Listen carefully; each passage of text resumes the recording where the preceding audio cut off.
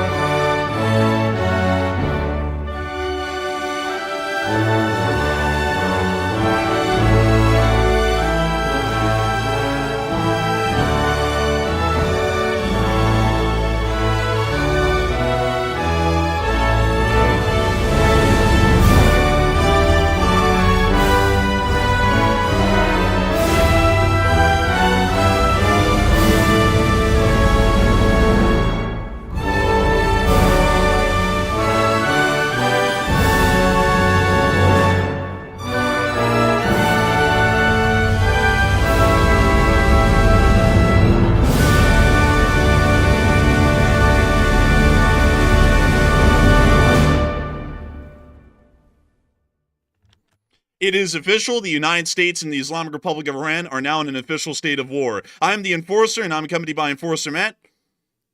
And good evening, folks. And the United States has gone to war with Iran this evening. They've bombed the Natanz, Isfahan, and Fordow nuclear sites inside of Iran. And the B-2s were not going to Guam. They flew straight to Iran and just bombed Iran just a minute ago. And it is officially going down this evening. It is happening, and it's literally going down right this second. We have massive news, and it's good to see you all once again. And of course, we're going to be covering the ongoing live developments from the area of the Middle East at this moment, as we have been able to get declarations of the President of the United States that the Fordow, Isfahan, and multiple other nuclear facilities, including the Natanz facility, have been targeted and destroyed by U.S. Air Forces in just the past few minutes. We have been able to also get additional information that heavy electronic warfare activity is being conducted through the entirety of the region, and while the airspace is completely clear in the Middle East at this moment, it does appear that there is a heavy U.S. Air Force presence active over the entirety of the region that has its transponders off at this moment. We are able to confirm that the B-2 Spirits seen taking off from Whiteman Air Force Base last night pressed forward their attacks without any breaks or pause in their operation, flying continuously from the Whiteman Air Force Base in Missouri to their targets over the area of central Iran, striking the targets and destroying them outright. Information is coming out at this moment that the Fordow nuclear facility appears to have been completely destroyed at the moment from several GBU-57 MOPs dropped by B-2 Spirits directly onto the facility below. We have also been able to get additional information as well that the State of Israel has continued to target and destroy significant military bases throughout the Islamic Republic of Iran throughout the course of the day, while the United States of America has also made it quite clear that it appears that the Ayatollah is no longer present. The Ayatollah has apparently not been conducting any radio transmissions,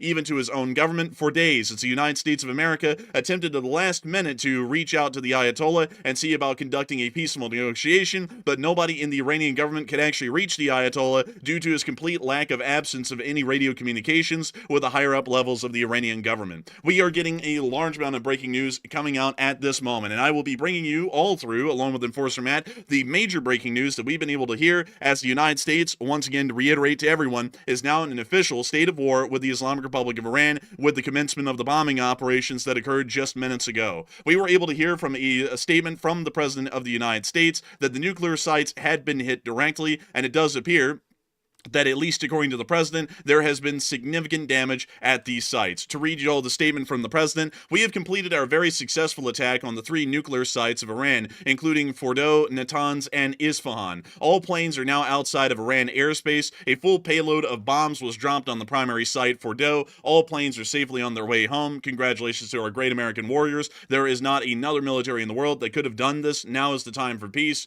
Thank you for your attention to this matter. We have been able to hear news from the ground that the nuclear site has largely been hit, and it appears that multiple people are saying that it appears that the Fordow nuclear site may have been completely destroyed in the subsequent blast of multiple GBU-57 MOPs being dropped directly onto the top of the facility and destroying the centrifuges and enrichment facilities that lied several hundred feet underground. We also were able to hear additional... Enforcer, breaking news right this second. So after the strikes by the B-2 bombers on the nuclear facilities inside of Iran, we're currently hearing that there's widespread and unprecedented strikes happening across Iran right now. It's unknown who is carrying these strikes out, but these are the largest strikes being reported that we've seen throughout the entire conflict so far, happening right this very second across pretty much every major city in Iran. So we're not sure exactly who's participating here. Obviously, Israel's participating, but we're not sure if the United States is now deploying fighter jets to also attack Iran as well. Right now, we do not know, but we're hearing widespread and unprecedented strikes right now across the state or the country of Iran. So huge news right this second. Also, by the way, the president's social media platform has suddenly gone down. Not sure why that is. It could be a cyber attack. There's no telling right now, but I can't get any information from that platform. It looks like it has gone down. So right now, massive news. And we are hearing that at the moment, some of the largest airstrikes that have been conducted so far inside the region are being conducted at this moment. It is unclear whether this is actions of the United States Air Forces, of the Navy and the Air Force, or whether this is actions by the Israeli Air Force against the Islamic Republic of Iran as a follow-up to push forward the successful U.S. strikes that were just conducted on Fordow and multiple other sites, including Natanz and Isfahan. One thing is quite certain, however, that we have been able to hear of heavy electronic warfare activity across a wide spectrum, jamming of the war's radios and GPSs, apparently experiencing heavy degradation. Correction there, folks. It does appear that most likely U.S. electronic warfare units are in the area supporting the strike, which we are able to confirm at the moment that there is U.S. electronic warfare units inside of the area that are operating heroically and valiantly to help the armed forces of the Republic to push home their attack against the Islamic Republic of Iran and to finally denuclearize the sites that have caused a great fear in the region and in the United States of America about the threat of a nuclearized Iran. We have also been able to get additional evidence and information in prior hours and about a day before this that there had been significant U.S. military buildup seen on satellite image inside of Saudi Arabia, most likely aircraft supporting the strike at the moment. But we do have more breaking news coming out at this very time. Matthew, what do we got? Okay, so right now I'm seeing that it appears to be the United States president has reposted. It looks like one of our intel sources that we actually use here on the channel, open source intel, that says Fordow is gone. So also congrats to open source intel for the retweet, by the way, by the president. But apparently it appears to be that there's an endorsement of that statement that Fordow is apparently destroyed. Right now we do not have any video evidence or pictures from Fordow. And right now, oddly enough, the Iranian media is completely silent. There's no word at all from Iranian state media right now, which is really strange right now. So I think the Iranians are in shock. They're trying to figure out what they're going to do, but I'm sure they're brewing something up right now because they just got attacked by the United States. So huge development on that front as well. And a massive shout out to the incredible folks over at Open Source Intel, a massive part of our news coverage every night and our ability to gather open source intelligence and present it to all of y'all, for actually being retweeted by none other than the President of the United States, confirming that the Fordow enrichment plant does appear to be gone at this point. We do understand that the Fordow enrichment facility was a significant underground facility similar to that of the Natanz uranium enrichment plant, which was actually several hundred feet underground at the Fordow facility and was being used to enrich uranium to a weapons grade of greater than 90% for the Islamic Republic of Iran's nuclear research and development program. We have not been able to get news or pictures on the ground at this point of the Fordow nuclear facility and the damage that has been caused to its perimeter and complex, but we generally can be assured at the moment that if the President of the United States is saying that the Fordo nuclear facility is gone, and he's also retweeting open source intel, which is a great source of news on Twitter, by the way, then we can largely confirm that the Fordo nuclear facility, even by the eyes of the very president of the United States, has been destroyed outright at this moment by U.S. armed forces. This can only be described, at least at the moment from the news we are getting right now, as one of the easiest sweeps and successes of the U.S. armed forces, at least in our history of operations inside the Middle East. It is quite clear, at least from what we have been able to hear, that the United States Air Forces have operated and may still be operating at this moment with such a swift aggression and a fervency to their actions that there really is no way for the Islamic Republic of Iran to react, and their facility has pretty much already been destroyed at the very outright of the opening minutes of U.S. engagement against the Islamic Republic of Iran. It does appear that many people have also greatly overestimated the abilities of the Islamic Republic of Iran and greatly underestimated the abilities of the U.S. armed forces, as it does appear quite obvious at this point that the United States of America has been able to land a deadly blow to the Iranian nuclear weapons program. But we have been able to get more news from the ground. Okay, so right now we're hearing that the United States president is planning to address the nation at 10 p.m. Eastern time. So that's going to be 9 p.m. Central time in our time zone. So we will be out on the lookout for that address. Hopefully the White House is streaming it, so that way we can show it here on the channel with copyright free, of course. And right now we're trying to get word on exactly what the president's going to be announcing. Obviously, the president cannot go to war. He cannot announce the declaration of war. That's Congress's prerogative. So all he can do is say that we struck Iran, we're going to strike them for a limited period of time, and then he can throw it over to Congress to get approval for a declaration of war. So clearly, without the declaration, I could say pretty confidently, we've entered a war against Iran at this point.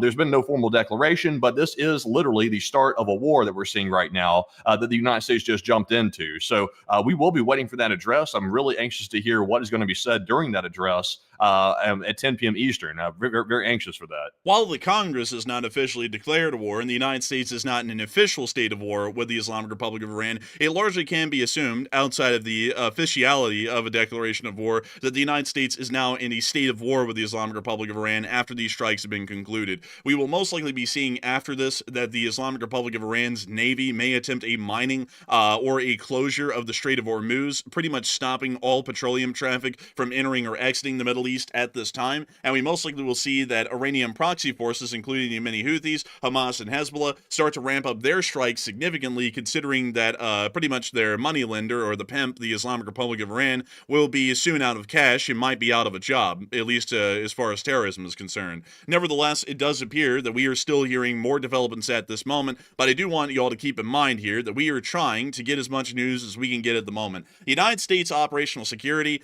is some of the best in the world, which makes it incredibly difficult to get any video or picture evidence of anything that's going on at all until the United States Armed Forces or the Department of Defense starts to publish or release any of their own footage, at least on their end. So we are waiting for this moment for any kind of video or picture evidence of the situation at this moment, but it is definitively clear from the statements of the President of the United States that nuclear facilities in Isfahan, Natanz, and Fordo have been significantly hit and destroyed as of just minutes ago, about 17 minutes ago by the time we went live on air, and those facilities have been entirely wiped out at the moment. We are going to be waiting for more additional video and picture evidence at the time, but we are also hearing that it appears highly likely that there is now heavier Air Force activity, possibly of a coalition U.S. Air Force and Iranian, Israeli action as they continue to strike targets throughout the country. But we actually have more information coming out at the moment.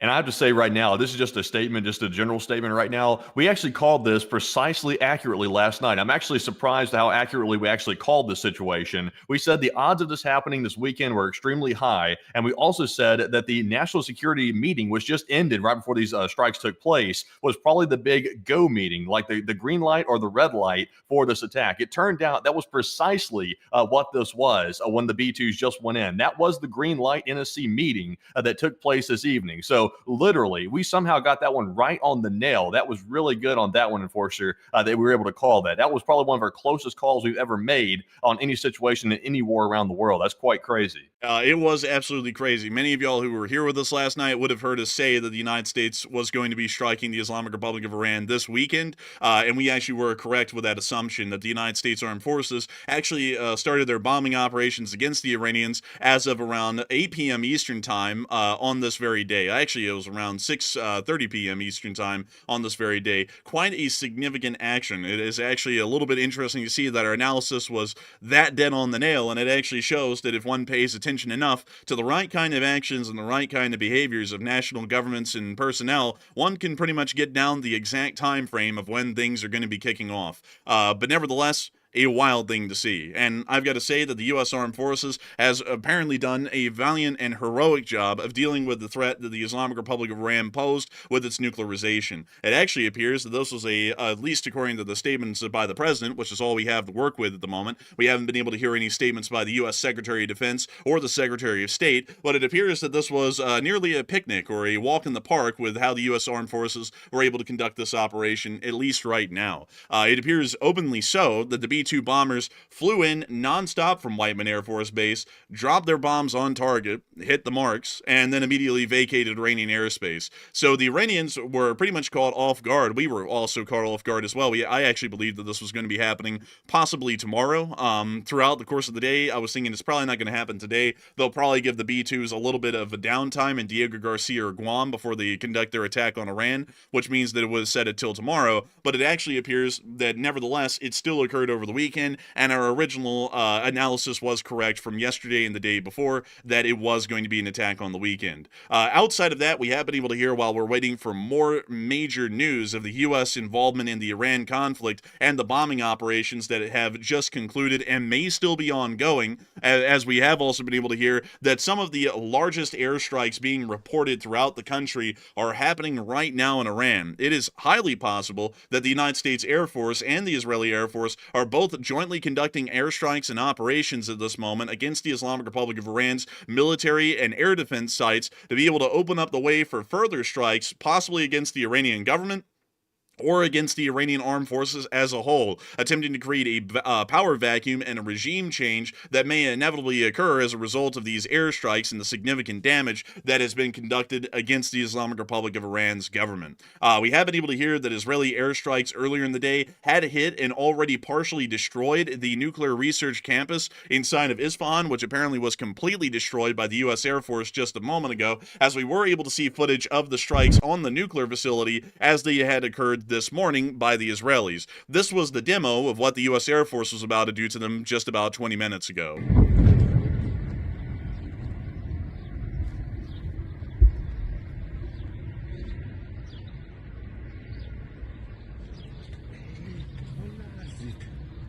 Well, you see the smoke rising from the Isfahan nuclear research campus just earlier today, as the Israeli Air Force, preceding the U.S. airstrikes, had actually bombed the very same facility that the United States Air Forces had just knocked out a short while ago.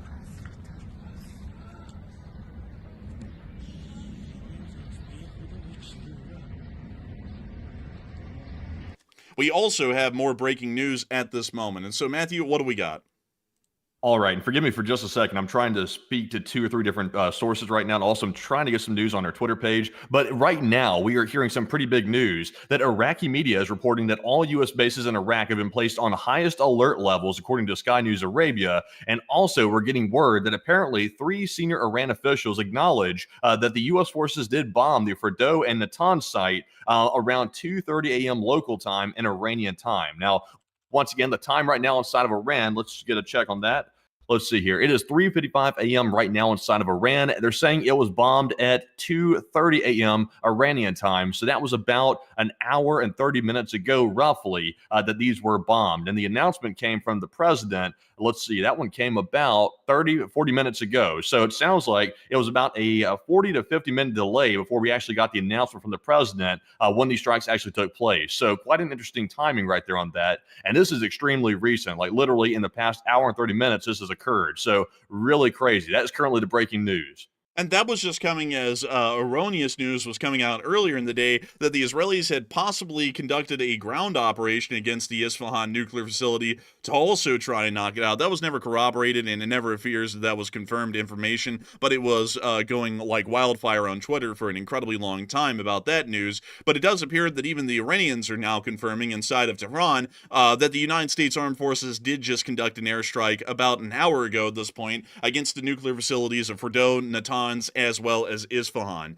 It is a crazy thing to hear that we are getting confirmation from all sides at this point, both the United States and Iran, that this is a confirmed military action by the United States Armed Forces against the Iranians. We also have been able to hear, at least at the moment, that U.S. air bases, including the one that we were able to see just yesterday in Saudi Arabia, the Prince Sultan Air Base just southeast of Riyadh, are now on high alert at the moment. I also want to add in, just for some people to know, that we already saw outside of the B-2 bombers a significant buildup of U.S. aircraft inside of the region, as provided by this Chinese satellite picture here. We can actually see the 54 F-16s of the U.S. Air Force, along with 22 KC-135 Stratotankers and 11 C-130 Hercules, have been built up alone at this one airbase inside of Saudi Arabia, making it incredibly clear that there is a heavy air presence at the moment still there by the United States of America, and it's also highly possible that the major airstrikes we're hearing of across all of Iran are also U.S. airstrikes as well. It may not actually be Israeli, at least in origin. At the moment, we understand that the United States Air Forces that are currently in the region on board the USS Nimitz, the USS Carl S. Vinson, and all of the other air bases that the United States Air Force has been able to stage out of in the area is about 3 times larger than that of the entirety of the Israeli Air Forces combined. With that in mind, holy crap! Enforcer, hold on a minute. We've just gotten an image from Fordo right this second. My Look God. at that. Fordo is God. literally gone. Look at that. That is Fordo, the nuclear site, the highly critical, one of the most critical nuclear sites inside of Iran right now. This is the aftermath of the B-2 bombers dropping bunker busters and other munitions on Fordo. This is a picture from it. That is insane. That is wildly bad. This is the nuclear enrichment facility at Fordo. And we are able to confirm that the entirety of the surrounding area has turned into hellfire and brimstone as a result of the U.S. airstrikes, and the entire facility has been opened wide open, several hundred feet underground to the fresh air, and is now ablaze and on fire in the area of Fordo. This is the first confirmed picture that we have of the destruction and the scale of the damage that was conducted by the U.S. airstrikes at the Fordo nuclear facility. This is absolutely historic, and we are now able to get confirmation and proof of the U.S. Armed Forces and the statement from the President of the United States that the United States Air Force has conducted a successful air operation against the nuclear facilities at Natanz, Isfahan, and Fordo, and have been able to destroy the uranium enrichment plants and nuclear facilities in all 3 locations. We are still awaiting additional video and picture evidence from the Natanz and Isfahan nuclear facilities, but this picture does confirm that the United States has dropped GBU-57 MOPS onto this specific facility, and we're able to not only burrow through the ground straight to the facility, but pretty much open it up in a massive crater to the wide open air. We do not know of any radiological. What is that? Is that the mountain that's like gone or something? Like I'm not even sure what I'm looking at, to be honest. Here, it's like such a mess. Can we get a geolocation of Fordo real quick, because I can't really tell. Like it looks like a whole mountain has been like demolished or something. I can't really tell what I'm looking at. 1 second. I need to put this down on the map for everyone really quickly. If you're following our map in the description below, please go do so. You can actually see all of the clips we're putting on the map right here. But let me go really quickly, make sure that I get the geolocation correct of the Fordo enrichment plant here on air. And let's see here, the Fordo enrichment plant. Let me go and get some coordinates for that really quickly. Let's see. So let me put this in 34.8845, comma. 50.9981. This is the Fordo enrichment plant right here. So from what we're generally seeing, this is north of Qom, by the way. This isn't actually at Fordo, and I'm going to have to adjust all of our markers here in a moment to correct for that. But this is actually the Fordo enrichment plant right here. You can actually see the tunnel entrances into the facility below, at least from what we're seeing right now from a nearby village, which could be this one. Or it could actually be this village over here in Muhammad Abad. But nevertheless, what we are seeing is that pretty much the entire facility has ruptured open. So what we're seeing, no matter where we're seeing it from, because this picture was taken from a village nearby, and we're assuming that it's the Mahmoud Abad industrial city or the Muhammad Abad village just a couple of miles to the east. But it appears that they are looking over the mountain. Let me actually look really quickly for some high voltage lines. Maybe we can geolocate this exactly, because we can see a higher voltage line right there, right in the camera view. And let me see if I can find that really quickly. Oh, dang. I don't think I'll be able to find this rapidly, folks. Oh, wait a minute. No, it actually doesn't appear that we will be able to find that high voltage line quickly. But it appears that what has happened is that at least in the area right around here, which is actually where the internal facility is, the bunker busters were able to shoot down straight into the mountain the GBU-57 MOPS. Let me go show y'all that really quickly so that we all know what the bomb looks like. So the GBU-57, because that was the only bomb that could actually get down to the Fordo facility from what we know. They dropped this bomb, the MOP, onto the facility, most likely onto two areas of the mountain. They most likely dropped several of them, but they dropped one here and most likely one here as well. They burrowed down into the mountain and then pretty much exploded the thing wide open, pretty much opening up the mountainside and the enrichment plant below it into the open atmosphere, and most likely started to cause significant fires of anything that was combustible inside the facility. But it is obvious at this point that this picture is showing us a complete destruction of the Fordo facility, at least from what we're getting right now.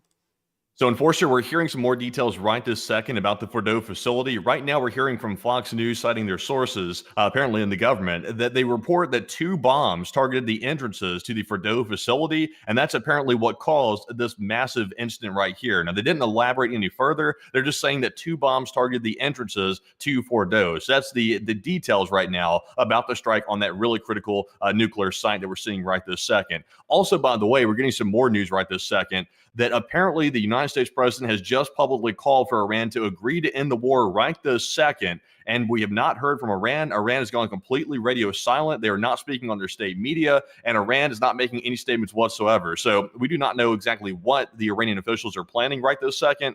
But all bases in Iraq, the U.S. bases, have gone on the highest levels of alert, and it looks like we're preparing for probably the retaliation from Iran right this very second. So we're currently waiting for some very big developments right now, and also on standby for that major news conference that the president will be doing here very shortly. And we are going to be waiting for the president's statement, which should be coming within about 25 minutes from this point. If we are able to show that to all of y'all, we will be showing y'all the televised address of the President of the United States to the citizenry of the Republic, as we have just gotten news that apparently the Fordo nuclear facility, most importantly, has been destroyed. We have been able to hear that the U.S. Air Force also hit Natanz enrichment plant, as well as the Isfahan nuclear facility. But at the moment, we are able to confirm, without a shadow of a doubt, that the Fordo facility is gone. There is nothing that has survived from inside the facility. If there are any survivors from the explosion, they would be rather lucky, and they ought to count their blessings. But it does appear that the entirety of the Fordo uranium enrichment plant has been completely destroyed as of this moment. We are hearing from folks in the chat that there is apparently a video from the area around the Fordo facility, and I'm wondering, Matthew, can you do some very quick scouring to see if we can find that somewhere and show that to all the folks here? So currently, I just got my hands on the alleged video, so let's take a look here and see what we're looking at. Take this with a grain of salt, by the way. We've not gotten official verification of it, but it appears to be matching up with the photo, which is also reported to be from Fordo. So let's take a look and see what that one is.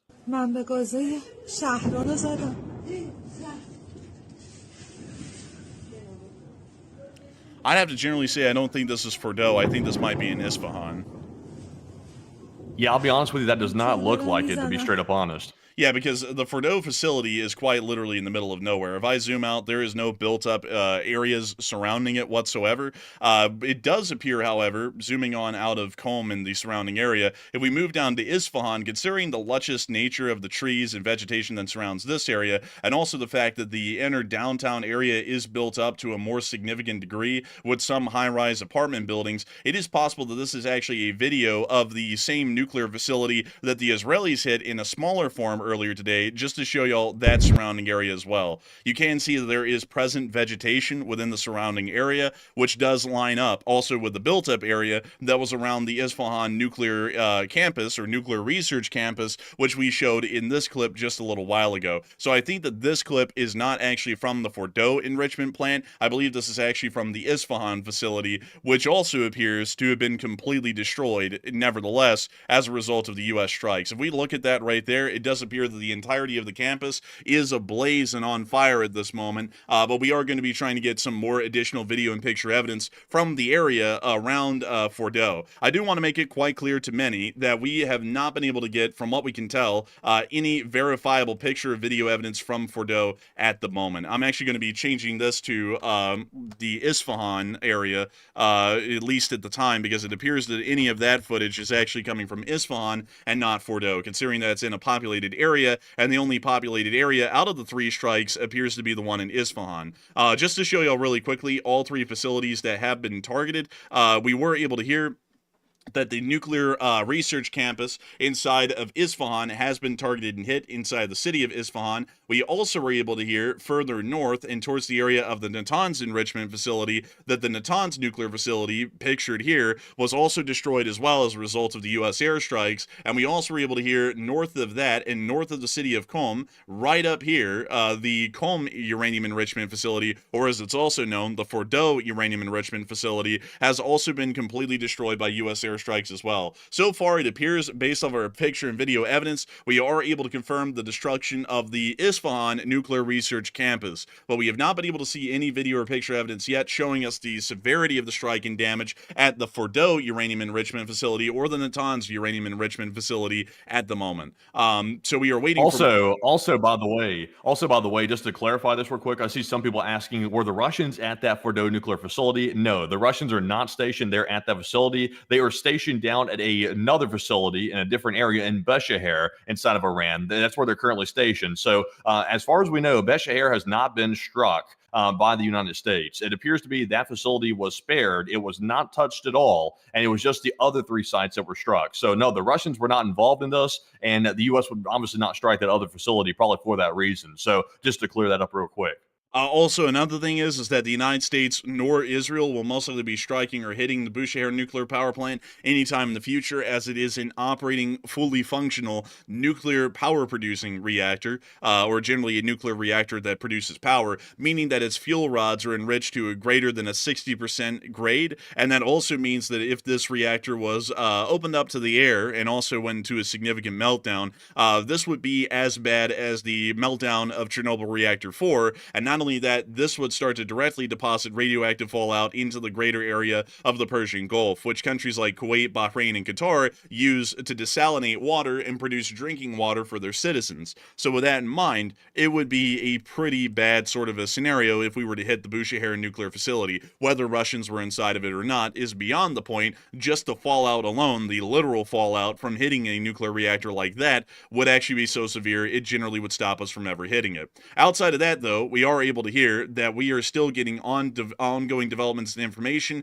of the strikes in Isfahan, Natanz, and Fordo, as we have been able to confirm that all 3 facilities have been hit by a significant U.S. airstrike just moments ago, and we are also getting reports throughout the entirety of the Islamic Republic of Iran that major airstrikes are hitting just about everywhere in the country right now. We do not know who's conducting those strikes.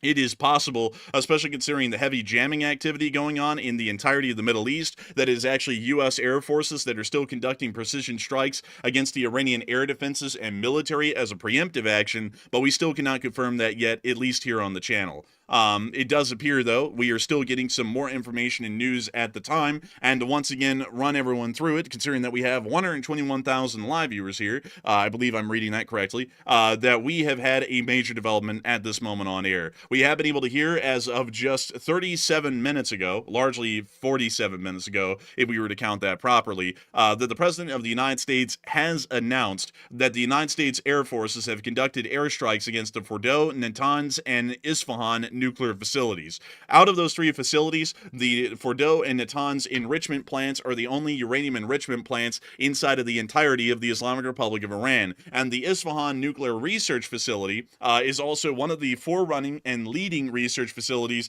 that is a part of Iran's nuclear weapons development programs, meaning that out of the 5 possible targets that could have been hit by the United States of America, the United States of America picked the 3 most important to be able to knock out and destroy. So at the moment, if the U.S. Airstrikes were successful, and it does appear that according to the president, they were overwhelmingly successful, that means that we have just seen that the Iranians have now lost in one fell swoop any abilities that they ever had to be able to enrich uranium uranium to any degree. Not only that, it also appears that they have completely lost any ability as well to be able to research or develop further nuclear weaponry or any nuclear weaponry related technology out of the Isfahan Nuclear Research Campus. However, we are getting more information from the ground. All right, so we're getting some new news right this second. Also, I want to clarify this one more time. So far, it looks like the video which we just showed, which was allegedly from Fordow, that is definitely not from Fordow. It appears to be from another area of Iran from a previous attack. So that is not a legitimate video. And right now, there's a ton of fake videos running around on Twitter and every other source right this second. There is no confirmed video evidence right this second showing Fordow or the strikes. So sadly, we will have to wait. We do not have a video at this very moment, but we are hearing for the first time from the political deputy of Iran State TV that said live on the air that Iran had evacuated the 3 nuclear sites, the ones that the United States just bombed using the B-2 bombers some time ago. Now, once again, that is Iran saying that, so they could be lying like usual, but that is currently what they're saying on Iranian state television. Also, we're getting some more word as well about the cooperation between Israel and the United States involving these strikes right here. We're being told that President Trump personally told Netanyahu of Israel of the attack plans yesterday night over the phone, according to Israeli Channel 14. So apparently the Israelis were notified a full 24 hours in advance before the United States actually did this. So that is why Israel was saying for the last day or so that they felt extremely strong that the United States was going to jump in and start bombing the Iranians, because they already knew ahead of time that it was going to happen. So it appears to be Israel is in full coordination with the United States on these attacks, and they are also in the loop. So that's very good news to hear as well. But waiting for some more information right this second, and we'll be reporting on it when we get it. And we will be reporting on the additional information when we are able to get it at this moment. It does appear that there is a significant void of video and picture evidence currently from the Islamic Republic of Iran, which I also have to note is incredibly rare. It also suggests that, once again, the information that we were getting from earlier of heavy electronic warfare activity being conducted throughout the region is highly likely, as it doesn't appear that we are able to get a lot of information or details of the strikes or the damage that has been caused inside of Iran at the moment. We are still waiting for the actual video and picture evidence that we can get coming out of the areas of Isfahan, Fordow, and Natanz. And I also want to make sure to give an official retraction on air that the video and picture evidence that we supposedly showed that appeared to have been the Fordow facility was not Fordow, and it appears to have been from an older prior strike, most likely in another city such as Shara or Kermanshah, not even close to the areas where the strikes were currently conducted. It does appear at the moment we were having to try and sift as much as we can through a lot of the information that's being published on open source intelligence sources such as Twitter and elsewhere, because it appears that anyone's trying to jump at the opportunity to say that they actually have the video of the strikes, although those videos actually were from older airstrikes that had nothing to do with the current airstrikes at the moment. So we are still waiting for any additional video or picture evidence at the moment of the significant strikes. But what we can see, however, is that the strikes did happen, and we were able to confirm that through a statement of the President of the United States. Once again, to get y'all to that statement, I'll make sure to read this once again right here, as we are still waiting for additional information and details. We have completed our very successful attack on 3 nuclear sites of Iran, including Fordow, Natanz, and Isfahan. All planes are now outside of Iran airspace. A full payload of bombs was dropped on the primary site, Fordow. All planes are safely on their way home. Congratulations to our great American warriors. There is not another military in the world that could have done this. Now is the time for peace. Thank you for attention to this matter. We are still waiting for additional details and information about these airstrikes at the moment, and in about 15 minutes, the President of the United States will be addressing the public on the situation over television, and hopefully we'll be able to get a significant amount of details, information, or footage that we can show you all here, or hopefully we can show you all that footage uninterrupted on our very stream. It does appear... So, Enforcer, we've got some more breaking news right this second. So we're hearing from Iran's semi-official Mehr news agency. They're reporting that initial indications point to an attack on the country. So that sounds a little bit goofy, obviously, on its face, because obviously we know there's been an attack. The U.S. president has said that the B-2s went in and struck 3 different nuclear facilities inside of Iran. But what is important about that statement from the Mehr news agency inside of Iran, that is the first confirmation we've heard of a Iranian acknowledgement of an attack on their country. That's the first statement we've heard from a official news agency within Iran. So that does indicate that they're now taking accountability for it, and they're moving closer and closer to probably retaliating against the United States.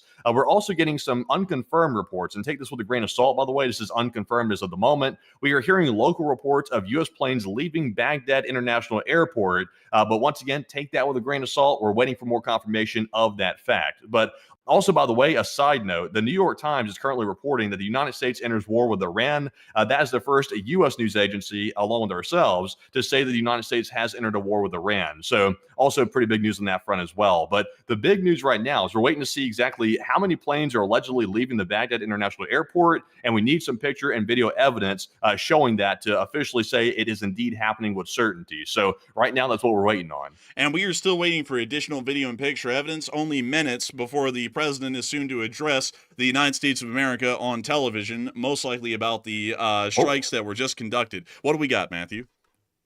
Okay, so we've got some very big news right now. We're hearing from Geo Insider on Twitter that the Iranian Revolutionary Guard Corps, the IRGC, has just stated the war has begun. That's what the IRGC is currently stating at this very moment. They are basically declaring war. So right now, we've not heard from the Ayatollah. We've not heard from Khamenei yet. Obviously, he's the figurehead. He's the leader of Iran in the government. But right now, we are hearing from the IRGC. They're saying that the war has begun. So it looks like we are seeing here the beginning of an escalation that we've probably never seen before in the Middle East in a very long time. So we, of course, the Iranians are trying to get their senses back together because they've been knocked off kilter right now. But I imagine they're about to get their whatever they have left, basically organized to the max, and they're going to try to start lashing out at U.S. bases and probably U.S. assets in the region. So it's about to go down probably in the next couple hours. It does appear that, at least at the moment, the Islamic Revolutionary Guard Corps, which is the armed wing of the Islamic Republic of Iran's political forces, have now stated that the war has officially begun, largely showing that the Islamic Republic of Iran will most likely be ordering their proxy forces throughout the region, including the forces in Iraq of the Al-Najaba, a state militia created and funded by the Islamic Republic of Iran, along with Hezbollah inside of Lebanon, Hamas in the Gaza Strip, and the Yemeni Houthis, most significantly within western Yemen, will most likely attempt to conduct strikes against U.S. armed forces or Israeli forces wherever the opportunity arises, at least if the proxy forces join in the Iranians in the response. We may also see that the Iranian armed forces will now be conducting significant ballistic missile attacks, not against the state of Israel, but against U.S. forces throughout the region, as we do currently know that there is a large deployment of U.S. forces throughout the entirety of the region, as we've been able to track over the past week here on the channel, significant flights of KC-135, KC-46, in-air fuel tankers. Both of those variants are in-air fuel tankers, along with the C-17 Globemaster 3s and C-130s, traveling into the Middle East and most likely dropping off a significant amount of supplies for ground forces and ground air defense forces, such as the THAAD and Patriot batteries, which have most likely just been deployed into the area, along with additional information as well. But also, nevertheless, what you have been able to hear that the USS Nimitz just arrived on theater today inside of its carrier strike group. We also had some additional information about that earlier to really quickly show y'all, if I can scroll down the entirety of our Twitter here, because we have been going wild all day long. And I believe that I actually did repost earlier the specific fleet composition of the Gerald R. Ford carrier strike group, which is going to be deploying here incredibly soon into the U.S.-European area of responsibility, but it also will be within the Eastern Mediterranean to respond to the situation. From what we understand, it appears that the USS Gerald R. Ford, the most advanced carrier strike group on the planet at the moment, will be joined by Arleigh Burke-class destroyers only. The USS Misher, the USS Mahan, the USS Bainbridge, the USS Winston S. Churchill, and the USS Forrest Sherman. This carrier strike group will yield a significant amount of air defense firepower within the Eastern Mediterranean, and also is accommodating some of the most advanced air arms that is seen currently inside of the U.S. Navy. Outside of that, we also have been able to hear that not only the Gerald R. Ford will be arriving in theater practically very soon within EUCOM's area of responsibility, but we also understand that the USS Nimitz did just arrive under CENTCOM's area of responsibility and command earlier today, joining the USS Carl Vinson and bringing the U.S. Naval Air Arm in the region to over 140 active aircraft in service of CENTCOM's command. We also do have more information coming out at this moment. Matthew, what do we got?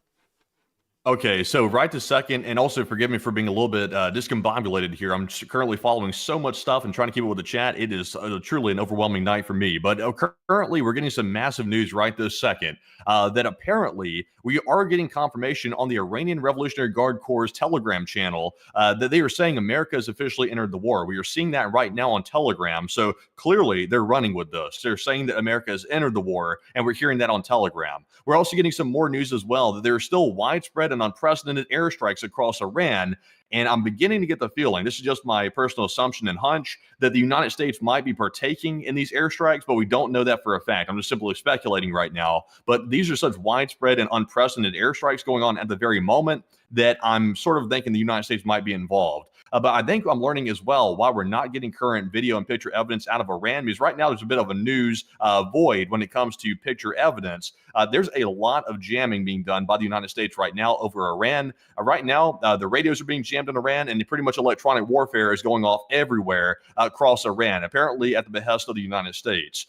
So that's why we're not getting any picture evidence right this second, at least from what I can tell. We've also gotten some more news as well that apparently the residents of the city of Qom, which is right next to the Fordo facility, they're now evacuating their homes. So that's a big deal as well. The city of Qom is apparently evacuating right this very second. And show us, Enforcer, how close is Fordo to Qom, just so we can get an idea of how far away it is. The northeastern outskirt of Qom is around 15 miles away from the Fordo uranium enrichment plant. Okay, so that gives us all an idea of exactly what this probably means right here, because now that they're apparently evacuating residents from Qom right this second, there might be some risk of contamination from that facility, and that might be why they're suddenly evacuating, or maybe they're just panicking and leaving for that reason. Right now, we're really not sure, but right now we're being told preliminary reports. Apparently, Qom is starting to evacuate in some way or another. We're not told all the details, but the residents are apparently fleeing starting right now. And it does appear that there is now a significant, not an evacuation necessarily, but a flight, nearly an exodus, from the city of Qom, just 15 miles to the southwest of the Fordo uranium enrichment plant, as the facility is most likely ablaze well over the horizon, and we are not exactly sure what kind of radiological damage could be caused by a direct impact on one of these uranium enrichment facilities. We did hear previously that according to the International Atomic Energy Agency, that the Natanz uranium enrichment plant hit prior by Israeli armed forces and successfully hit and largely destroyed, apparently did create some radiological damage throughout the surrounding area. Not a long traveling amount of fallout that was able to travel over dozens of miles, but at least the surrounding few square miles may have had some sort of radioactive trace elements deposited on them by the small smoke and fire plumes that were exiting the underground facility seen in the very center of the Natanz nuclear facility, which was underground when it was hit. We are not exactly sure what kind of radioactive debris or damage may have been caused by the strike of a 30,000-pound GBU-57, or at least several of them, onto the Fordo facility. It's entirely possible that it may have opened up the entire facility to the wide open air and may also be depositing radioactive materials over an incredibly broad area at the moment, at least around that surrounding area. But we have been able to get more news and information at the moment about the ongoing developments. What do we got, Matthew? All right, so we're hearing right this very second that Israel has currently changed its home front command guidelines for Israeli citizens following the U.S. strikes against Iran's nuclear sites. We're hearing right now from Joe Trusman on Twitter that the IDF has announced that effective Sunday at 3:45 a.m., all regions in Israel will move from partial to limited activity to essential activity status following a situational assessment and approval by Israel's Defense Minister Katz. Now, educational activities, public gatherings, and non-essential workplaces are now prohibited, and the public must follow updated instructions from the Homefront Command's official channels and platforms. So that is another big indicator that the situation is about to escalate dramatically, and now this new guidance has been issued by the Israeli Homefront Command. So a big piece of news. It does appear that significant developments are soon to follow after the U.S. airstrikes on the Islamic Republic of Iran, as the U.S. Homefront Command is taking actions that we have seen absolutely at no other time so far in the history of the conflict, opening up on October 7th of 2023, as we are now hearing that apparently all essential activities, non-essential activities are now being forbidden or forbidden throughout the entirety of the state of Israel, as it does appear that the Israelis will no longer be allowing any other gatherings of any type whatsoever, even for the purposes of educational activities throughout this period, as they will be seeing that the entirety of the population of Israel largely goes into shelter and remains in shelter for the foreseeable future. This is also suggesting that the Islamic Republic of Iran may become a wild or loose cannon at this moment in the region and may start to conduct attacks that have never been seen before, that not even Israeli or American air defense may be able to prepare for, and we may also be seeing that there will be even larger actions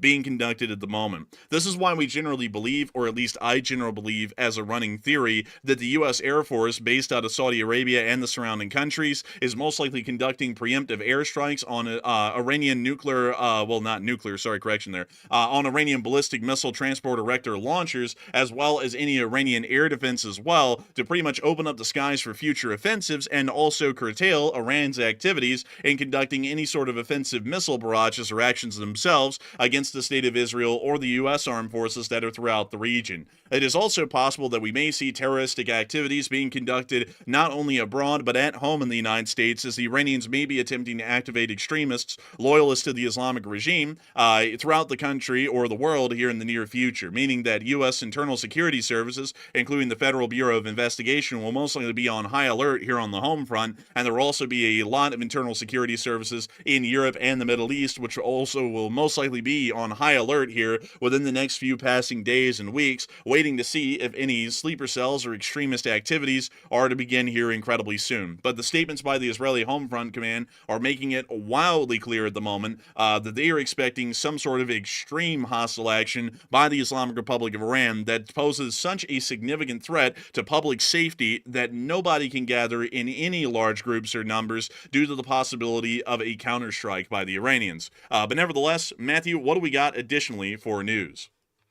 All right. So right this second, I want to take a moment to update everybody that we are waiting for the White House press conference. The president has basically scheduled a time slot amongst all the national media outlets, which is a pretty rare event, to make a national address to the people at 10 p.m. Eastern time. Once again, it's expected he will be announcing the strikes that obviously just took place on Iran, and he'll probably be explaining the next steps in this whole escalation chain that's currently taking place with Iran. That's currently what we're waiting for, and we're currently waiting to see if the White House is going to be live streaming that event, so that way we can show it to you here live on our stream as well as it is happening. Also, by the way, I want to take a minute to tell everybody, if you haven't already, subscribe to the channel, because that, of course, will keep you up to date with all the live streams that we're doing here and the videos as well. Just want to make that quick announcement real quick because I saw people asking about it. And in the meantime, though, let me do one more scan for breaking news, because it's happening so fast right this second, it is almost hard to keep up with. So doing one more look here, it looks like the president has posted apparently a American flag on his Twitter page, it looks like, which is what he did right after Soleimani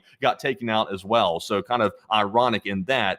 Also, we're hearing new reporting here from CNN that Trump currently has no plans for additional American military actions inside of Iran. But I think at this point, though, that's not really the question. The question is, what is Iran going to do to the United States and our assets in the region that's going to basically force us to respond right now at the very moment? I doubt this is going to be the end of it. In fact, I would say with almost certainty, this is definitely not going to be the end of it. But right now, we're waiting to see. So that's also very big news happening right this second. But I'll keep looking for more breaking news, and I'll let you know if I spot it. And we are waiting for more breaking news, but here in just a few minutes, we are expecting that the President of the United States will be going live to the nation in a televised address. We will be trying to show you all this televised address, if possible, from the President of the United States here on our channel, if we are able to. I do have to remind everyone in the meantime, though, that right now we are a little bit up in the air on whether we'll be able to show that or not. If it's being live streamed directly from the office of the White House, or the White House, we will be able to show that to all of y'all, but if it's being broadcasted only from major television networks, we will not be able to show y'all the address from the President of the United States, because those television networks will hold copyright over the footage that they will be showing, or at least hold some sort of claim of copyright to the footage that they are showing, and so we wouldn't be able to show it for that reason. So we're a little bit up in the air at the moment as to whether we will be able to show that or not. But really quickly, I'm actually going to go and try and get to the White House's website here on my end and see if there are any live streams that will be coming out at the moment. I'm actually currently looking at it right this second. They've not created a template for one yet. Of course, we're about an hour away from that national press conference, so it is going to be in about an hour. I suspect they'll probably put that on their website in about 30 minutes, and we'll be able to see then if they're going to actually televise it on their page. But they should televise it on the White House page. That is expected, but we'll have to wait and see when that actually happens. Also, by the way, breaking news happening right this second. Okay, so right now we're hearing from an Iranian official. They confirmed that the Fordow nuclear site has been attacked by enemy airstrikes. That is the first government Iranian confirmation we've gotten of the attack on Fordow, and we're currently hearing that right now. So the Iranian government has now stepped it up another notch. Not only is the state media in Iran acknowledging it, but now the government is also acknowledging it as well. So we're hearing pretty much across the board now that Iran is taking accountability for this attack. Also, by the way, we're hearing that apparently sources are telling Israeli journalist Ben Caspit that 6 to 8 US B-2 bombers attacked the Fordow nuclear facility, and a damage assessment is ongoing, but the damage is enormous, according to sources right now. Of course, we still don't have photos or picture evidence of that, but we need some more time to be able to get that. Also, a reminder as well, Israel has indeed lifted or raised its home front command guidance to its highest level emergency instructions. We did cover that just a minute ago. And once again, I want to reiterate, this is the highest level security precautions that can be taken inside of Israel at the very moment. It's currently in place right now. So also big news. And it does appear, once again, to reiterate to all of you the current developments inside of the Home Front Command in Israel. According to the IDF spokesperson, changes in the Home Front Command's defense policy are as follows. With the approval of Defense Minister Yisrael Katz and following a situation assessment, it was decided that starting today, Sunday at 3:45, there will be an immediate change in the Home Front Command's defense policy. As part of the changes, it was decided to move all regions of the country from a partial and limited activity classification to a necessary activity classification. The guidelines include a ban on educational activities, gatherings, and workplaces, except for essential businesses. The guidelines published by the Homefront Command through official distribution channels should continue to be followed. The full guidelines will be updated on the National Emergency Portal and the Homefront Command app. It is making it incredibly clear at the moment that the state of Israel is expecting severe retaliatory actions by the Islamic Republic of Iran, and it's most likely, highly likely, that U.S. armed forces within the area are prepared for the extreme counteractions that the Islamic Republic of Iran will also be conducting against U.S. forces inside of the area. It does appear that at the moment, we have also been able to hear, just to recap what Matthew has just stated a moment ago, that sources told an Israeli journalist, Ben Caspit, that around 6 to 8 US B-2 bombers attacked the Fordow nuclear facility. BDA is ongoing, but battle damage assessment is ongoing, but the damage is enormous. It does appear that we are able to confirm that most, if not all, B-2 bombers did end up dropping their payloads almost directly onto the Fordow facility itself, opening it up to the wide air several hundred feet above the actual facility, which was underground, and destroying it completely. It does appear that many of people who had a lack of faith in the GBU-57 MOP may be learning that the MOP was able to clean up the place and mop it on up. But beyond that, we are still waiting for additional video and picture evidence coming out of the country, but it is possible that that may be delayed or entirely curtailed over the course of the day due to the heavy electronic warfare interference currently happening inside of the country. But we do have more breaking news coming out of this moment from Iran. Matthew, what do we got? All right, so we're getting some updates from our good friends at FineTux Network right now on Twitter. We're hearing that apparently, according to the Washington Post, that the Iraqi government fears pro-Iran militias may launch attacks imminently, and security forces in Iraq have been deployed to protect the United States Embassy inside of Iraq. So we're currently hearing that right now. There are clearly preparations underway to protect the U.S. Embassy in Iraq, because it's expected that pro-Iran militias will probably launch attacks maybe very soon. Also, by the way, we're getting some more information here that apparently, according to the New York Times, we're hearing that a U.S. official says that multiple 30,000-pound bunker buster bombs were in fact dropped on Iran's Fordow nuclear site, which is, of course, what we just reported a moment ago. And initial assessments indicate the facility has been, quote unquote, taken off the table. So we're hearing from a lot of different officials that apparently Fordow has been pretty much flattened or leveled, taken off the table, whatever your choice words are. It's been taken off the menu by the bunker buster bomb. So it looks like those 30-pounders really did a number. It really put a pounding on that facility, and it looks like it is probably off the table. But I really want to see some real verified photo and video evidence of that, and sadly, we still do not have it. We're still scanning all of our sources for it, but we don't see it right this second. So currently, that's the new breaking news. Also, I have to say, just as a side note, it hit me, Matthew, while we were talking about the B-2s dropping bombs on Fordo. I guess that's so much for that supposed Iranian radar system that could even pick up stealth aircraft, I suppose, because it doesn't really appear Yeah. that they picked them up as they were flying several hundred miles through Iran and ended up dropping bombs on their key nuclear sites. So I'm heavily doubting at this point, folks, just to add on to a little bit of additional information that the Iranians made in a claim several months ago, that apparently their radar system that is so strong and powerful that it can actually detect F-35s and B-2 Spirits over the horizon appears to also not work too well, because it didn't seem that they picked these bombers up and didn't really see them until the bombs were hitting. One thing that we are able to confirm, however, is that the fact that they stated that there were 30,000-pound bunker buster bombs being used actually confirms that it was the MOP. There wasn't any other ordnance that could have been used to get to Fordo and destroy it rather than the MOP, but generally, these bombs are actually dropped by the B-2 Spirit and can also carry, well, actually, apparently the B-2 Spirit is the only in-service U.S. aircraft that can carry the bomb. I actually had been told, I believe prior, that the B-52 could also carry the bomb, but it actually appears that the B-2 is the only aircraft that can actually carry the MOP. The MOP is a specially made bomb that's actually been in service for a very short amount of time, only about 14 years, and it was specially designed as a bunker-busting munition, capable of penetrating several hundred feet of ground layers and exploding well underneath the Earth's surface, pretty much able to destroy any facilities or any underground bunker systems, really no matter how deep. We do understand that many people were saying that at least the publicly advertised abilities of the MOP actually would not allow it to reach down to the depths of the Fordo enrichment plant. It appears that those statements or information published about the bunker busters was heavily understated, as it does appear that it was able to go far deeper than it was publicly stated, and it was able to hit and destroy the facility. But we actually do have more news about those MOPs coming out at the moment. Matthew, is that the video?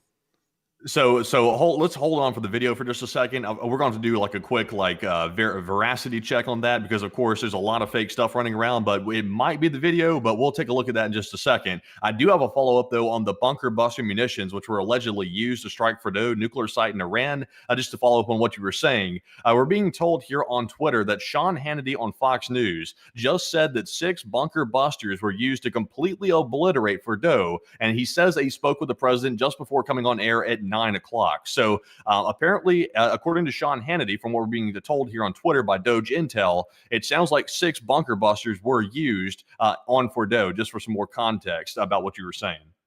And it does appear that we also are able to see that at the moment about 36 oil tankers are transiting the Strait of Hormuz at this very moment in time as this airstrike was conducted, which is a major thing. We'll get into the analysis of that in a minute. But let me make sure to put this down on the map for those of y'all who want to follow along with us at your own speed. If you would like, the link is in the description below this stream to be able to get to this map and access it.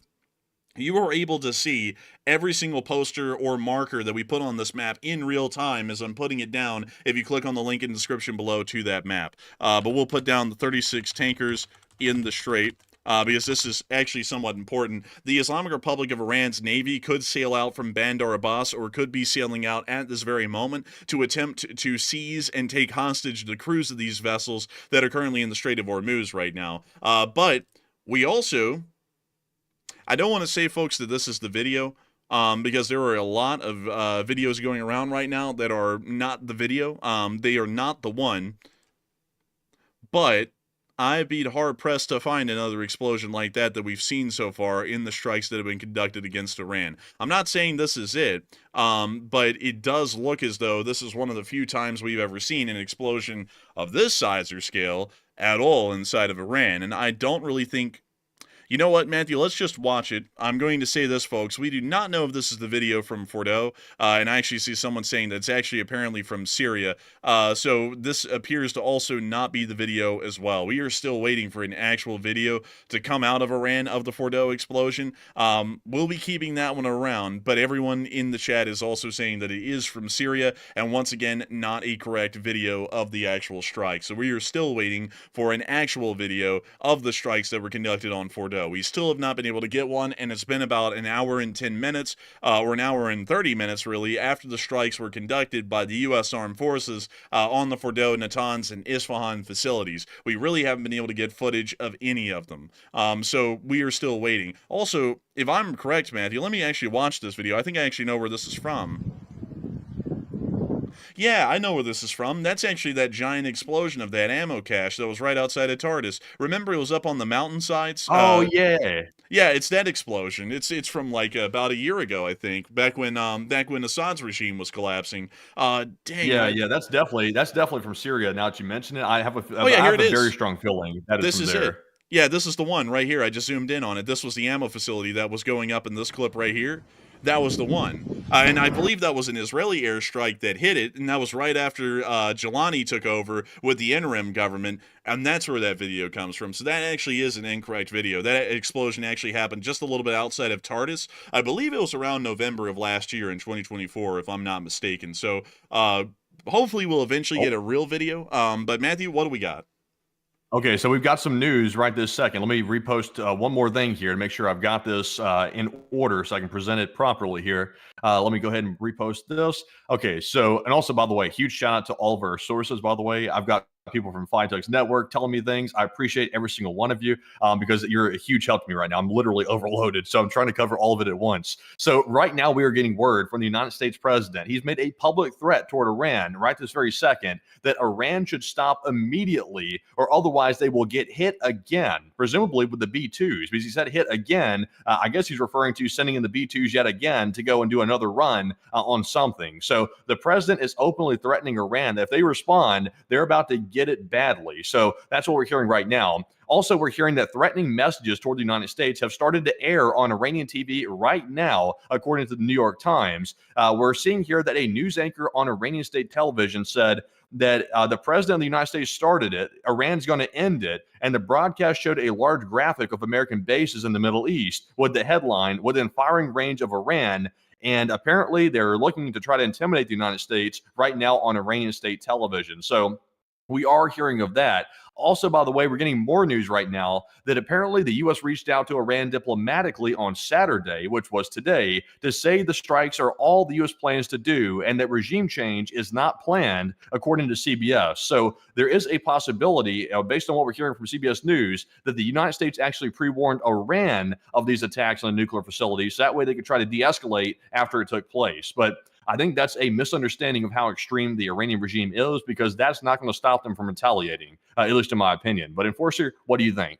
It does appear that at the moment there are a lot of additional statements being made. The United States has made it quite clear that it could strike and really take out anyone in the country. There is no bunker in Iran deep enough to stop Khomeini from getting obliterated from a U.S. airstrike if we wanted to go over there and actually conduct a regime change. So it appears that the United States is playing a little bit more of a cautious hand, or not really a cautious hand, but a more so benevolent or lenient hand at the moment on the diplomatic situation between the two countries. As we are saying, just to make this quite clear, to add everything together and speak to you all about our current conditions in the U.S. diplomatic sphere with the Iranians, with the U.S. reaching out to Iran diplomatically today, saying that the strikes are all that the U.S. has planned and that regime change efforts are not on the table at the moment, that is showing us that these airstrikes, while significant, are largely just sending a message, stopping the nuclear program in its tracks, but also sending a message that this could go far further than it already has, and any response by the Iranians will get them hit again. In other words, the Iranians stop producing missiles or else they get the hose again, is what the President of the United States is saying. And I believe that this might end up going badly for the Iranians, the best way to put it, because there are a lot of proxy forces in the region that operate on the behalf of Iran that will end up conducting strikes on U.S. bases. The Iraqis are well within their right to say that attacks appear imminent from militia forces throughout the country, as we already were able to hear just the day before that, well, actually 2 days before that, that the leader of the Al-Najaba militia, which is Iraqi-funded and supported inside of Iraq, was already making threats and statements to the United States that if any actions were conducted to try and kill Khomeini or damage Iran, it was going to be met with hellfire. But beyond that, we actually do have more news and information coming out from the ground. So what do we got, Matthew? All right, so right now we're learning some bombshell details about how this attack was conducted by the United States on Iran and their nuclear sites. We are hearing that the nuclear sites at Isfahan and Natanz, they were not hit with the B-2s. They were apparently hit with Tomahawk cruise missiles launched from submarines in the area. So U.S. submarines were involved in this attack as well, and they launched Tomahawks to go hit Isfahan and Natanz, and that is how 2 out of the 3 sites were hit, was using Tomahawks and not the bunker busters launched from B-2s. Fordo Fordo was the only site, according to what we know right now, that was attacked using these bunker buster munitions. We're told that 6 of them were used on Fordo alone, and the B-2s were dedicated just for the Fordo nuclear site. Also, we're told as well that about 30 Tomahawks were launched from the submarines that struck Natanz and Isfahan. So some very good details here about the attack, and showing you this is a very, very large attack. These were probably wiping these facilities out based on the sheer number of munitions that were used. So that does back up the theory and the claims that these facilities have been wiped off the map, at least according to what we're hearing right now.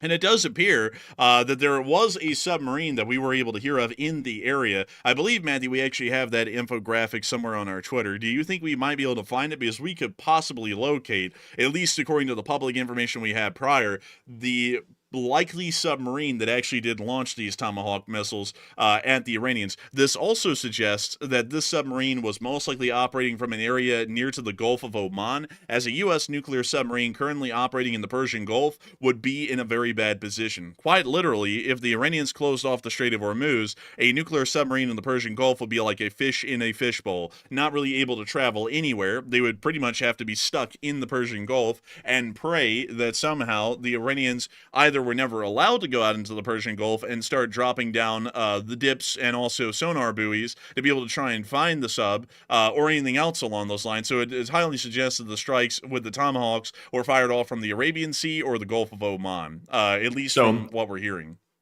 So, Enforcer, it is the USS Georgia. I've just put it under our likes tab so you can get an idea here. And also, big shout out to Ian Ellis for this information on Twitter, by the way, about the U.S. Navy deployments in the Middle East. It is the USS Georgia that's apparently in the CENTCOM area of responsibility right now that must have launched the attacks, because that's the only submarine I'm seeing that's currently forward deployed to CENTCOM in the Middle East.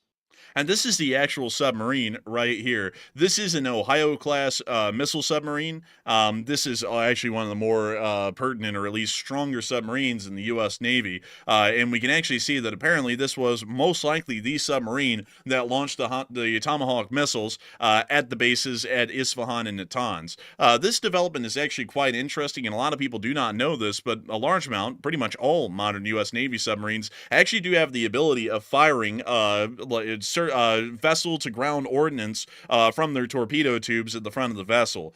Some U.S. naval ships or submarines largely also have vertical launch cells built within them as well. Not the nuclear ballistic missile types, but attack submarines that are also able to launch these Tomahawk missiles at a vertical angle, at least some of the classes that I remember. I might be mistaken on that. Any submariners in the chat can correct me at will. But beyond that, from what we understand, this submarine did fire off Tomahawks. The Tomahawks then immediately took off, flew over the Gulf of Oman, most likely into southeastern Iran, and then flew on their way all the way through the country into Isfahan and Natanz. It is highly likely that these missiles were not fired at their absolute farthest range, as Tomahawk cruise missiles have significant ranges that can vary depending on the variant from around 1,250 miles to 1,500 miles. So with that in mind, this submarine could have been quite literally in the near dead epicenter of the Arabian Sea, firing off a Tomahawk cruise missile that would have been able to successfully land its targets in Isfahan and Natanz. But that also is adding in a additional depth of information to the story at the moment, as we did not know up until now that any U.S. submarines were involved in the strikes that were being conducted against the Islamic Republic of Iran, but we now are able to hear that apparently the Natanz and Isfahan facilities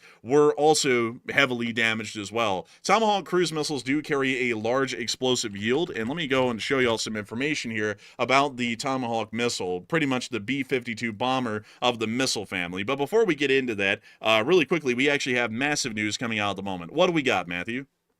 Okay, so we've got some very, very disturbing news happening right this second. It was expected, but of course, now is go time. Now we're seeing it actually go down. So Iran State Television has just announced on Iranian State Television, once again, that every American citizen and military in the region is now a legitimate target. Iranian State TV has just announced that right this second. So we can expect imminently that there is about to be attacks on American bases, also American citizens. And this was why it was so prudent, if you were an American citizen, to get out of Iran when you could, because now you are a target if you were inside of Iran. And now they're going to be on the run if anybody was left behind that's American inside of Iran. So it's about to get nasty. The Iranians are about to take it right to that level based on what's being said on Iranian state television. Also, by the way, we have gotten confirmation that Iraqi security forces were seen deploying outside the U.S. Embassy in Baghdad around 3 a.m. local time due to these concerns about pro-Iranian militias carrying out attacks on the embassy. So once again, that is a deployment we heard about a moment ago, and we're getting more confirmation right this second. But the big news is Iran has announced basically that every American is a target right now on their state television. And it does appear that at the moment, there has been a significant statement by the Iranian state television that every American in the area, civilian or soldier, is currently a target of the Iranian government, and they will most likely be striking and attacking, most likely here while we're live on air, possibly, against U.S. military forces and citizens in the region. We can also expect at this moment that the al-Najaba militia inside of Iraq, the Yemeni Houthis in western Yemen, Hezbollah inside of Lebanon, and the Hamas forces inside of the Gaza Strip will most likely be taking any actions they can, wherever they can, to try and strike at, injure, and kill U.S. citizens throughout the entirety of the area. So it does appear quite evident at this point that the Islamic Republic of Iran is most likely going to be choosing the path to war, and this will also seal the U.S.'s fate in ensuring that we will continue to conduct even further strikes against the Islamic Republic of Iran, because right now, the Iranians have a choice. They can either back off and realize that they've been bested and their nuclear programs have been destroyed, or they can face total destruction at the hands of the U.S. Armed Forces. It appears that the Iranians are choosing the latter, but we do have more developments coming out at the moment. All right, so right this second, we're getting some more disturbing news right now. So Iranian state television is elaborating on their threats. They're saying this to the United States president. This is Iranian state television speaking to the United States president. They said, you started the war and we're going to end it. That's what Iran just stated on their state television. So they're clearly ramping up. They're ramping up their threats even more, and they're getting really crazy with them right this second. Also, by the way, we have gotten a estimated number of active U.S. force deployments in the Middle East right now. We're being told by Fintech's News that more than 40,000 U.S. active duty troops and civilians are working for the Pentagon right now in the Middle East. And now these individuals are in Iran's direct line of fire. So 40,000 U.S. active duty troops currently in the Middle East within Iran's reach. So that's a lot of forces right now that are potentially in harm's way as a result of the Iranian threat. So we are seeing a situation here which is about to unfold that could get quite nasty. And it does appear that the situation might be getting incredibly nasty, as it appears that once again, the Islamic Republic of Iran is not going to be backing down. They're actually going to escalate the situation and now continue to try and strike at U.S. citizens and soldiers throughout the region, wherever the opportunity arises. We may be seeing that there is a significant threat, once again, like we were stating earlier, of sleeper cells or any form of extremists inside of the United States, Europe, and the Middle East, who may also be called to action by the Iranian government to start conducting attacks on major populated areas, or anywhere else for that matter, where there is a large gathering of people. That is most likely a significant threat at the moment throughout the entirety of the Western world, and hopefully all security services and internal security services can remain vigilant in finding and stopping these people before they can conduct any significant attacks on U.S., European, or Middle Eastern soil in any countries that are involved so far or may be involved in future Iranian hostile attacks.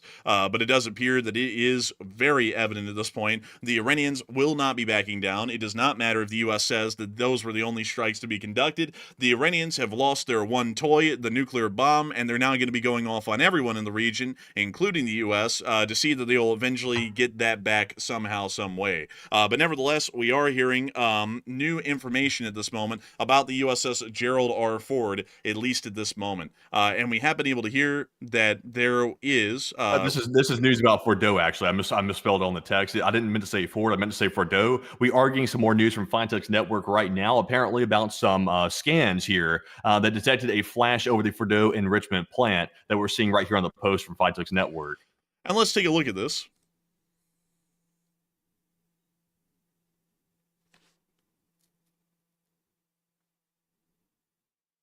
And this was allegedly from a Meteosat 9 satellite that was apparently flying over the area of the Fordo enrichment site, apparently at the time in which it was struck. So let's see here. That would be Tehran. So this would be Qom, and that would be Isfahan. So let's look at that little blip. And there's the blip, actually. You can actually see the blip on this one much more particularly than the last one. So let me play that again. There it is. If you're able to see the screen well and you're able to see my mouse cursor, which is right here, I'm moving it around for you to see it. The blip from the explosion at Fordo actually shows up right there. So here it is again. There's the blip. So it does appear that there was a significant blip that came from the area around the Fordo facility, and it appears that this came from a nighttime microphysics scan over the Islamic Republic of Iran. It does once again show us that there was a significant flash of some kind over the Fordo facility for just a brief moment as the MOPS hit their targets, burrowed into the ground, and then exploded. It appears the explosions were still so significant that a lot of the blast actually broke the surface. But we also were able to see here as well, once again, the area around Qom is about right there, and then the area of the Fordo enrichment plant, which is also about right there as well, where the explosion actually occurred. A huge shout out to the folks over at 5 Network for putting that out at the moment, because it does appear that they were able to catch something that not a lot of people have been able to catch so far. But that little purple blip right there does confirm a dead-on hit. Quite a significant hit once again, because for something to show up like that on a microphysics scan from pretty much orbit, it has to be a significant explosion to show up at that kind of size. If we look at it, right when it pops up, it actually appears that the explosive size actually is about a quarter of the size of the city of Qom itself, at least from this satellite. So if we were to take that and look at it here, take the city of Qom, which is pretty much a perfect circle, divide it up into quarters, and the explosion was about the size and circumference of the entirety of a quarter of Qom. That appears to be how large the explosion was on the Fordo enrichment plant, just about 15 miles northeast of the city. We also have some more satellite data that's been coming out as well. So let's also take a look at that and see what we have right here. So it does appear that, let's see, the NASA FIRMS fire monitoring system has detected a fire at Iran's Fordo nuclear enrichment facility roughly 2 hours ago, and it appears to be at an air defense site for the complex. That's also quite interesting as well, and is once again showing us that there has been a large amount of damage at this time around the area. Actually, really quickly, let me show you all this overlaid on what we're seeing on Google Maps. This is the area on Google Maps. You can actually see the small supporting base out here for the Fordo enrichment plant, and then you can actually see the enrichment plant here itself, which is built underground. You can actually see the 4 road entrances into this facility right here, along with a supporting structure that is down here into the southwest. From what we can see, there is a fire that occurred up here in the desert, right about here, which actually appears to be an air defense site, possibly with some sort of a Hawk air defense system or some other form of significant air defense battery that was placed in the area. And if we move over here on the satellite footage, you can actually see radar systems and other air defenses that have been set up here as well. And it appears that at least 2 hours ago, one of the air defenses was on fire and burning within that area, but we have not been able to see on the FIRM satellite yet the fire at Fordo. I do have to tell you all that the FIRM satellite takes a long time to spin around the Earth pretty much, or orbit the Earth, and get a scan of all the areas, so it may be a good while, several hours, until the FIRM satellite shows that there is an ongoing fire down on the actual enrichment facility part of the facility. So that will be taking a long time for us to get the actual confirmation for that. Beyond that, however, we are seeing a absolutely massive fire and explosion on the Fordo facility, without a doubt. Once again, let me bring you back to... Also, Enforcer, just real quick, because I see a lot of people asking about this, what is the risk of radioactive fallout from this attack on the Fordo nuclear site? Right now, we are getting some preliminary analysis about what the radioactive danger could be from this site. Of course, there would not be a nuclear explosion or meltdown, because this is not the nature of this facility. This is an enrichment facility, which generally stores radioactive components. So there's obviously not a reactor here, to my knowledge, I don't believe, that would cause a nuclear explosion or meltdown. Generally speaking, the fallout would be localized, mostly due to the toxic chemical release and also the particulates from uranium dust that would be released from this facility when the bunker busters blew up here on this location. The only problem it would cause is mainly problems to the city of Qom, which obviously we've heard reports of evacuations. Apparently, there would be some local contamination there in Qom, but there would be no large-scale radioactive fallout cloud that would be expected. So it looks like, generally speaking, the damage will be localized. It's not going to be like a huge plume of like radioactive material that goes floating across Iran and into neighboring countries. That's not what we're looking at here. But we do see a really strong possibility of local contamination from this attack. And it does appear that there is a significant amount of damage, well, maybe in the surrounding area at the moment, that we are able to hear of. As it does appear that there has been a significant explosion once again at the Fordow facility, and the top of the containment, or several hundred feet of ground above the uranium enrichment plant, has been pretty much blown away by the mops at the moment. And we are going to be waiting for some additional information to come out at the time about what kind of damage has actually come from that facility. But Matthew, do we have any additional news or information at this moment that is coming out from that area? So right now, I'm currently looking here. We're being told again, this is being repeated by Mirror News inside of Iran, that apparently Iran has evacuated the 3 nuclear sites some time ago before the attacks. So that actually may be true based on the new information we've heard from the U.S. government about the pre-warning to Iranian officials to let them know that they were going to strike those sites. It was going to be limited strikes, and that's where it's going to stop if Iran does not retaliate. So it sounds like it could be actually possible that Iran possibly did evacuate all 3 nuclear sites before the U.S. actually carried out the attacks. But once again, we're not really sure on that for a fact. We're also being told here that apparently, let's see.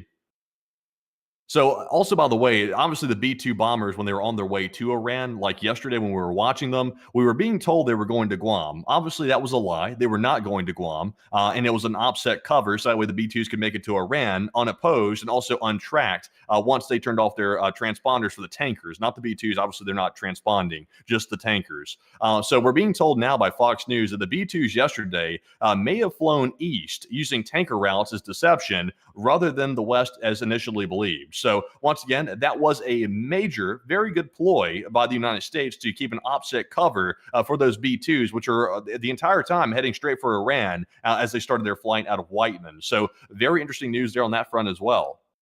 And it does appear that we are continuing to get a large amount of significant details and information at the moment about all of the ongoing developments with the B-2 bombers that flew out of Whiteman Air Force Base last night across the Pacific and back on their way at the moment, most likely possibly even directly back to Whiteman. They may have not even dropped off or stopped at Guam or Diego Garcia along the way, and may simply be making their way back to Whiteman Air Force Base at the moment. But it is a very significant development of news that we have been able to hear of, and it does look as though we are most likely going to be getting a load of additional information and news coming out here within the next few minutes, most likely about the ongoing damage on the ground. But once again, I do have to point out that the information coming out from the ground inside the Islamic Republic of Iran is fairly sparse at the moment, at least from what we can tell, most likely because of U.S. Air Force electronic warfare activity that is occurring throughout the entirety of the Islamic Republic of Iran by the U.S. Armed Forces that are currently conducting their operations most likely in the Persian Gulf still.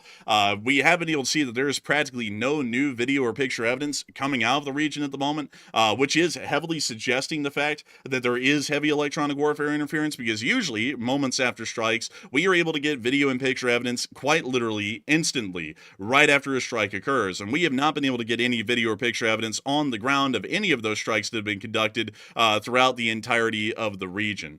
So with that, we are going to be waiting to see if we get any video or picture evidence from the ground at all of this, but at least from all the surrounding statements that we've gotten so far, we are hearing a lot of information. It's just that at the moment, considering that we do not have video or picture evidence, we are having to go with our fallback, which is government statements, and the government statements are largely showing us at the moment that the damage has been significant and the facilities have pretty much been outright destroyed. And so we will be waiting to see what is coming out here in the near future, but once again, to reiterate for everyone who's joining our stream right now, we were able to hear around an hour and 50 minutes ago that significant airstrikes were conducted throughout the areas of the Fordow, Natanz, and Isfahan facilities by U.S. airstrikes. At least at the moment, we have been able to hear that Tomahawk cruise missiles fired by the USS Georgia, most likely out of the area of the Gulf of Oman and the Arabian Sea, hit the nuclear research facilities at Isfahan and Natanz, while U.S. B-2 Spirits carrying GBU-57 MOPS drops,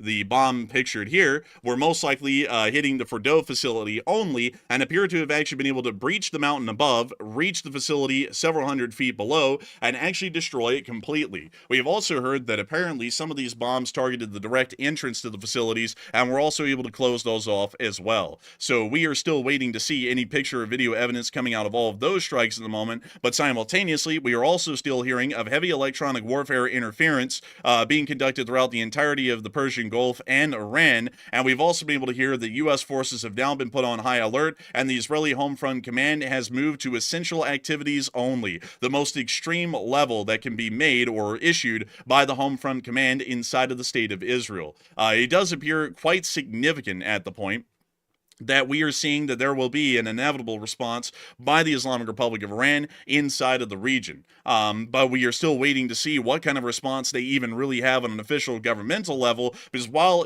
Iranian state media has been quick to the punch and is already making statements on behalf of the Iranian government, we have actually not seen an official Iranian governmental response yet at the moment.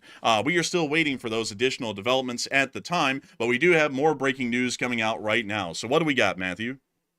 All right. So we are expecting here in a few minutes a statement from Iran's Atomic Energy Organization will be published according to the state-run news in Iran called the Tasnim News Agency. So that will basically be the statement which tells us exactly how bad this damage is to Iran's energy infrastructure that's nuclear. And we'll learn about what happened to Fordo, Natanz, and Isfahan all in that statement most likely. So we should hear from that statement in a few minutes. So we should get to learn exactly what happened. But also we've gotten word that the United States president and the Israeli Prime Minister Netanyahu, they've spoken after the U.S. strikes on Iran, according to the White House, and apparently that phone call just ended. So there was a conversation between the two that we are hearing about right this second.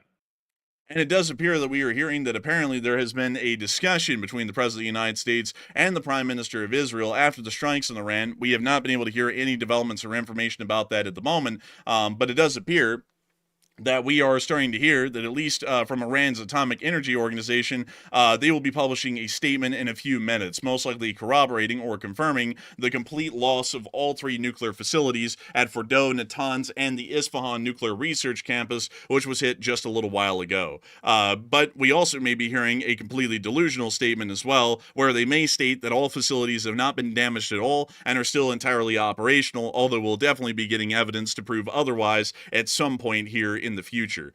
We are still waiting, though, for any additional developments, but we are able to see that at the moment, the armed forces of the United States of America have been able to conduct a significant airstrike that appears to have been successful in its original mission or operations in striking and destroying all three key nuclear sites that have been seen throughout the area at the moment. And so we will be waiting for additional developments right now on what's been going on in the area. But in the meantime, I do have to say once again that if all of y'all are currently enjoying the news coverage that we were able to put out right now and the depth and detail at which it is being put out, please make sure to subscribe. We would like to have you all here. We've actually hit 448,000 and about 600 subscribers at the moment. And if you do like to hear of 24-hour a day, 7-day a week news coverage covering all of the top pressing events of world news as they're happening around the world, whenever they happen, please make sure to subscribe. We cover this sort of stuff every single day whenever it happens. You can pretty much expect that whenever anything major starts to occur, we go live practically immediately like we did tonight with as much details and information as we have, much like we're getting right now. I do understand that we are going to be about 23 minutes away from a possible statement of the President of the United States on television here incredibly soon. And Matthew, I was just wanting to check, have we seen that there is anything showing that the White House is preparing to make a live stream of the address along with the televised address as well? Okay, so there will definitely be a live stream of it, but currently I'm not sure if we're going to be able to get our hands on a non-copyrighted version. If we show a copyrighted version of this address, which is filmed by a mainstream news outlet, we will get copyright stricken, so we can't do that. So I'm currently trying to track down a version of it that is copyright free that we can show here on the stream, because I would really like to bring that to everybody live instead of just merely reporting on the statements as they happen. So I'm currently looking for it. I'll give you a shout out if I do find it. And we will be waiting to see if we have any current developments or information at the moment on that specific speech, which is to be had by the president at 10 p.m. Eastern Time or 9 o'clock Central Time, which is the time zone that we're in, if you're seeing our computer screen that we're showing here at the moment.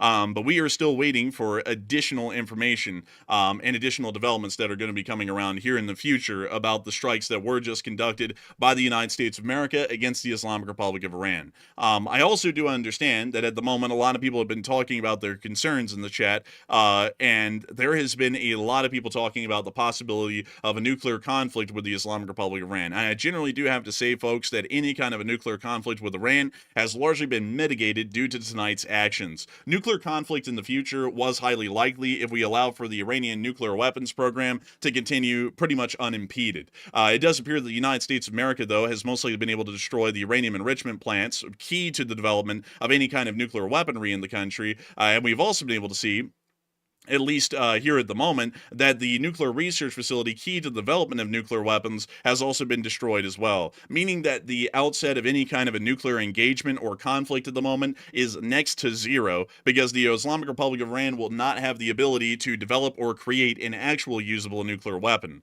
However, there is still the risk that they could use the enriched uranium that they have so far to create a dirty bomb, which is a conventional weapon which is laced with uranium and other kinds of radioactive materials, which is able to cause a significant radiological event if detonated.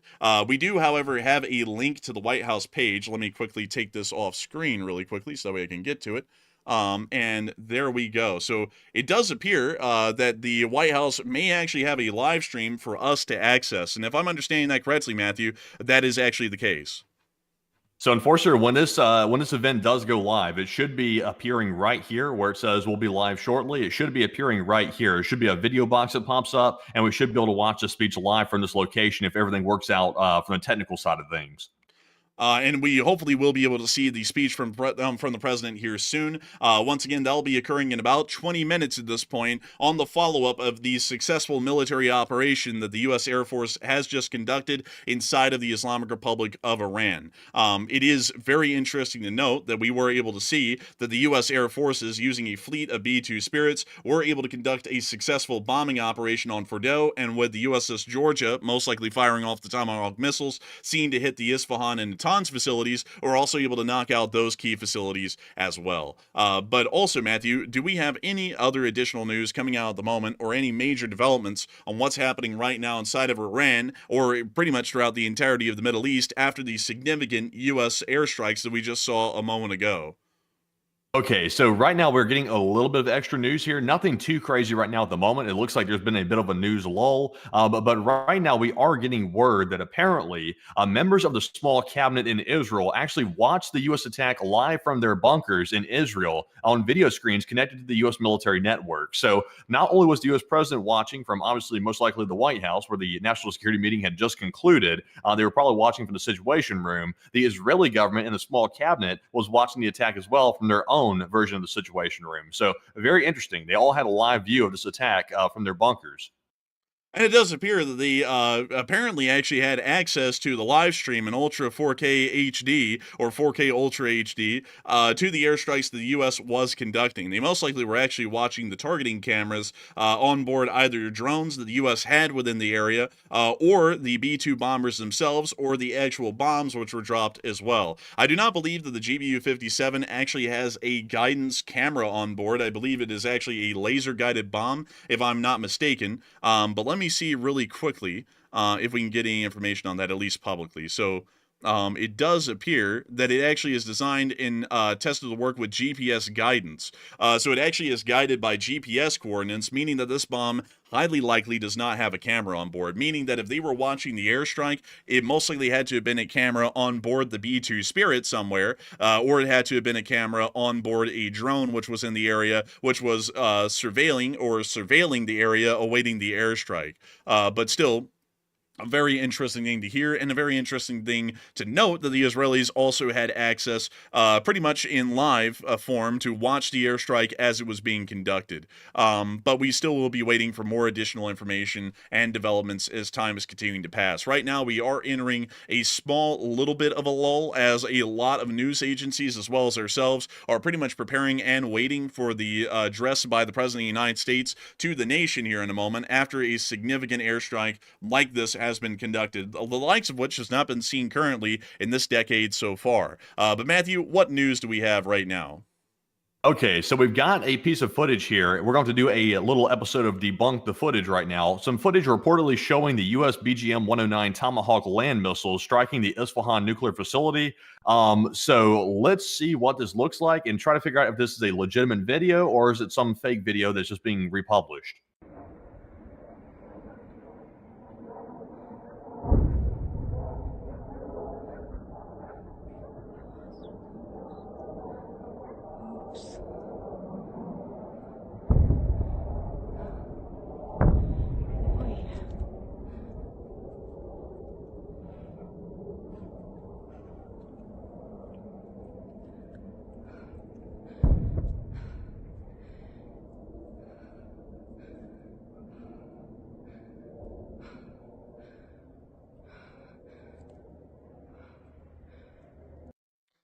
We can't actually tell, at least for now. It does sound like there was a constant sound of whirring, or largely the sound of a jet engine, which would generally line up with the idea of a Tomahawk cruise missile being used. So that is likely that it could be a Tomahawk cruise missile, but at the same time, I'm not entirely sure. It could highly likely be an older video. There are a lot of older videos that are unfortunately being circled around at the moment, and we even see the OSINT Warfare is also saying that it's reportedly showing this sort of an attack. We can't really be certain at the moment what videos are coming out that are accurate or not, but we are still waiting for any kind of developments or information or better geolocation that could be done off air, hopefully with someone who actually would have the time to be able to go through and geolocate this properly to make sure that this footage is even lining up with Isfahan at all.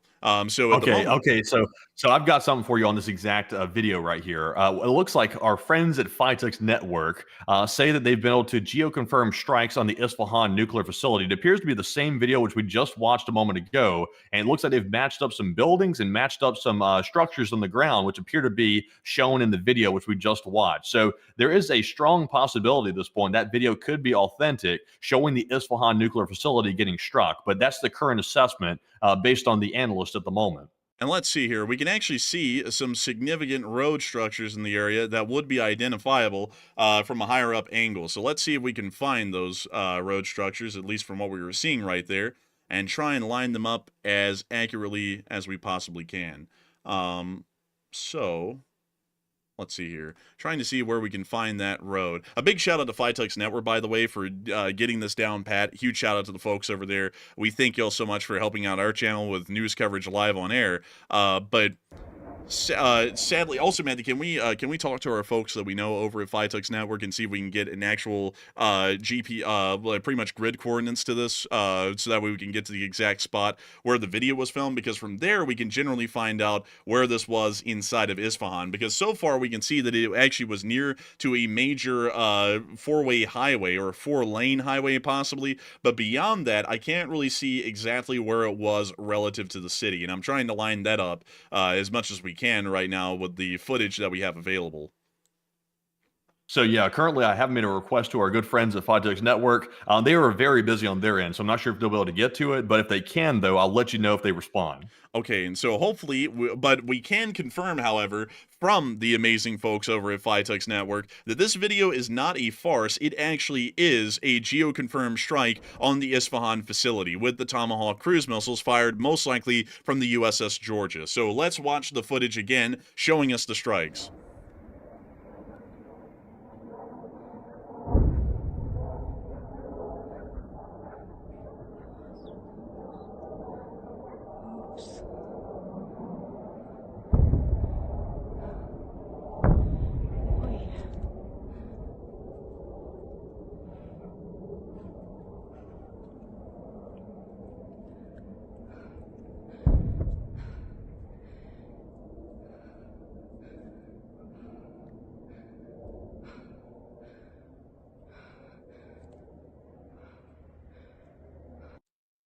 But that is actually a geo-confirmed clip. This is actually the first authentic clip that we have gotten out of Iran so far of a confirmed strike inside of one of the nuclear facilities. So we actually will be putting that down on the map as a confirmed strike on one of the Isfahan nuclear facilities. So let me put that down right here. Let's see, nuclear campus, or nuclear research campus more so, because that's its actual official name. And so let me put that down right there. And there we go. But still, very interesting to see, very interesting to note, because we are able to confirm that that is the actual first footage ever. Huge, massive shout out to Phytux Network for actually being able to geolocate that so rapidly within minutes of the original publication of the video, because that is the confirmed footage of the Tomahawk cruise missiles slamming into the Isfahan nuclear research facility and knocking it out, most likely once and for all. Once again, we do believe that these cruise missiles were fired by the USS Georgia, most likely within the Gulf of Oman or the Arabian Sea, from its launch site. So very impressive stuff to note, and once again showing us that open source intelligence is well ahead of any mainstream news network that we can see on air right now. We also have more breaking news coming out at the moment. All right, so Netanyahu has released a speech and a statement about these strikes. Sadly, we cannot show the video itself. It is copyrighted. We cannot show that here live on the air, but I can tell you what he said. Netanyahu said, first of all, he said, thank you to the United States president. And he said, we often say peace through strength. First comes strength, then comes peace. And tonight, the U.S. President Trump and the United States acted with a lot of strength, and the Israeli people thank the United States on behalf of the entire country. So that is the basic statement in a nutshell. And once again, Israel is vowing to assist the United States with any future attacks that come toward them or Israel in the future. And it does appear that the Israelis are now openly showing that they are involved with the United States openly in pretty much a coalition action, not a singular standoff action by the United States, but a united front between the Israelis and the United States at a minimum, possibly joined by the United Kingdom here in the future, as the HMS Queen Elizabeth is currently heading inbound to the area at the moment as well, along with the USS Nimitz and the USS Carl Vinson. And we may be seeing that this is a coalition effort of the British, the United States, and the Israelis against the Islamic Republic of Iran, especially if the Iranians decide to strike against U.S. forces and assets throughout the entirety of the area. This is a very interesting development at the moment, and it is showing us just minutes before the live stream that will be run by the televised address of the President of the United States from the office of the White House, that the United States and Israel are now working on a united coalition front against the Iranians. But we do have more additional coordinates, as a matter of fact, from Phytux Network, the amazing folks over there, that are able to give us the exact location in Isfahan where the video was filmed. So Matthew, can you put that into the live chat really quickly? I will be able to grab it. The live chat's moving quickly tonight, but if you can put that into the live chat, I will grab it, format in a way that it can be used on Google Maps, and then we'll go straight to it. So let me make sure to copy that. Indeed. Also, a huge shout out to Lazy from Phytux Network, and also Mitch as well for helping us with this as well. I want to give them personal shout outs because they didn't have to do that for us, and we do appreciate that effort right now. That's a huge help for us. So it actually does appear that this is actually corroborated information at this point, that they were looking at the nuclear research campus, which is right here. There it is. And that video, let's line it all up, folks, like the folks over at Phytux Network did. Once again, amazing work from the folks over at Phytux Network right now. And a big thanks to you all once again for helping us out. Really quickly, before I even get into this, I want to make sure that we give them the credit that they're due, because a lot of people in the open source intelligence community don't get the credit they deserve. If you go to Twitter and you find this news network right here, Phytux Network, they have 30,000 followers on Twitter currently, and it's an amazing crew of folks.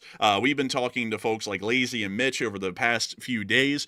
They came over to the channel and said they appreciated our work. We greatly appreciate theirs. If you are on Twitter and want to give them a follow, please do. Their work is absolutely incredible and paramount to the efforts, news, and details that we were able to give all of y'all here on air every single night. And we got to give them a massive thanks for working with us tonight to help us to break the huge news to all of y'all here on the stream. But outside of that, Enforcer, the stream just went live. By the way, we can get the President Trump address live on the White House page. So thankfully, we can show that as it's happening when it goes live here in about 8 minutes. And we will be waiting for that to go live. And while we are doing that, we will be showing y'all and lining up and geolocating everything that we have right now from Isfahan inside of Iran. This clip right here was actually filmed from this spot right here. You can actually see the two lampposts, one right there and one right there, along with the building that was seen in the forefront of the video. They are looking down the street, literally in line. If you look over a little bit to the left where the explosions were right there, it is literally in line with their field of view for the Isfahan Nuclear Technology Center,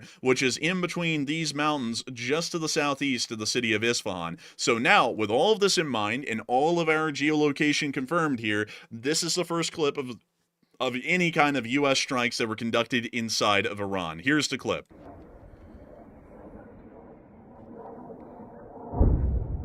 We can hear the sound of the tomahawks coming in and exploding.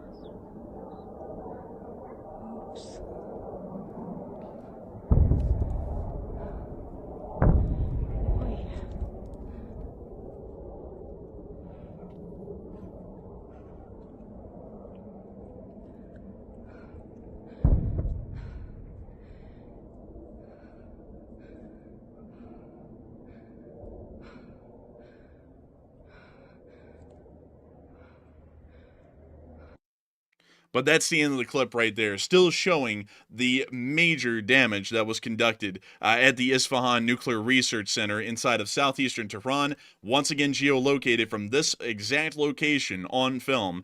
The person who was filming that video was standing in this very spot at this very building, filming the Isfahan Nuclear Research Facility getting hit by Tomahawk cruise missiles fired by, most likely, once again we want to say most likely because we're still not exactly certain, the USS Georgia, which was publicly under the CENTCOM area of responsibility just a day or two before the strikes were conducted, and it was also incredibly close, at least according to last reports, to the USS Carl S. Vinson's carrier strike group, which also was present in this area around the Arabian Sea and the Gulf of Oman. We also have more additional breaking news coming out at the moment of the strikes that happened inside of Iran. So what do we got, Matthew?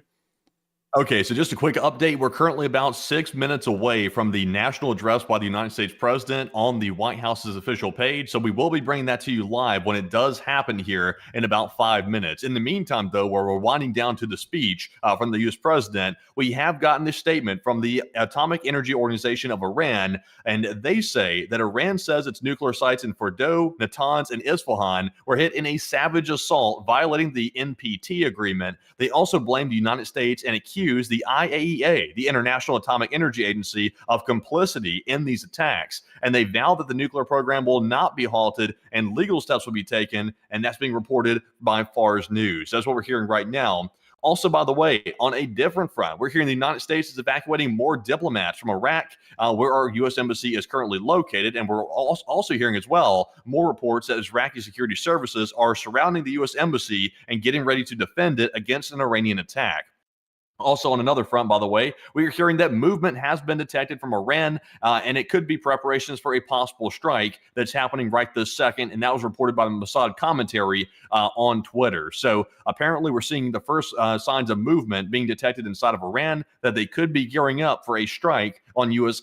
assets at the moment. Also, excuse me for that. But Enforcer, what say you? I would have to say that that is a very significant development. It is once again showing that pretty much everyone in the region is awaiting the significant Iranian response. The Home Front Command has now moved to essential activities procedures. The Iraqis are moving forces in to protect the U.S. Embassy, which has already pretty much been evacuated already. We are also hearing that there are more evacuations of diplomats from Iraq. And now we are seeing that the Atomic Energy Organization of Iran, which for the large part doesn't even have anything to run anymore because most of the nuclear programs were just destroyed, apparently are saying that they were hit in a savage assault, but this will not stop their nuclear program. And they will also be taking legal actions, most likely attempting to do so in the United Nations, to deal with the situation that just occurred. So I would have to say I don't really think that the the National Agency of Atomic Energy in Iran is really working off of reality. Their nuclear program has ceased to exist, and I think that's largely going to stop their nuclear developments, either peaceful or for weapons, here in the future. At the moment, we are still waiting for the live stream from the office of the president. We are waiting at the moment, and we haven't seen it go live so far yet. But once it does go live, we will be showing that to all of y'all here on the stream, as we will mostly be hearing a historic address from the President of the United States just about 2.5 hours after the strikes on the Iranians concluded by the B B-2 Spirits that were conducting the airstrikes against the Fordow nuclear facility and the Tomahawk cruise missiles fired by U.S. submarines in the Gulf of Oman or the Arabian Sea.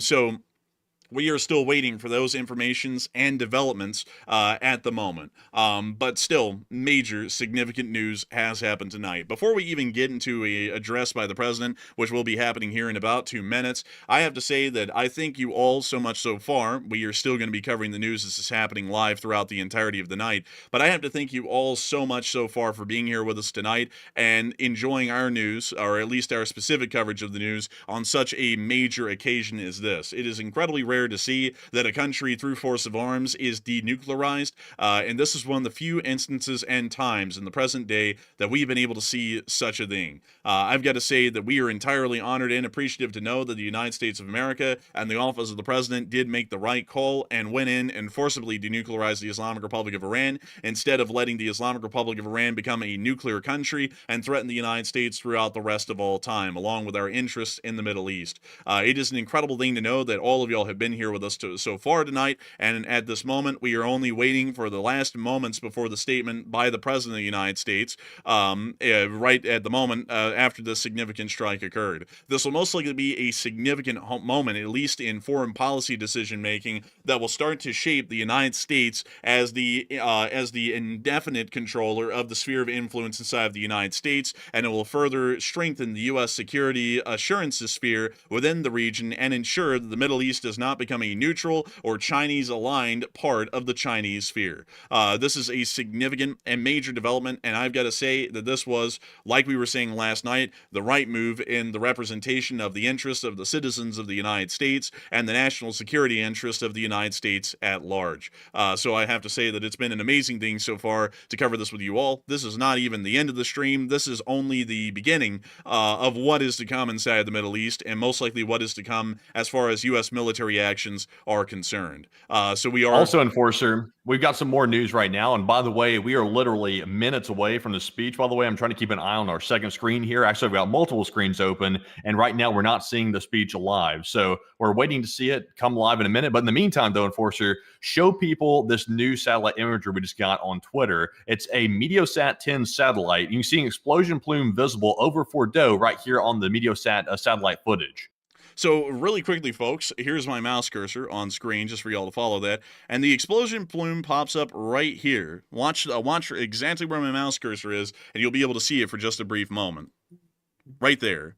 It actually was quite large. It actually does appear that the explosive size was about the quarter of the size of the city of Qom at the moment, which is a major development.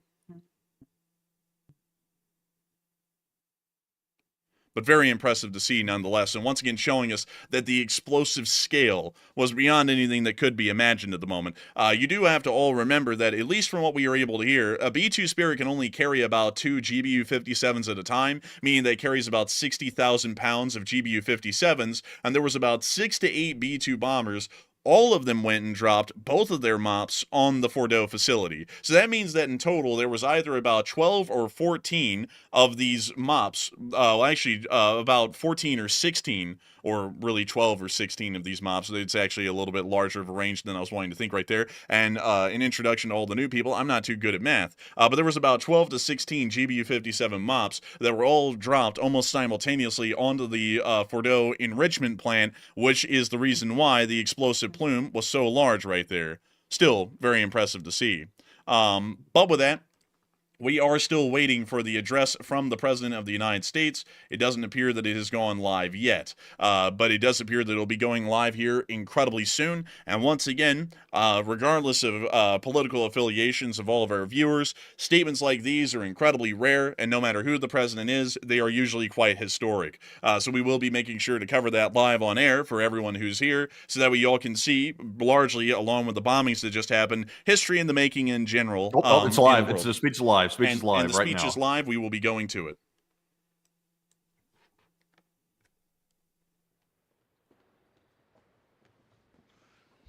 Thank you very much.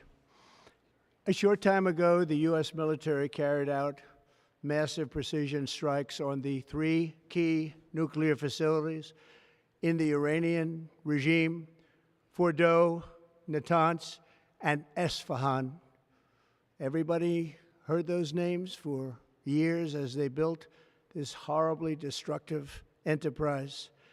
Our objective was the destruction of Iran's nuclear enrichment capacity and a stop to the nuclear threat posed by the world's #1 state sponsor of terror.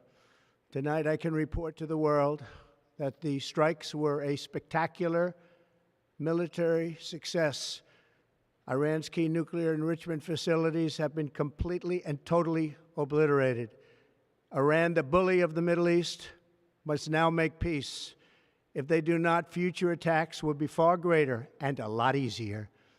For 40 years, Iran has been saying death to America, death to Israel. They have been killing our people, blowing off their arms, blowing off their legs with roadside bombs. That was their specialty. We lost over 1,000 people, and hundreds of thousands throughout the Middle East and around the world have died as a direct result of their hate. In particular, so many were killed by their general, Qasem Soleimani.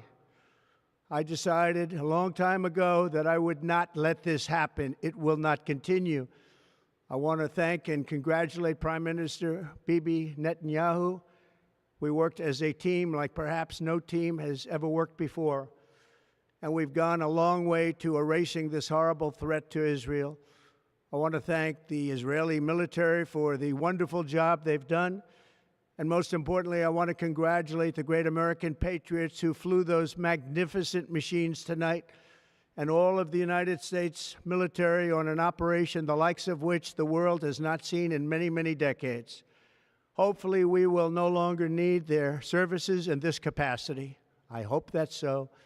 I also want to congratulate the chairman of the Joint Chiefs of Staff, General Dan Raisin-Kane, spectacular general, and all of the brilliant military minds involved in this attack.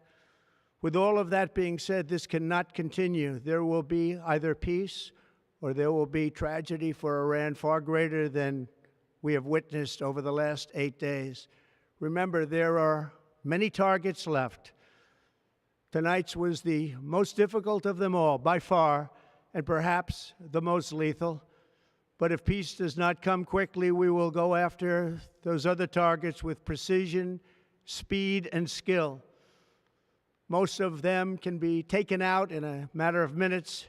There's no military in the world that could have done what we did tonight, not even close. There has never been a military that could do what took place just a little while ago. Tomorrow, General Kane, Secretary of Defense, Pete Hegseth will have a press conference at 8 a.m. at the Pentagon. And I want to just thank everybody, and in particular, God. I want to just say, we love you, God, and we love our great military. Protect them. God bless the Middle East. God bless Israel. And God bless America. Thank you very much. Thank you. Absolutely wild. That basically sounds like a declaration of war. Basically, that's basically what that sounds like. Because Iran's almost certainly going to respond. I think that's almost a certainty at this point. So that's a commitment to further attacks if Iran goes after us, which they're going to do that. And it largely does appear that was generally a statement of war against the Islamic Republic of Iran, as it's become quite clear that either the Islamic Republic of Iran accepts and bends to U.S. demands along the remaining parts of the ultimatum that were issued. Otherwise, further damage will start to result to the Islamic Republic of Iran's government and personnel throughout the country. We have been able to hear that just yesterday that ultimatum had been issued, and to follow along with what we have so far, these were the ultimatum's demands as of yesterday: an end to all uranium enrichment, a slash on long-range missile programs, and a dismantlement of key nuclear infrastructure. Israel believes that the rejection will equal the U.S. entrance into the war as of yesterday. That ended up being correct. At least at the moment, we do understand that the United States has ended uranium enrichment entirely as of tonight. It also appears that they've been able to dismantle key nuclear infrastructure, at least to some degree, as a result of the airstrikes that were also conducted by the USS Georgia and the B-2 bombers that also conducted the air operations tonight. However, we have not been able to see a slash to long-range missile programs being conducted by the Islamic Republic of Iran, which are still generally a large, along with half of the nuclear infrastructure that the Islamic Republic of Iran is still in possession of. So it does appear that the Iranians will have to meet us at our terms. There will no longer be any negotiations conducted with the Iranians. It now appears that there will only be an acceptance of American terms, or there will be further destruction to follow for the Islamic Republic of Iran's military and government personnel. So we are going to be waiting to see what that will result into here within the next few hours. But this has been the most historic night of news coverage that we've been able to conduct here on the stream, and there's been many that have gotten up close, but I would have to say that this is probably one of the most significant and major developments historically that we have seen so far within the region during the time that this news channel has run. We do have more news that actually came out in the midst of the president's brief address, and what do we have, Matthew? So I really do think we're living through a historic time right now. I think today is going to go down in history, and whatever happens beyond this point is kind of up in the air. So we're certainly interested to see what's going to happen from here, because we're going into uncharted waters from this point forward about what Iran's about to do and what the U.S. is about to do in response to Iran. But one thing I want to return to real quick, the president just said in his speech right there that the strikes on Fordow, Natanz, and Isfahan were a spectacular success, and all three of those facilities have been completely and totally obliterated according to damage assessments by the U.S. military analysts. So we now have confirmation that apparently all of them have been destroyed completely. And of course, we need some video evidence. I wish we had some, and sadly, we do not have any that's confirmed at the moment. But that is quite crazy. All three of those facilities have been wiped out. Also, Enforcer, we do have pictures from the Situation Room, by the way, if you just want to show the audience that, just for, I guess, historic sake. These will probably be historic photos right here into the future. These were the exact moments where the strikes were taking place, and the individuals here in the cabinet were watching the strikes on live cam footage being streamed from the military. So very interesting to see. Did they change the way the Situation Room looks? Because I don't remember it looking like this before. Oh, no, it's still the same. It's generally the same layout. It's just the camera angle. I got to say, the Situation Room with the giant seal of the President of the United States is incredibly clean. I just got to say, the room design itself is actually pretty decent. For some reason, though, Matthew, I was remembering the reason why I brought that up was, don't you remember when the attack by SEAL Team 6 was conducted against Osama bin Laden? And remember the pictures that came out from Obama? I swear that the whole thing used to be like white with no wood paneling anywhere or something like that. I don't think so. I think it's looked like this for a while, if I'm not mistaken.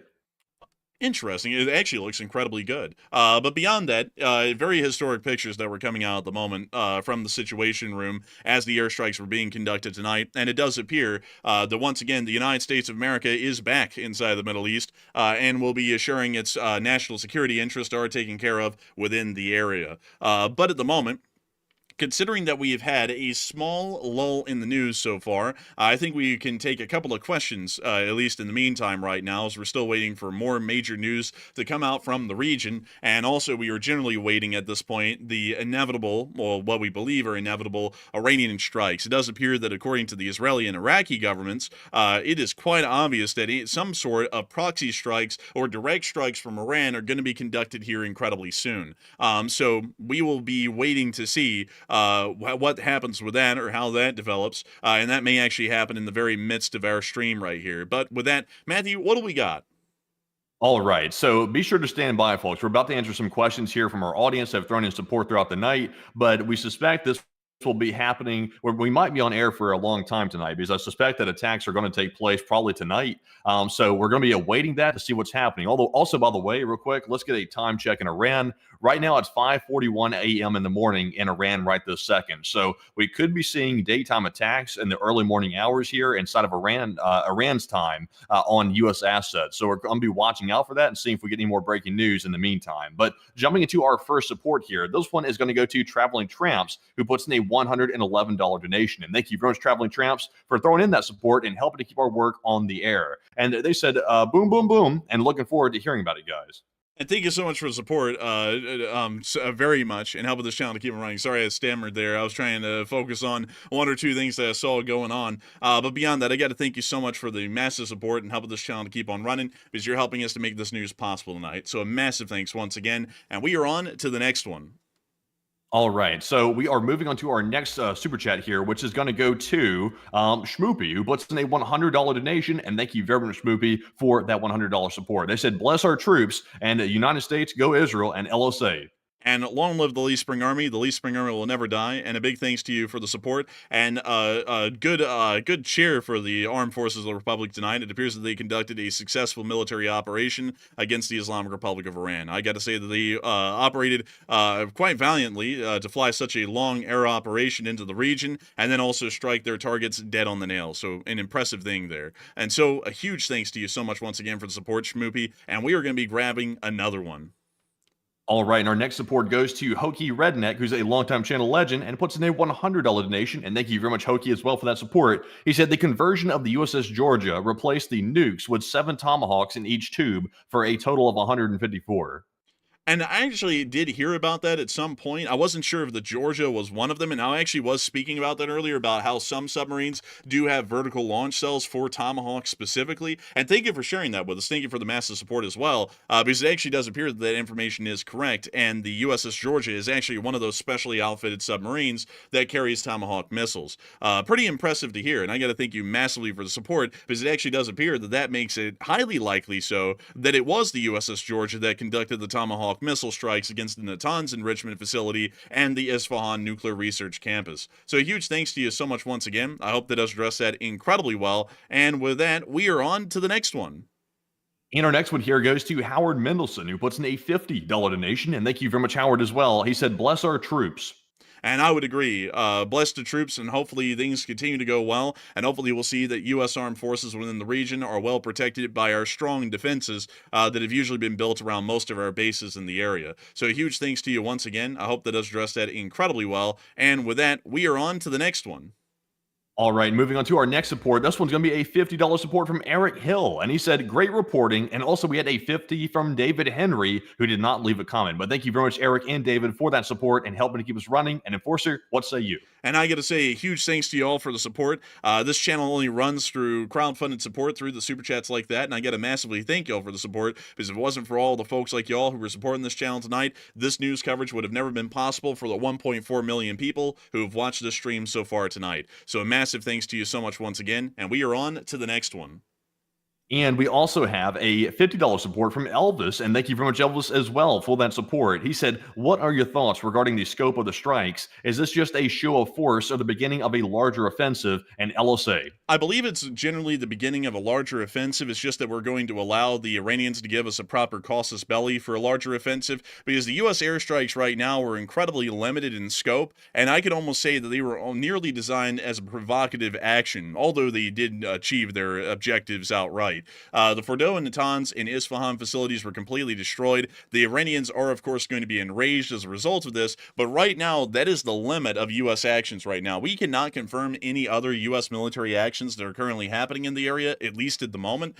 So this is now putting the ball in Iran's court to either respond or not, and it appears that the Iranians will most likely be responding. And with that fact in mind, that they are going to respond, it is now inevitable at this point. It is going to be highly likely, if not entirely possible, that the Islamic Republic of Iran will most likely start off the followed continued air campaign by the United States that will be happening here in the near future. So in general, while this is just a one-off operation at the moment, or a one-off mission, it's guaranteed, based off of what we expect to be the Iranian response, to be a prolonged air campaign against the Iranians here over the next several weeks, maybe even the next several months.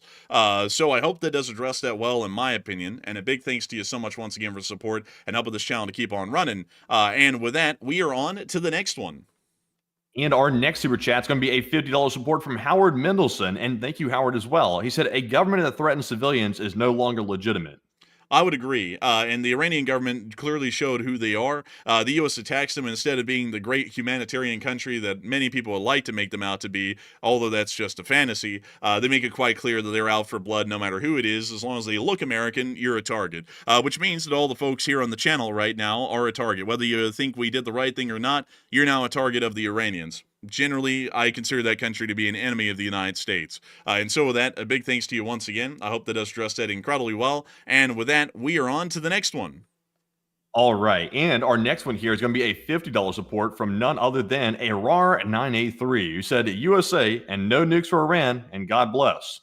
And of course, long live the Republic. No nuclear weapons for the Iranians. That is pretty much a guaranteed at this point. All we have to do now is try and see if we can figure out where the enriched uranium is, if it wasn't inside of those facilities that were just destroyed, and then get that as well. That pretty much would tie up all the loose ends. But beyond that, I do thank you for support, and of course, long live the Republic and long live the Lee Spring Army. And with that, Matthew, do we have any additional news coming out at this moment? So let me do some looking here. I'll be honest with you, it's about time to hire a mod at this point, I think, because I'm getting like to the point where I actually cannot handle my workload anymore. It's just shocking because I've never been able to actually get to this point. But let's see here. Right now, I'm not seeing any more news coming out right this second. We are getting some political developments, but we do not cover domestic politics here on this channel. That is our policy on the channel. So we're going to skip over those. If you want to see news about that, you have to go to, unfortunately, a different news source because we just simply don't get into the mess that is domestic politics. It's just too hot of a topic. But let's see here. It looks like we are in a bit of a news lull for the moment. And so at the moment, we are going to be continuing on with gathering questions for a while. Once again, folks, if you would like to stick around, please do. If anything major happens, we will be making sure to cover it as we are live and make sure to get you all of the major developments that are coming out of the region quicker than really anyone else can at the moment. Outside of our other, I guess you could say, live stream shows on YouTube, there are a lot of live stream shows on YouTube that are able to keep up the pace and speed that we are also able to here as well. But beyond that, if you stick around here, you are guaranteed to hear the news the first thing it comes out when it does come out. And so with that, we are on to the next one. All right, and our next one here is a very generous $100 donation that just came in from Woodland Fox 26. And thank you very much, Woodland Fox, for that very generous support right there. He said, most informative and detailed coverage you could get, and keep doing what you're doing. And a big thanks to you for the support, Woodland Fox, for the massive support and help with this channel to keep it running. We try and make sure that the stream is as informative as it can be. We put pretty much all of the hours possible with almost no breaks into doing this to be able to make sure that we get to cover this for all of y'all. And we are more than happy and appreciative to know that y'all enjoy it. And not only that, y'all are going out of your way to support it. I have to say for all of our new viewers here, considering you have 74,000 live viewers here, and this is the lowest point in the stream so far, that this channel runs entirely on crowdfunding for our live streams. Our streams do not run ads. They do not have sponsors on them. So it's only through viewer support directly that we actually make this thing possible. So amazing folks like Woodland Fox 26 are actually responsible for making this news coverage possible tonight and through all the other nights that we're on air, practically 6 or 7 days a week most times. So a huge thanks to you so much once again, Woodland Fox, for the support and the kind words, because it's folks like you who have made this channel possible and will continue to make this channel possible and a premier source of news for years. So massive thanks once again, and we are on to the next one. All right, and we are seeing here some breaking news that just came out. We're hearing a statement from the deputy security officer for Isfahan, one of the Iranian nuclear sites. He said, "We witnessed attacks on the nuclear centers in Isfahan and Natanz." That obviously, that's not too much of a groundbreaking statement right there. It's pretty much common sense and straightforward. So we're not really hearing anything of note from the guy, but he is saying that he witnessed it. Apparently, he's still alive. So they must have evacuated something from that facility, or otherwise he wouldn't be saying that right now. So somehow he is still living. So he's out there speaking the language of simplicity, I guess you could say. But moving on here to our next super chat. This one is going to go to, while I scroll up, Call Me Curtis, who puts in a 50. And thank you very much, Call Me Curtis, for that support. He said, time for the Iranian people to finally stand up against the mullahs, and women can finally be free in Iran without persecution of those psychopathic leaders. And hopefully so. Hopefully we will see a future like that. I generally do believe that the collapse of the Islamic Republic would be beneficial not only to the Iranians as a people, but also to the entirety of the Middle East and the greater world at large, because they are pretty much the sole sponsor and supporter of terrorist forces throughout the entirety of the region. So with that, a huge thanks to you so much once again. I hope that has addressed that well. And with that, we are on to the next one. All right, moving on to our next one here. This is going to be a $50 support from none other than, actually a $30 support from Wubba. And thank you very much, Wubba, for that support as well. And Wubba said, go ahead and order that pizza. And dang it, I forgot the popcorn.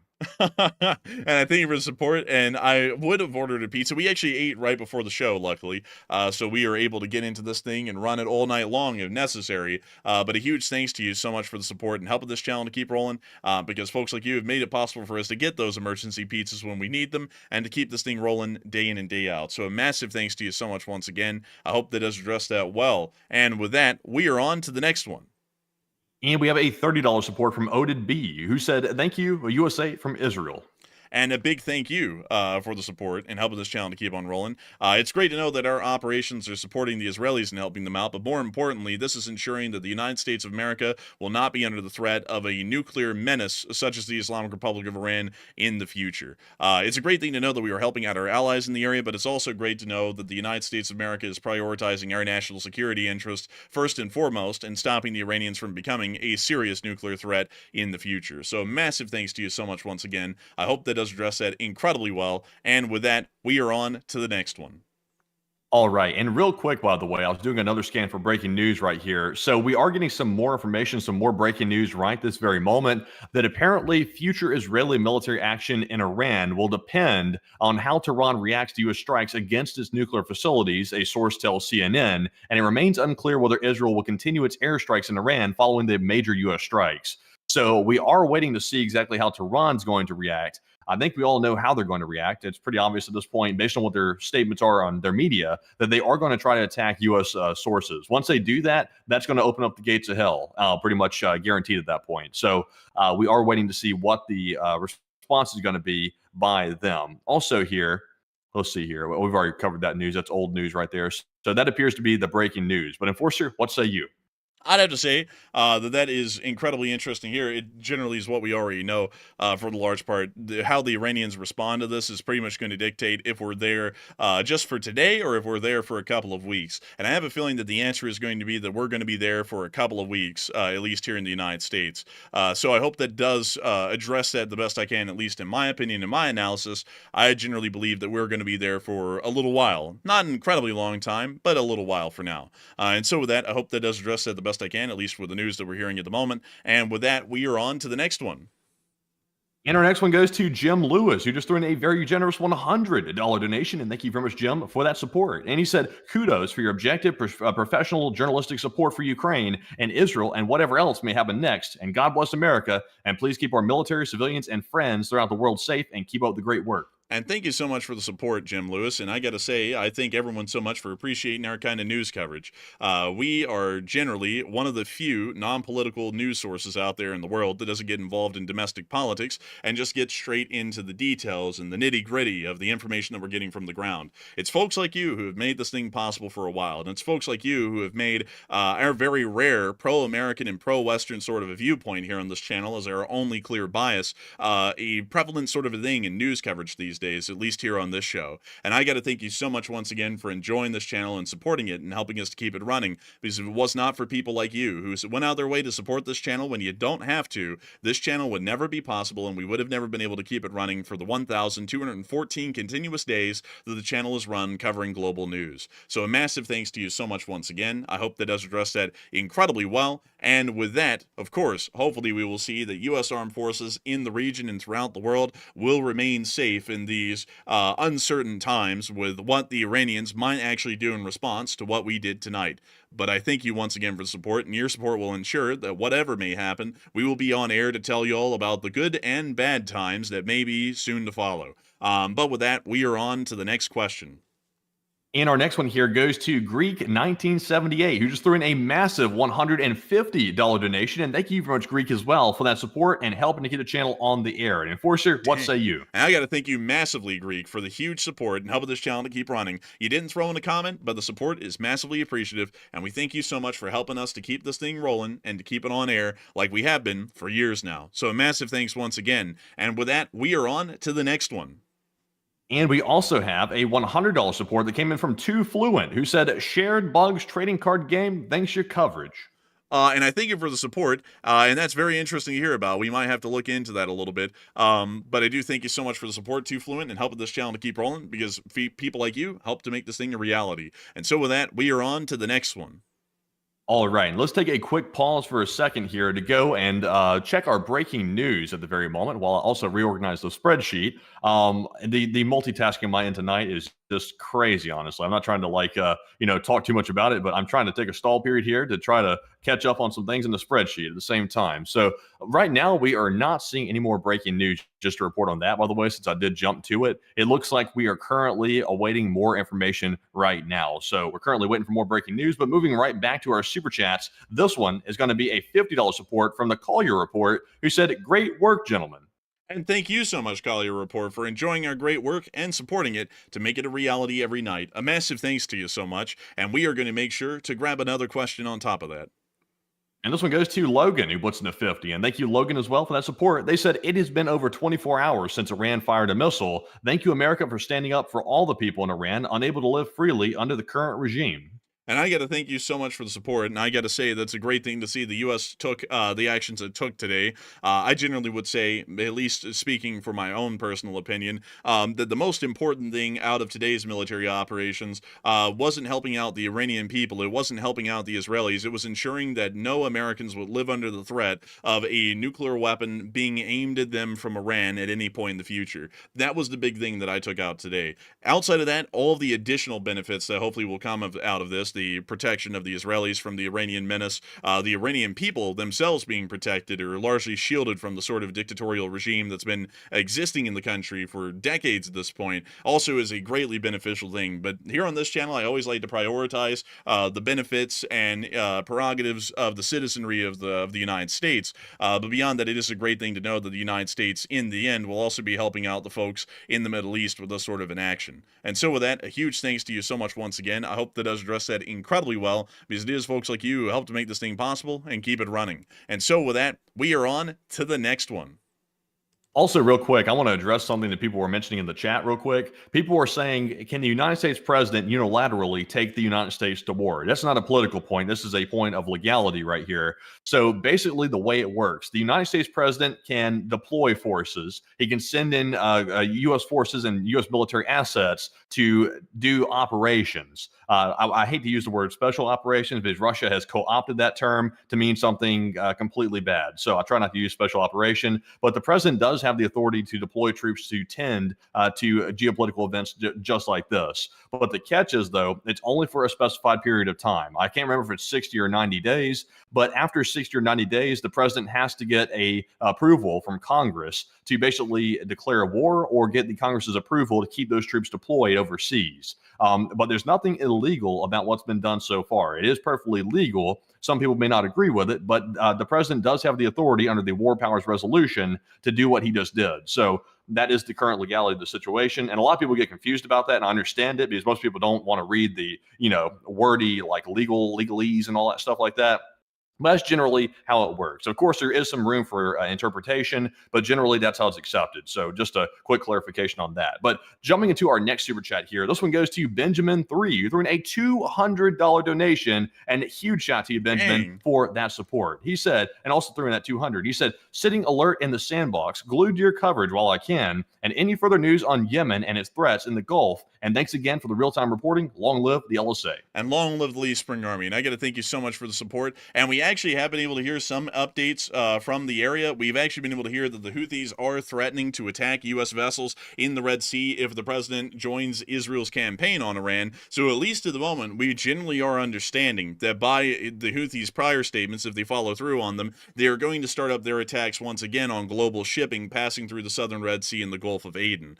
So that does appear to be all of the news that we have at the moment from this region in western Yemen, where the Houthis are at the moment. But I got to thank you incredibly for that support and help with this channel to keep on running. And I got to say that I thank you for staying glued to our coverage. We try our best to make sure that our coverage is as good as possible here on the channel and covering developments as they're coming out live. And I hope that we were able to meet the mark tonight, because Matthew and me were multitasking to the max. Even I'm over here right now trying to see if I can get any information or developments on geolocation and all that kind of stuff for other stuff that we're looking at, and also try and follow through and make sure that all of the information we've been putting on air tonight is as close to correct as it can possibly be.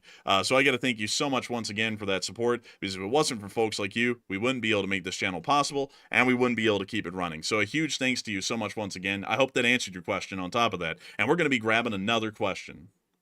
All right, so let's see here. Let me grab one more here. This one goes to Jennifer Kelly, who puts in a $50 donation, and thank you very much, Jennifer, as well, for that $50 support. And there is no comment to address, but we do appreciate that, Jennifer, very much. And well, of course, that keeps us running on this channel. And also, we have a $30 support from Marion Deemer, who said, BB is celebrating.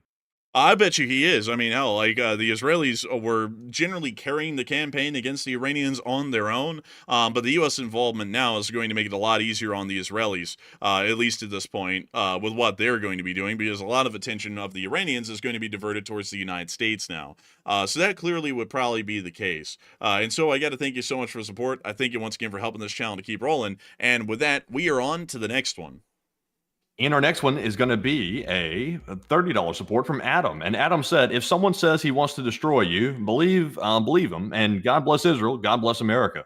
And I would generally agree. I think you ought to always believe these people when they say stuff like that, because it could be apparent, and quite evidently so, that if they are saying death to America and death to Israel, they probably want to kill Israelis and Americans. That's one of their main prerogatives in the government in Iran. And so I generally have to agree with you. And so a massive thanks to you for the support and helping this channel to keep running. And with that, we are on to the next one.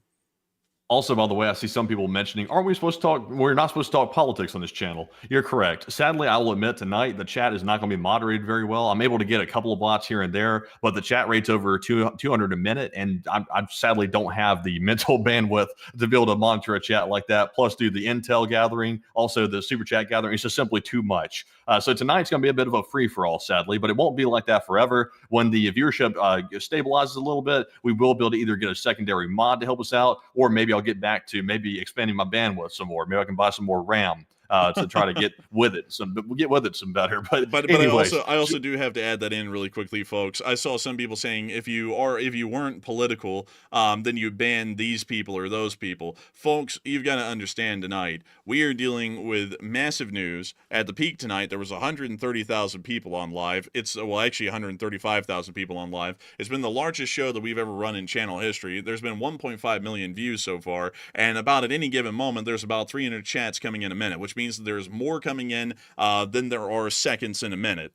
So it's pretty much impossible for us to moderate the live chat tonight. That doesn't mean that it's completely unmoderated. We are going through and banning shining diamonds in the rough of absolute loonies and nut jobs that are coming in the live chat. But at the same time, folks, this is a very rare sort of a circumstance. You really never see this kind of a thing here on the channel, and we will make sure to get things under control and back tamped down once the major news slows down here, or we're able to deputize some mods into the Lee Spring Army moderation corps, which might become a new thing here in the future. But still, we'll have to deal with that all beyond this point, most likely tomorrow or the next night after that. So with that, we are on to the next one.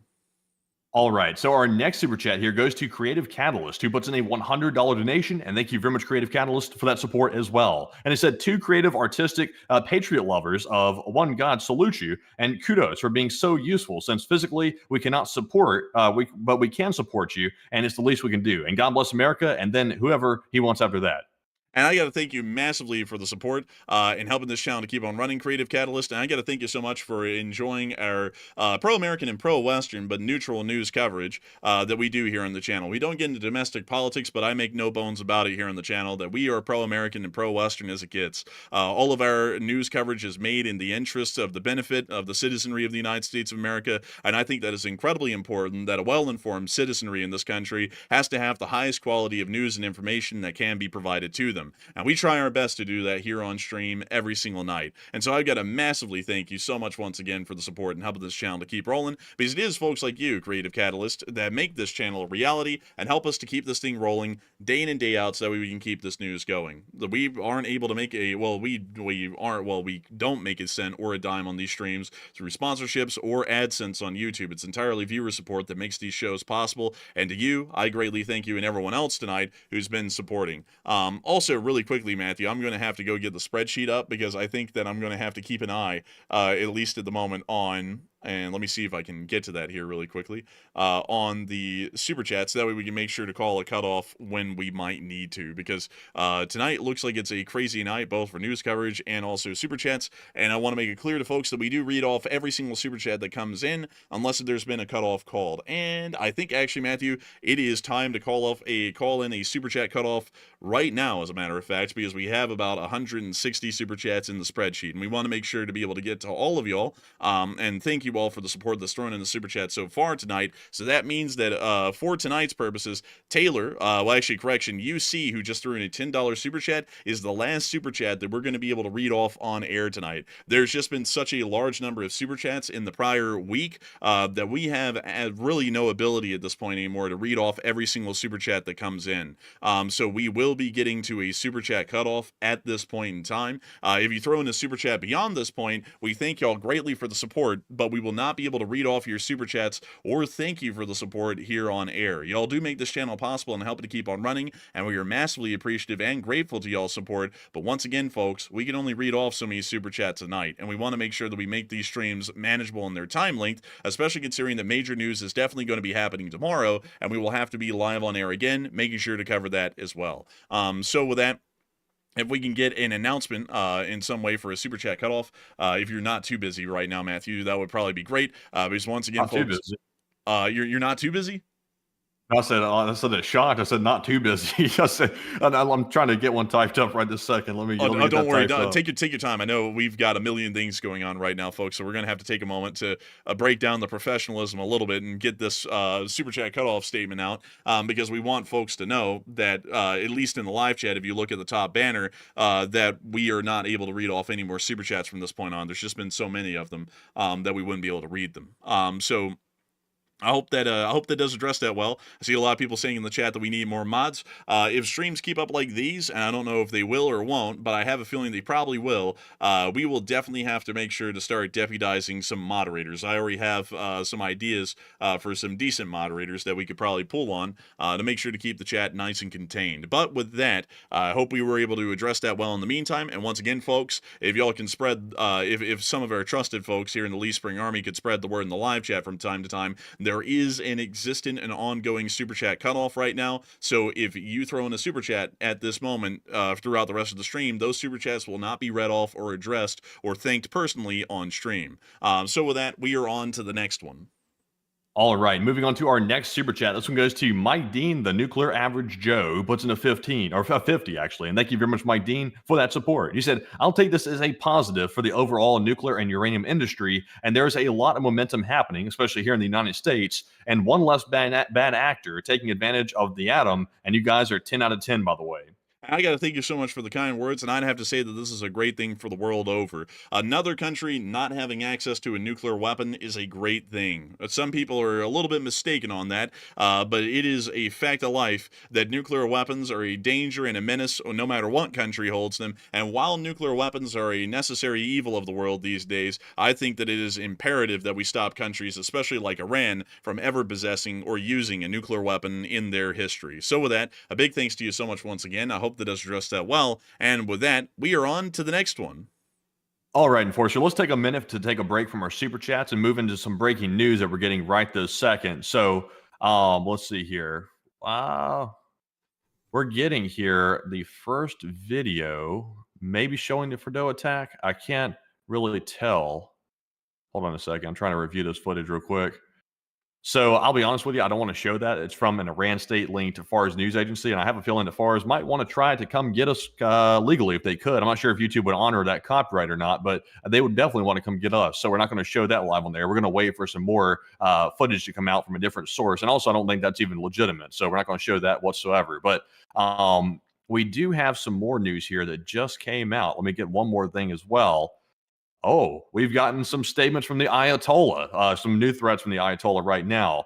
So this is our breaking news for the moment. We are hearing from Ayatollah Khamenei inside of Iran, the Iran supreme leader. He says the Americans should expect to suffer greater damage and blows than ever before. So that is the new threat from the Ayatollah inside of Iran right this second, indicating that strikes are coming. It's not a matter of if, it's a matter of when. So that's what we're hearing right now. We've also gotten some more pictures out of the Situation Room, by the way.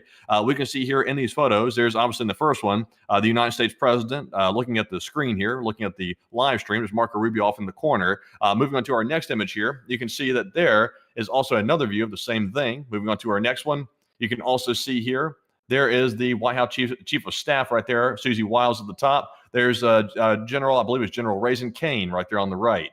He's pointing at something there. I assume he's on a call. But moving on to our next image here, You can see there's the CIA director. That's Mr. Ratcliffe right there. And also in the background, you see there's the defense secretary. There's also maybe, I don't want to insult them by not knowing their titles, so I'm not going to say that. But there's some individuals there in the background as well. Sadly, I'm not familiar with their faces. But as you can see here, some very historic photos coming out of the White House. And unfortunately, I also do not know the government officials that are in the Situation Room here in the back. Incredibly unfortunate. If y'all are watching the stream, I don't know if they are or not. It's incredibly sorry to y'all. Unfortunately, we do not know y'all by face recognition at the moment. But the Secretary of Defense, Pete Hegseth, is there in the picture, along with the CIA Director Ratcliffe in this picture. At least those are two names that we do know off the top of our heads at the moment. But still, some very historic pictures still coming out of the Situation Room, like Matthew was saying, about the ongoing developments that were occurring inside of the Situation Room as the airstrikes were being conducted. Incredibly interesting to see. But with that, we are going to be moving on to more breaking news if we have any. Do we have any, Matthew?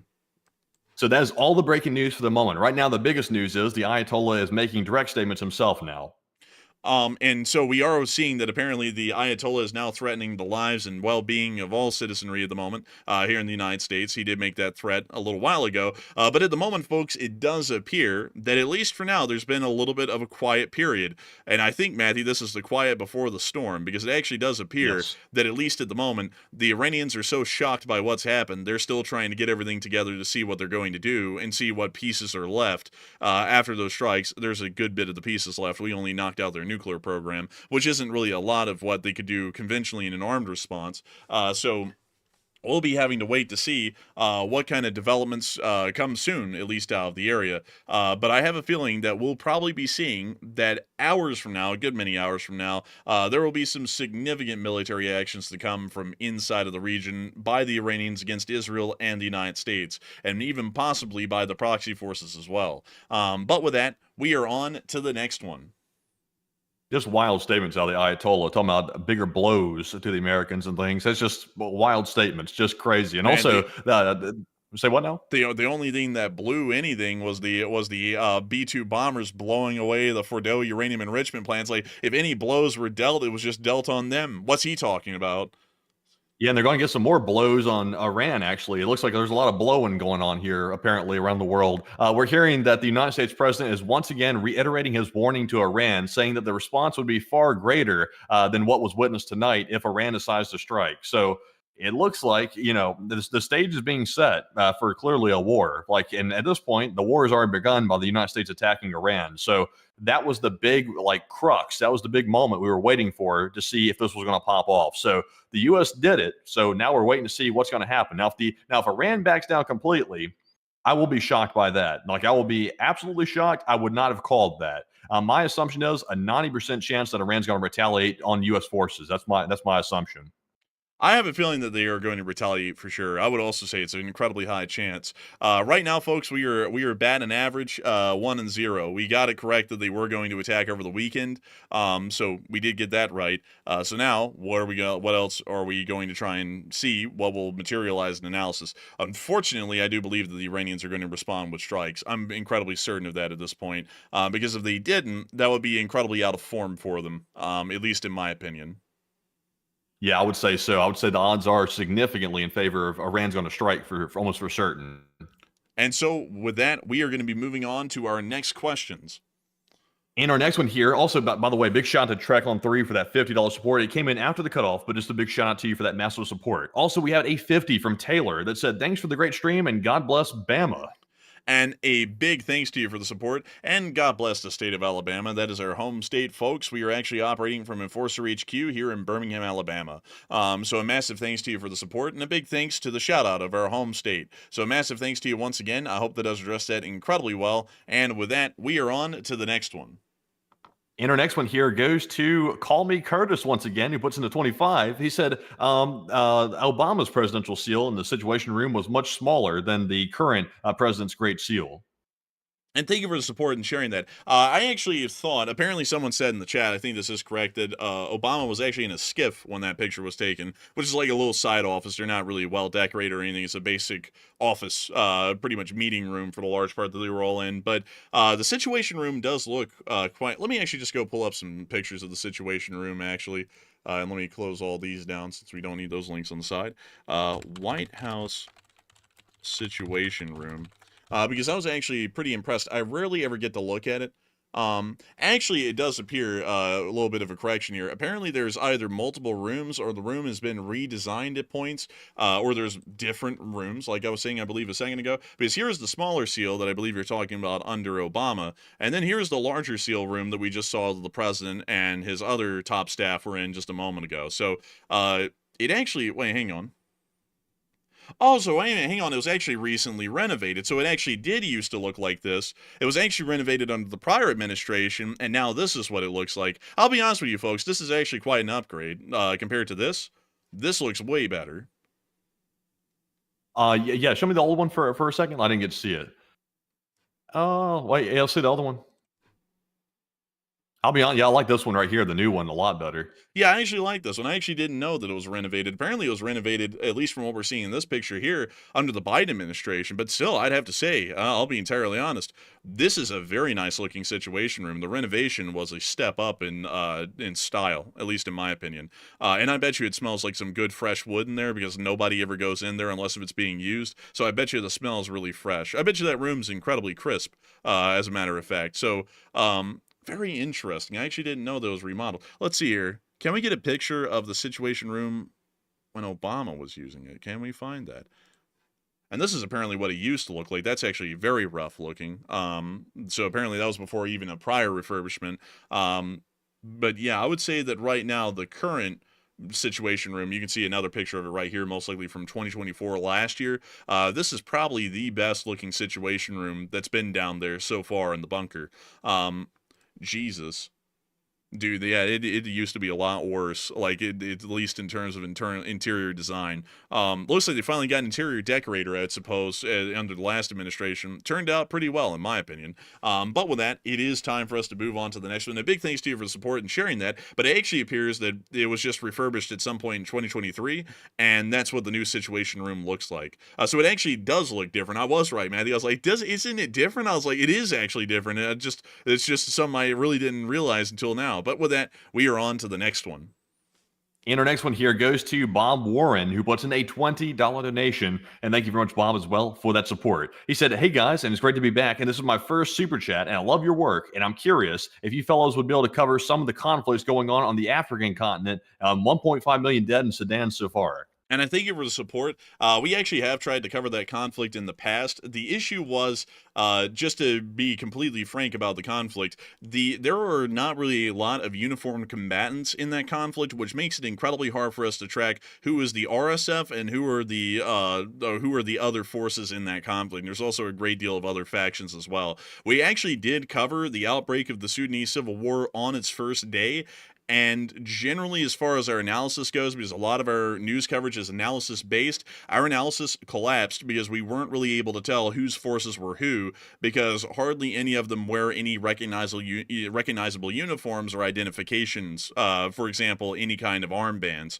In the Ukraine war, it's very easy to know who's who. The equipment's usually distinct. The Ukrainians use, of course, mostly Western and Soviet equipment. The Russians use entirely Soviet equipment. And also the Russians wear red and white armbands, and the Ukrainians wear blue, yellow, or green armbands. With the current conflict in the Middle East, there is no ground conflict at the moment, so it makes it incredibly clear who's who and who's doing what.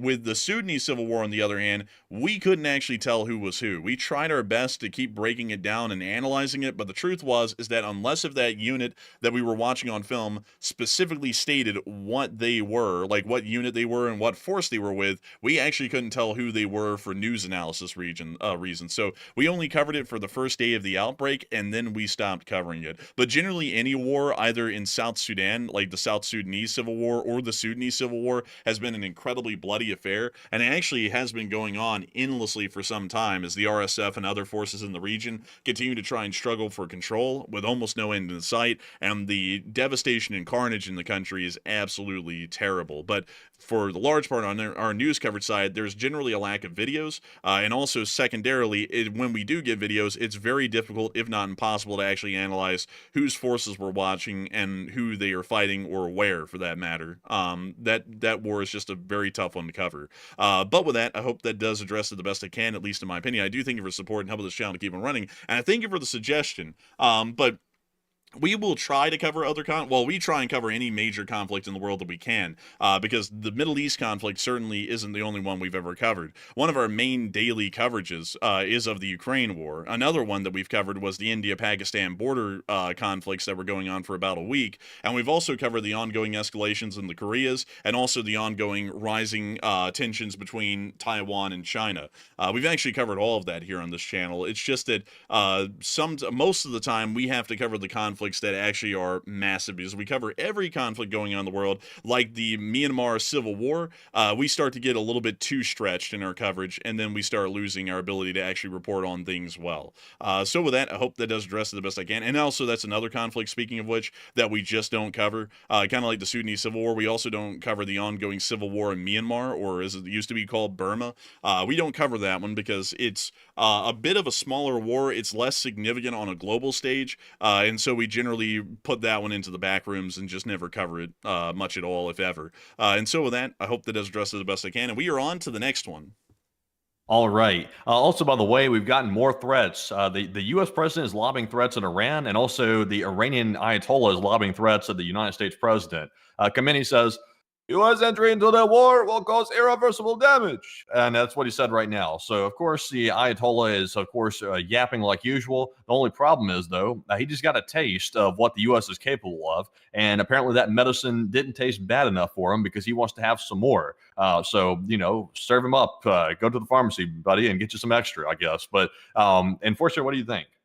He's just running his mouth. He's probably about to not have a mouth to run after long if he keeps talking like that. And also, secondly, I believe the president of the United States has generally, as the old saying goes, the president of the United States holds all the cards because we have an unlimited number of mops. And I think the Iranians have a pretty big mess to mop up. So I think generally we hold the cards. So our threats hold a lot more value than theirs, at least for now.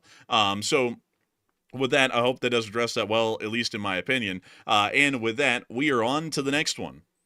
Also, by the way, he's still alive, by the way. Like, he's not actually, he's never been taken out. We've never gotten any word that he has been taken out. So it is Khamenei saying that. Like, he is the one saying it. Of course, he's scared to communicate. He's scared to come out because he knows the U.S. and Israel is looking for him, and he doesn't want to be found. He's like the guy who enters the door to his house, but he finds out it's an advertiser at the door, and he's like, oh, no soliciting. But it's a little bit more severe than that even. He's a little bit more scared than even meeting the paper boy at the door. But jumping on to our next one here, this one goes to Jacob Hawley, who puts in a $20 donation. And thank you very much, Jacob, as well, for that support. He said, oh my God, another war. Please, no. He said, I'm so tired. I've lost so many family members and friends to Iraq, Afghanistan, and Libya, and enough. I can't do this. War sucks. It isn't good. And I'm not getting drafted for this. I thank you for the support. But sometimes wars are inevitable. I understand your reservations, Jacob Hawley, but what were we supposed to do? That's kind of my question. Were we supposed to let the Iranians create a nuclear weapon? Because I think a lot of people also said the same things you said, and I completely understand where you're coming from here, but a lot of people said that about the lead up to World War II, coming out of World War I. They said, oh, we cannot. So many of our family members died in the First World War, we ought to just let the Nazi Germans do whatever they want, and we'll just generally look away, because that would be the best thing to do. And then because they did that, and instead of acting early, where they could have pretty much ended the whole conflict before it even began, now we saw that ended up being the deadliest conflict in human history as a result of that kind of thinking. Like if you're I got to say, very unfortunate to hear that your family members have ended up dying in prior wars, but at the same time, nobody's getting drafted in this conflict. For one, nobody got drafted in the invasion of Iraq or the war in Afghanistan, and two, what are we supposed to do? That's my question to you. If you want people to not die, the honest truth is that people ought to act a lot sooner and a lot quicker on things, and then a lot of less people would end up dying. Yes, people die in both options, but a lot less die when we actually go forward and take the actions necessary early before we wait for it to become a monster. Like here's a better way to explain it. This is an easier way to explain it. If you have a snowball and you roll it up and you push it down a hill, that snowball starts to gain snow as it goes down the hill.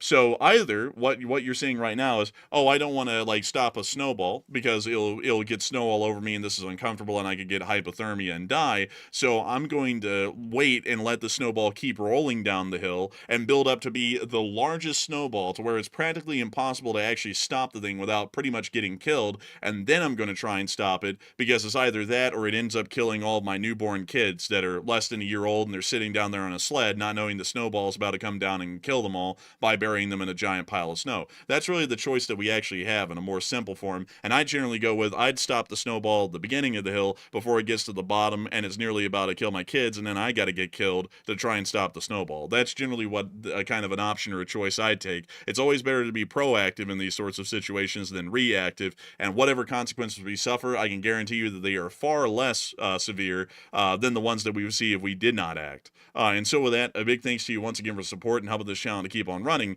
And with that, we are on to the next one. All right, so we are getting some breaking news right this second. We're going to take a quick break from our super chats and move into our breaking news. Right now, we are hearing that according to the New York Times, Ayatollah Ali Khamenei, who's the current leader of Iran, has retreated to a secure bunker amid fears for his life. He's begun quietly identifying possible successors to his position within the military and religious leadership in case current top commanders are taken out. And the report says 3 senior clerics are now being considered as potential replacements for Khamenei himself if he is killed. And also, open source intel noted that his son Mustafa is long rumored as a likely heir.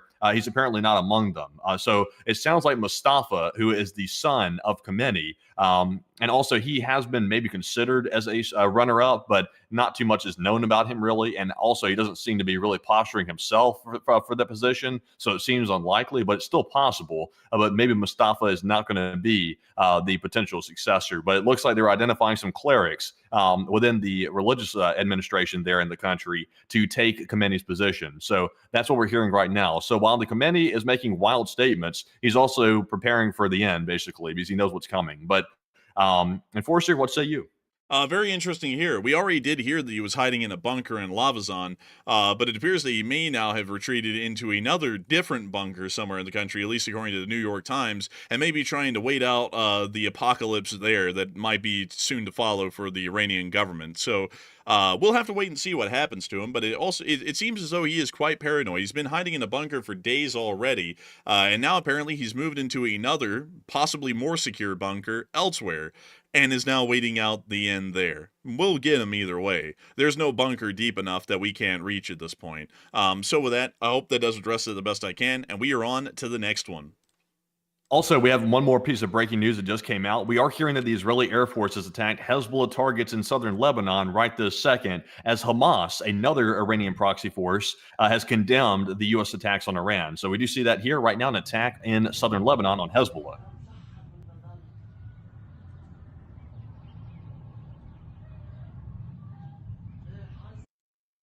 But that's a very interesting clip right there, once again showing that the Israelis are continuing their operations against all proxy forces in the surrounding regions. And so with that, we hope we were able to cover all the breaking news that we had so far. And with that, we're going to be grabbing another question. And this one goes to Michael Strickland, who puts in a $20 donation. And thank you very much, Michael, as well for that support. He said, longtime watcher and short-time sub. And thank you for all the research and reporting you do, both of you. And go grab some taco casa and fist bump from Savannah, Georgia, by the way, of Vestavia Hills, Alabama. Hey, and a big shout out to Vestavia Hills, and a massive thanks to you for the support and the kind words and helping us to get a little taco here and there. We love to have tacos from time to time, and maybe we'll get some taco casa, but a huge thanks to you so much once again from Savannah, Georgia, by the way, of Vestavia Hills, Alabama. I got to thank you massively, and thank you for being a longtime watcher and subscriber and helping this channel to keep rolling. And with that, we are on to the next one. All right. And our next one here is going to be a $20 support from Edward Nielsen. And thank you, Edward, as well for that support. He said, Iran was behind the 1983 Beirut Marine attacks barracks bombing, and I'm delighted the U.S. is taking part in eliminating Iran's nuclear program. I am absolutely elated about it. I think it's an incredibly good move because it's really the only one we could have taken at this point. So a huge thanks to you so much once again. I hope that does address that well. And with that, we are on to the next one. Also, by the way, well, I want to say this one more time, folks. There is a super chat cutoff in effect. Sadly, we will not be able to read off any more super chats, but of course, we do appreciate the support that everybody's throwing in the meantime, and we do appreciate the kind words as well. And also, shout out to Jason Stork and all the others, including the Conestoga Chronicles, for throwing in a 50 as well. And we do appreciate that very much. And we also have a 20 from Richard Gregor, who said, "Thanks, guys, and keep up the great work." And also, Paul Weekly threw in a 20 along with Snow White and said, "Thanks for working overtime." And thank you so much for enjoying us working overtime, and thank you massively for support, because folks like you help this channel to keep rolling. So a massive thanks to you once again, and we're on to the next one. And we got one from Mario Lester, who put in a 20 and said, just got here and congratulations on having your biggest stream to date. And thanks, for, as always, for being on top of the news, and long live the LSA. And thank you so much for being here and congratulating us on having the largest stream in history. We actually did have the largest stream in channel history. It was 135,000 live viewers tonight at the peak, and is really amazing and honestly impressive to think that that many people came here for the news, because we've generally ended up becoming a very trusted name in online news. Generally, a lot of people consider us to be well ahead of the mainstream news, and I generally have to say that we are, because I've never really seen the mainstream news following up with anything as rapidly or quickly as we've been able to, or any other open source intelligence YouTuber has been able to so far. I got to thank you massively for the kind words and the support, because folks like you have made this channel possible and are actually helping to shape the future of news coverage here in the United States of America and around the entirety of the world. So a huge thanks to you once again, and we are on to the next one. Also, let's play a quick game of debunk the footage real quick. I've reposted a video here which claims to be from Fordo, but once again, I'm not sure if it's veracity. I'm not sure if it's legit. So let's take a look and see what we think. Oh, certainly not. There's trees. There's no trees around Fordo. Like, I can go up here really quickly and show that this is where they are at. There is no trees at all. No vegetation anywhere. No trees. Yeah, no trees. So if you look at this clip, not only is there trees, but there's some sort of sprigs.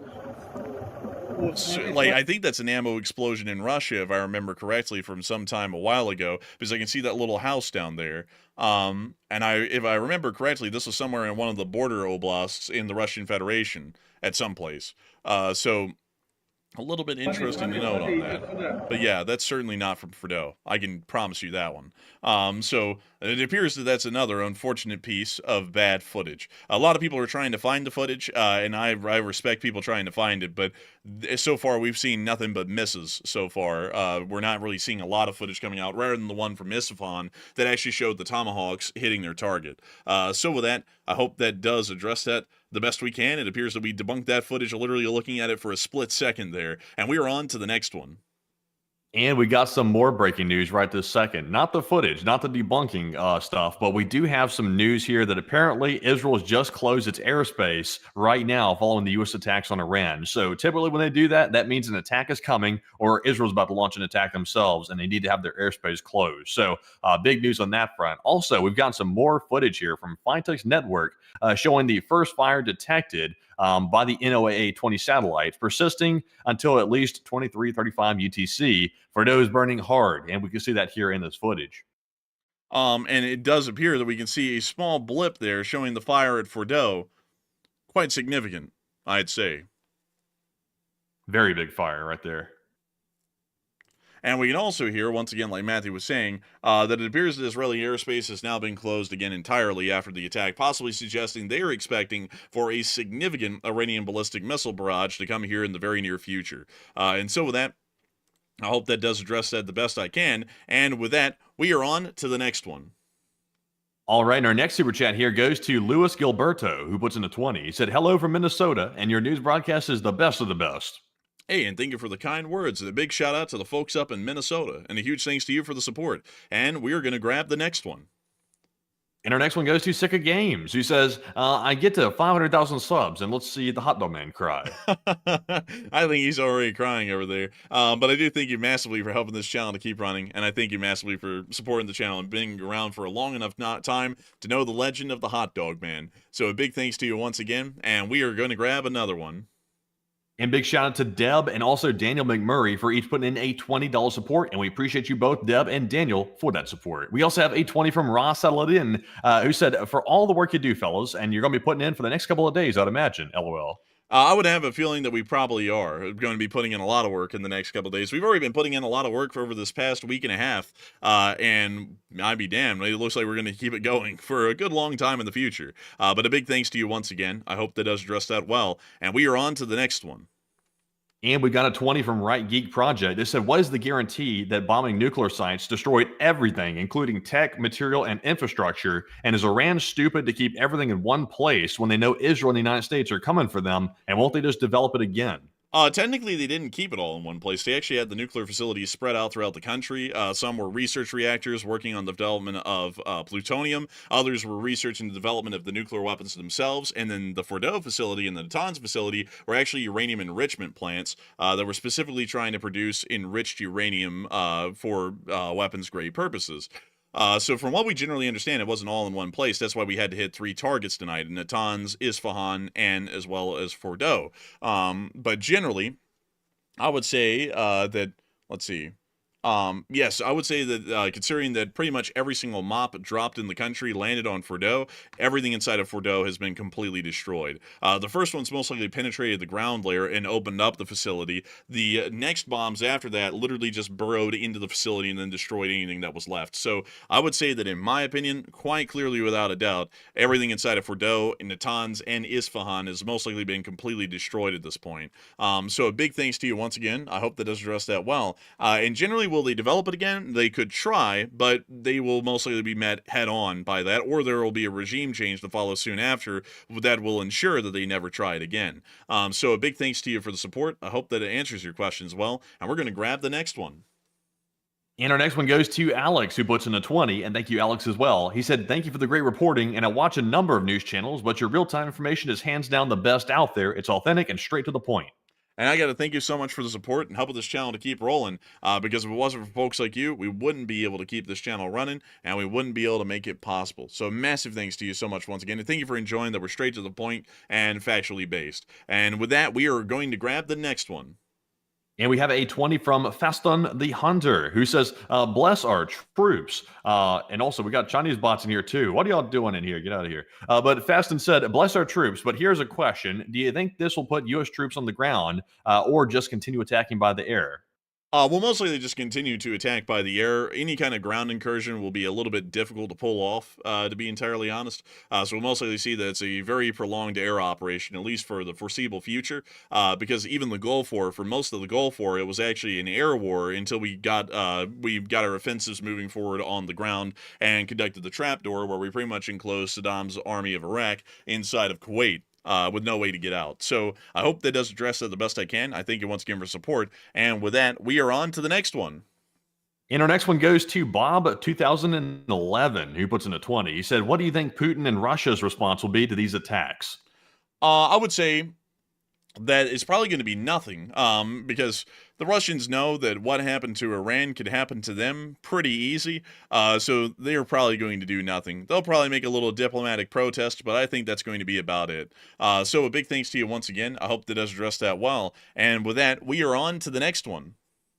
And our next one goes to Samantha D, who puts in a 20. And thank you, Samantha, as well. They said, thank you. And y'all have provenances and amazing coverage. And thank you so much for enjoying our amazing coverage. And thank you for the kind words. We try our best here. And with that, we're going to grab the next one.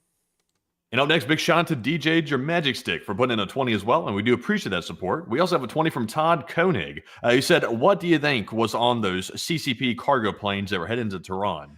I don't really know. It's pretty much hard to say because we don't have any proof, and on this channel we always try and work with proof. I think it may have actually been some sort of personnel of the Chinese government that were either being evacuated or dropped off in the country. That's what I'm generally thinking. But I could be wrong. It could be a million things. So a big thanks to you once again. I hope that does address that the best I can. And with that, we are on to the next one. And also, by the way, let's address the poll that's currently running right now. I ran a poll about 20 minutes ago on this question right here. And the question was, what will Iran's next move be after U.S. strikes on Iran's critical nuclear sites? About 64% of the audience said Iran will attack U.S. bases, while 11% said Iran will get Russia or China involved, or maybe even both. And 8% said Iran will deploy a nuclear weapon that they've been hiding this entire time. And right now, we simply don't know if they're hiding a nuclear weapon or not. I would say the odds of that are pretty low, 25 to 30%. there is always the chance that maybe they're holding back a nuclear weapon, maybe a dirty bomb of some sort, but we have no direct evidence proving that. So, we don't really know that for a fact, nor do we have any evidence proving it. I would say Russia or China getting involved. Russia getting involved, they might, either one of those countries might send more aid. I think China's already sending aid. That's pretty clear at this point. That's why we're seeing planes from China going to Tehran. It's obviously they're supplying the Iranians. It's pretty clear.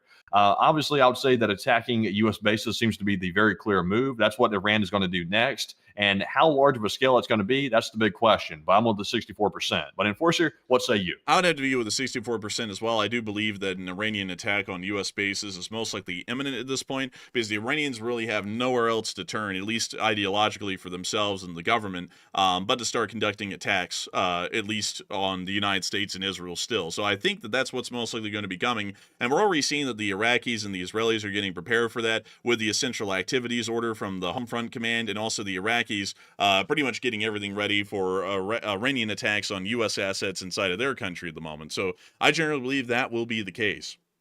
So with that, I hope that does address that poll well, and we are on to the next one. And our next one here is going to go to Joseph, who puts in a 20, and he said, Enforcers, your programming brings sanity, and I hope that the world is not going to hell.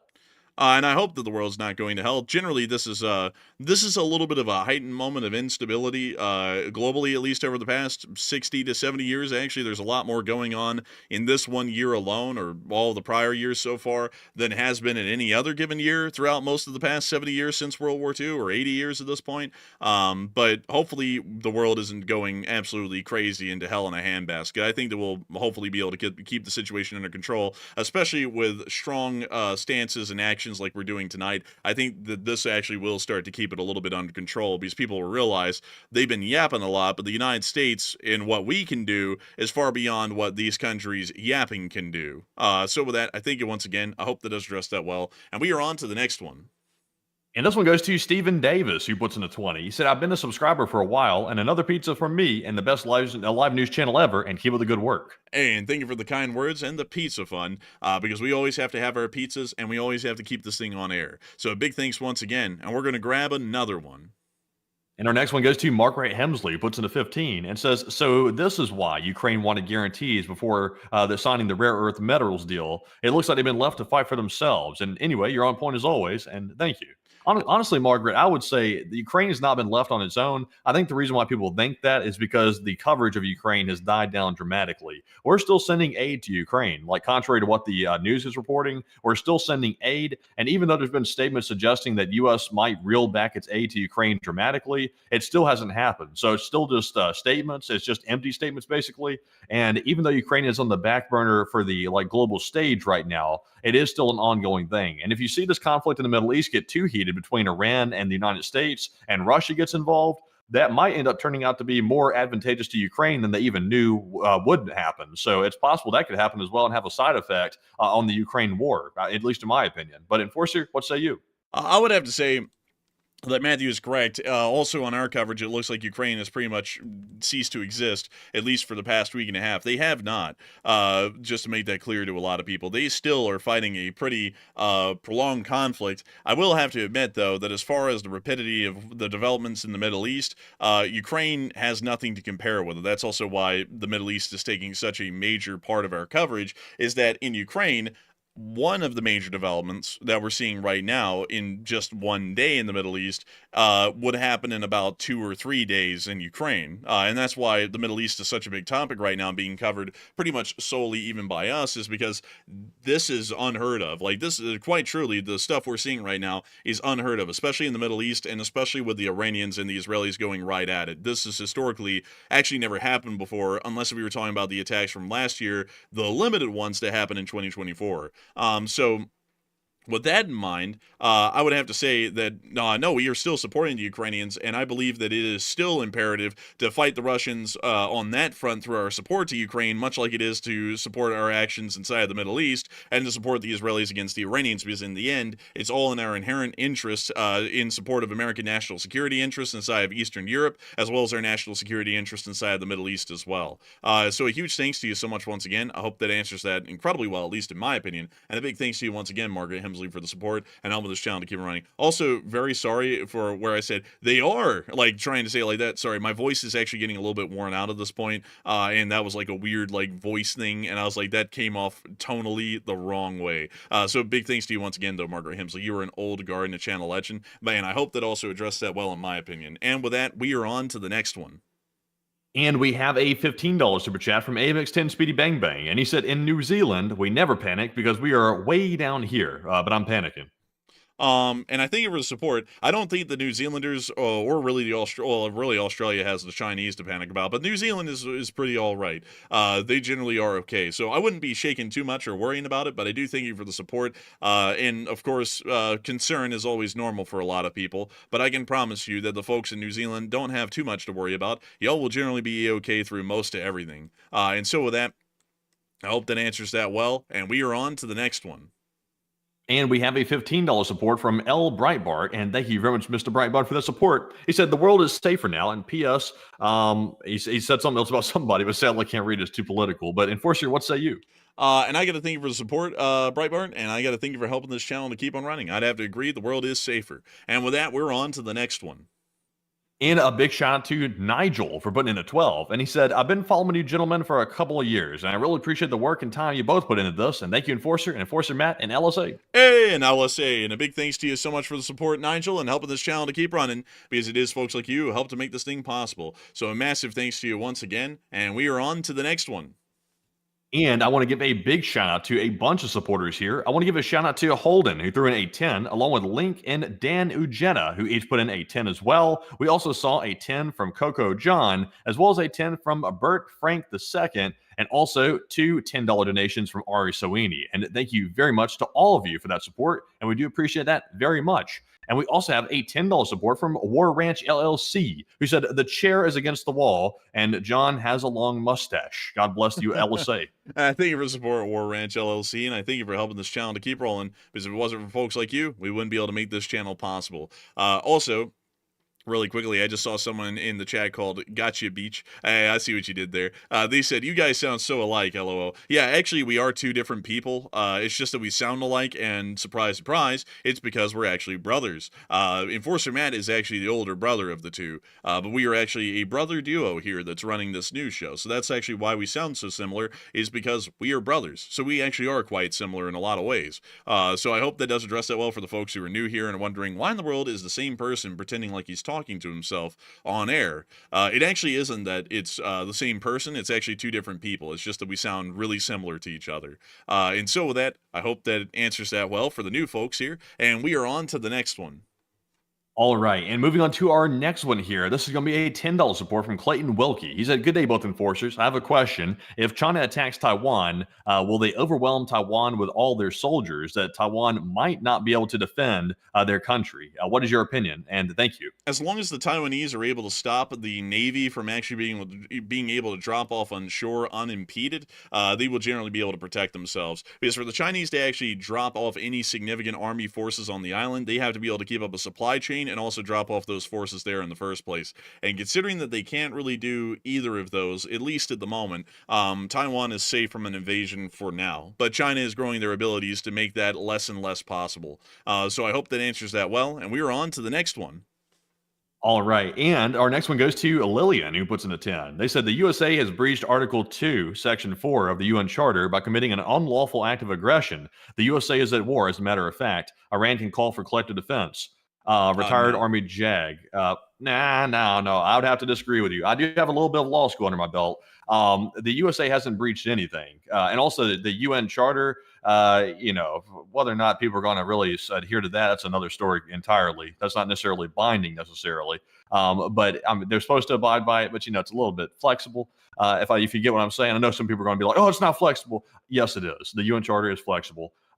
Because the UN is a useless institution. But I would say, no, they've not breached it, and they have not committed aggression. We've committed an act of defense of our ally. That's what it is. It's not an act of offense, as in, like, we're going in and just attacking Iran out of the blue. We're doing this because Israel is defending itself, and Israel's under attack, and we're trying to take out these nuclear weapons that Iran has already stated they're going to use to put America to death and put Israel to death. So, no, it's defense. But Enforcer, what say you? Also, I believe you're completely forgetting that the Iranians are in violation of a nuclear non-proliferation treaty, which was also ratified by the United Nations, which actually does give us the legal framework here, considering that the the International Atomic Energy Agency, which is a part of the United Nations, said that the Islamic Republic of Iran just days ago was in violation of nuclear non-proliferation and was clearly working on a nuclear weapon, which actually does give the proper casus belli and justification even under international law, under the United Nations Charter, to be able to take armed action against the Islamic Republic of Iran to stop nuclearization. So I would still generally say that that is an unfounded, at least from what I understand, sort of a legal premise on this, and it's generally trying to make it seem like the United States is taking an unjustified military action. So I thank you for the support, but I generally disagree with the statement. And with that, we are on to the next one. All right, and our next one here is going to go to, let's see, let me scroll back up. This one goes to Just Chillin', who puts in a 10. And they said, C-130 rolling down the strip, Recon Daddy going to take a little trip. Oh, well, that's an interesting rhyme there, Just Chillin'. I gotta thank you for being around forever, by the way, Just Chillin'. I gotta thank you for the support. And I gotta say, I suppose the C-130s are gonna be rolling. You know, we didn't actually see a deployment of the Rapid Dragon, at least yet. A lot of people have been waiting for that one, and we're waiting for it as well. If we ever see a deployment of the Rapid Dragon, that'll be one hell of a sight. We probably won't even realize until later when they announce it, because it'll probably look like a whole bunch of independent airstrikes were conducted, but the reality is that most of those missiles were dropped in a cradle out of the back of a C-130. And so with that, we are on to the next one, but a big thanks to you once again. Oh, get this. Not 6 bunker busters was what was originally reported to be used on Fordo. We're being told now, thanks to Fight Touch Network, according to CNN's reporting, that 12 bunker busters were dropped on Fordo. Oh, I got it right. 12 of them. 12 bunker busters. That's wild. Those are like, what, the 30,000 pounds of ordnance each, right? Yeah, B2 can carry 2 of them each. So let's see here. 30,000 times 12. Okay. Let's see, 30,000 times 12, 30,000 pounds. Let's see, 30,000 times 12. I want to get a number here. And we want to take this number and divide it by pounds to tons. 180 US tons. Is that the way you calculate like the yield? Is just simply taking the pounds of the ordnance and then converting into tons, or is that wrong? Usually you just use the poundage. I never convert it into tons. I just always say the poundage. Well, it's 180 tons, by the way. That's how much ordnance was dropped on Fordo. So 3 Abrams worth of explosives, because that's the weight of it. That's about the weight of 3 M1 Abrams. So that's actually pretty damn significant. Also, by the way, folks, a B2 can carry 2 of these. So that actually means that Actually, Matthew, that means, going off of that math, if they just brought in enough B2s with absolutely no room for failure, maintenance or engine issues with their aircraft, that means if each B2 was carrying 2 of these bombs, they actually did bring in 6 B2s, which means that you would have been correct if that is the actual answer to that. And it wasn't 8, it was actually 6, if we're going off of that. But I actually got that correct earlier, Matthew, in the analysis, Matthew. Don't you remember me saying that? I was like, each B2 can carry something like 2 of these MOPs. So if they have 6 of them, they brought in 12, and if they had 8 of these, they brought in 16. So I actually got it within the correct framework before the info even came out. It actually was 12 on the low end. I'm not tooting our whistle here on this, but I would say over the 3+ years we've been doing this, I think our prediction, our success rate has gotten significantly better. It's probably 70%. Our predictions. Maybe. Yeah, our predictions on this conflict right here and the way these events have unfolded today and yesterday has been almost on the nail, which I'm not just saying that to toot our whistle. That's just a fact. Like, we've actually somehow called it correctly this time on pretty much every major decision that the U.S. has made so far. So I'm shocked. I'm blown away. I'm glad that our skills are getting so honed like that, because that means we can make more predictions in the future on other conflicts. And also, I would also credit it to the fact that we're opening up our sources a lot. We've gained a lot of new sources over the past year or so. And because of that, we're able to make these really, really good predictions like that. So I think it's more of a testament to our sources that we're using now. And also, we can now take that good information and then put our good logic to use and try to get it. And I would have to agree. I also saw T. Williams say it was 14 total. They dropped 2 on Natanz. We don't have any proof for that because we were able to hear that apparently the Natanz facility was actually hit by tomahawks fired from a submarine in the Gulf of Oman or the Arabian Sea. We'll still look into that. That might actually be correct. But generally, from what we know, all of the B-2s went to the Fordo facility and just unloaded their mops onto Fordo. And then the other 2 facilities were hit by tomahawks. But that's the information we have right for now, and that could change in the future. So you may actually be correct. And so with that, we are on to the next one. All right, and moving on to our next one here. This one goes to Christopher J. Rich, who puts in a 10. And Christopher said, 46 years ago, Iran took American hostages, and this is the retaliation from that. And if Iran thinks they need to retaliate, then I suppose America will once again attack. Oh yeah, we certainly will. It won't be a pretty sight for them because they don't really have an ability to attack us well or much at all, really. So it won't end up boding them incredibly well whatsoever. But I do thank you so much for the support and helping this channel to keep running. And we are on to the next one. Also, big shout out to Guapico, who puts in a 10. He said, is it possible for a nuclear reactor to have a meltdown in Iran due to getting hit with a missile? And also, thank you for the best news source in the entirety of the internet. And shout out to St. Louis. Hey, and a big shout out to St. Louis, or St. Louis, whichever way you want to call it. But beyond that, there is a chance, kind of like how the Zaporizhzhia nuclear power plant in Ukraine could get hit with a missile, but the chances of that are incredibly slim. Everyone's generally going to avoid that because the consequences would not be good for anyone involved, either the Iranians, the United States, or literally anyone else. So with that, I hope that answers that well, and we're on to the next one.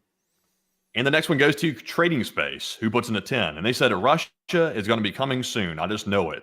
And I got to say, Russia will most likely be coming soon. Well, actually, no, I disagree. I was just agreeing there for the hell of it because my brain's getting a little bit tired. But I don't really think the Russians will be coming. I think the Russians are going to sit this one out and sit by the campfire and watch it all go down. So a big thanks to you once again. I hope that does address that well. And with that, we are on to the next one. All right. Also, by the way, more breaking news right this second. Apparently, the U.S. Embassy in Baghdad has been effectively emptied, according to NBC News, that we're currently hearing about right now. This is after the fact. We heard that Iraqi security forces had surrounded the U.S. Embassy in Baghdad and were protecting it. Now we're hearing that the embassy in Baghdad has essentially been evacuated and effectively emptied. There is apparently some skeleton crew left behind, but it looks like most people have gotten out of that embassy, at least according to the reports we're hearing now from 5-6 Network on Twitter. Also, by the way, we're also getting some simultaneous news that an advisor to the Iranian Supreme Leader is calling for missile strikes on U.S. Navy ships and closing the Strait of Hormuz, which had already been threatened by the Iranian regime. So we're hearing that right now as well, which is big news. So it sounds like we are in the calm before the storm right now, before everything pops off. And all preparations have been put into place to protect U.S. forces and U.S. Personnel in the Middle East. And the Iranians are also putting preparations into place to attack in a very big way. So that's what we're hearing right now. But Enforcer, what say you? I have to say, sounds like some major and very wild developments once again happening inside the Middle East at the moment, and we'll have to end up seeing how it goes. But with that, I hope that does address that well, and we are on to the next one. And this one goes to Tom Exman, who puts in a $10 donation. And they said, I hate to ask this, but do you think the hostages in Gaza are pretty much gone now, sadly? I would have to say, unfortunately, they most likely are. We've already heard of the deaths of a lot of other hostages inside of Hamas captivity, so I generally assume that most of the other hostages are generally most likely not alive at this point. So I hope that it answers that the best I can. It's an unfortunate answer, but the most likely true reality of the situation. And with that, we are on to the next one. Also, by the way, some more breaking news right this very second. Iran is saying there's no signs of contamination after U.S. attacks on key nuclear sites. So whether or not you believe them, that's up to y'all. I'm personally having some doubts about that because just based on the prediction models, the attack on Fordo should have caused at least some local contamination because they were storing enriched uranium there. So obviously there is a risk for chemical contamination and things like that. So clearly, at least the city of Qom would at least have been exposed to some type of radioactivity. We would assume that based on the predictions. So to say there's no risk whatsoever, that sounds like propaganda talk. That sounds like the usual dictatorship regime trying to cover up a radiation disaster. So we'll have to wait and see what turns out with that. But anyways, jumping on to our next one here. This one goes to Big Ron 394, who put in a $10 super chat. He said, any response so far from Russia or China? We haven't seen any response so far from either. It's a little bit too early for them to make a response. Usually, it takes about a 24 to 48 hour period for anyone to make a actual official response through their foreign ministry. So we haven't seen a response yet. So I hope that does address that well, and we are on to the next one. And we have a 10 from Jenna, last name Tolls, who puts in a 10. They said 125,000, let's go, and LSA. And LSA, and let's go, baby. I gotta say, 125,000, actually, it ended up getting to a peak of 135,000 people here live, is unbelievable. The record stream before this was, I think, 65,000 people here live. So this is the largest live stream ever run in channel history, and we are entirely honored and greatly appreciative to know that so many people watched our stream tonight, and that there's still 47,000 people here right now. That's just unbelievable to think. And I gotta thank you so much for being here with us still and supporting this channel and helping it to keep on running, Jenna last name Tolls, because folks like you have helped it to make it be possible. And I gotta say, this is a true pimp marmot moment. Bussin' on God, for real, for real. So big thanks once again. And we are on to the next one. And we have a $10 support from Ivan Barantes, and thank you very much, Ivan, for that support as well. We also have a 10 from Live Animal, who said, okay, so just one mop. It looks like another effort to compel Iran for more negotiations. Oh, no, not at all. They got compelled to a whole different direction. But Enforcer, tell us more. I would have to agree. Also, Matthew, did you put that 360,000 in the chat in my account? 360,000. Let's see here. No. You didn't? No. Interesting. Okay. Well, I do thank you so much for the support, and I'd have to say, big thanks to you for helping this channel to keep on running. And with that, we are on to the next one. All right, and our next one here goes to Rye Guy SR, who puts in a 10, and thank you very much, Rye Guy, as well. He said, biggest stream in channel history, smashing the record, and glad to see you guys' hard work is paying off, and thanks for keeping us all informed, and LLTLSA, and take one from the chat. Hey, and long live the Lee Spring Army, and a massive thanks to you for the support and helping this channel to keep on running, because if it wasn't for folks like y'all, we wouldn't be able to make this thing possible. So a huge thanks to you once again, and with that, we are on to the next one. And our next one goes to Wantan Quadruple 8, who puts in the 10. And Wantan said earlier, Steve Bannon leaked it. He said it's party time earlier today, and he said he had good sources. And after he had visited the White House a bit ago, and wild, I didn't believe it because it's Bannon. Yeah, I would say that's actually a little bit interesting to hear, because I generally don't consider him to be the first guy to go to get any information from, really. But a big thanks to you so much once again. I hope that does address that well. And with that, we are on to the next one.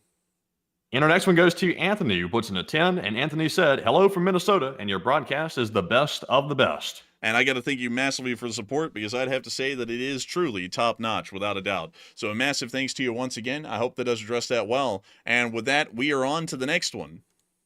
All right, and our next one here is going to go to, also Enforcer, you're going to have to, you don't have an option here. You're going to have to go tend to that right this second. I'm going to start reading off super chats myself, but you need to tend to that right this second. But moving on to our next one here, this goes to John, who puts in a 10. And thank you very much, John, for that $10 support as well. He said, after hearing all this news regarding Iran, there has not been anything from Russia, and I wonder why.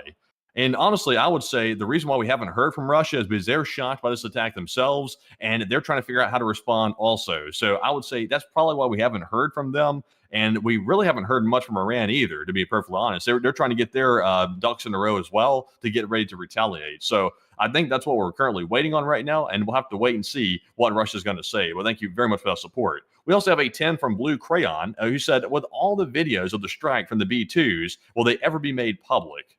And it's very possible they might. Typically, the U.S. military does make some of their footage public from these strikes. We did see that with the strikes on the Yemeni Houthis. We did see F-15 and F-18 footage, actually, from the carrier decks being launched and actually attacking the Houthis. And that was, of course, released by the U.S. Air Force. So it's very possible we could see that, but there's also a possibility that maybe it won't be. It's just only time's going to tell. But thank you as well for that support. We also have a 10 from Terry Stratus, and Terry said, so the 3 B-2s came from the east, so what happened to the B-2s that went west? And basically with that, I would say what happened was we saw them going one direction, and that was a feint. They were trying to fake us out, so that way we'd think they were going to Guam. But what they really did was they flew for a nonstop 37 hours from Whiteman Air Force Base in Missouri, and they refueled multiple times midair, and then they flew straight to Iran. They carried out their mission at Fordo, and they flew straight out of Iranian airspace. And of course, they're stealth aircraft, so they didn't have to worry about being detected. They got out of there, and now they're allegedly on the way back to Whiteman, all the way back. Or maybe they're stopping maybe at Diego Garcia, or maybe back at Guam. Maybe they're actually going to Guam this time. There's no telling. But they actually did a whole fake out routine to get through. So that's what happened. But anyways, moving on to our next one here. This one goes to Floor Pizza, who puts in a 10. And thank you, Floor Pizza, as well for that support.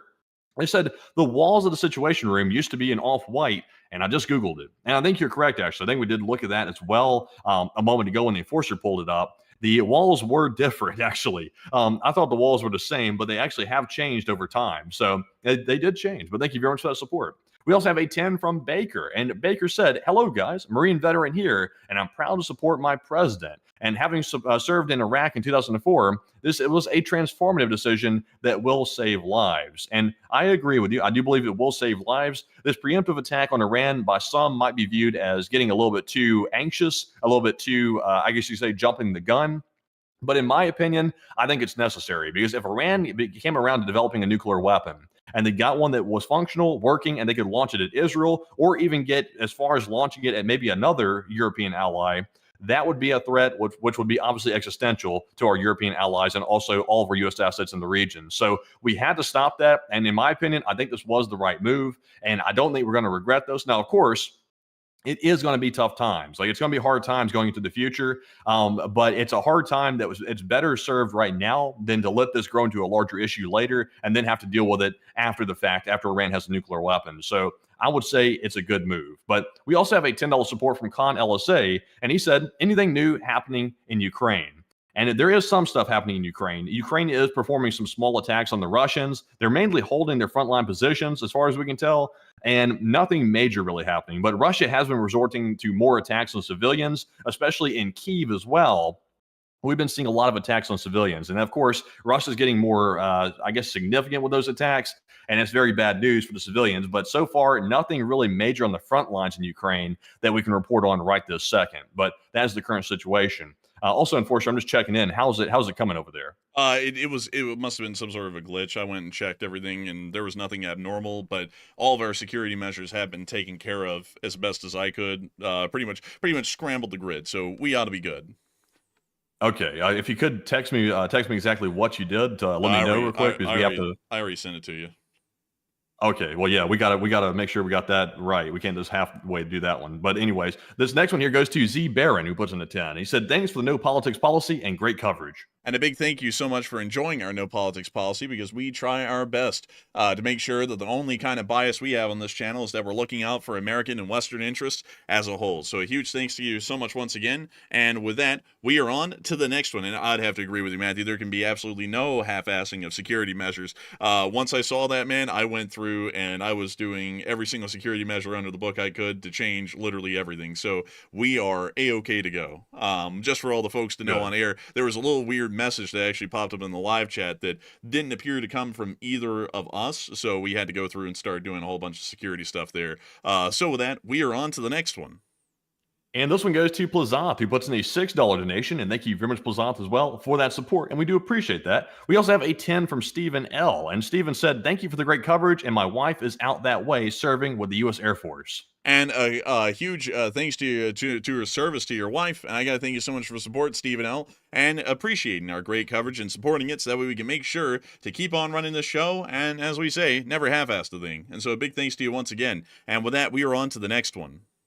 And this one goes to UC, who puts in a 10. And they said, "When is the Enforcer merch store opening? And I want LSA merch. And so happy to support the channel. And God bless the United States." And God bless the United States of America, or as I like to say, long live the Republic. I think it's a very eloquent thing to say. But a big thanks to you for the support and helping the channel to keep running. And we had a merch store for a while. We actually sold flags of the Lee Spring Army, which is our channel community on that store.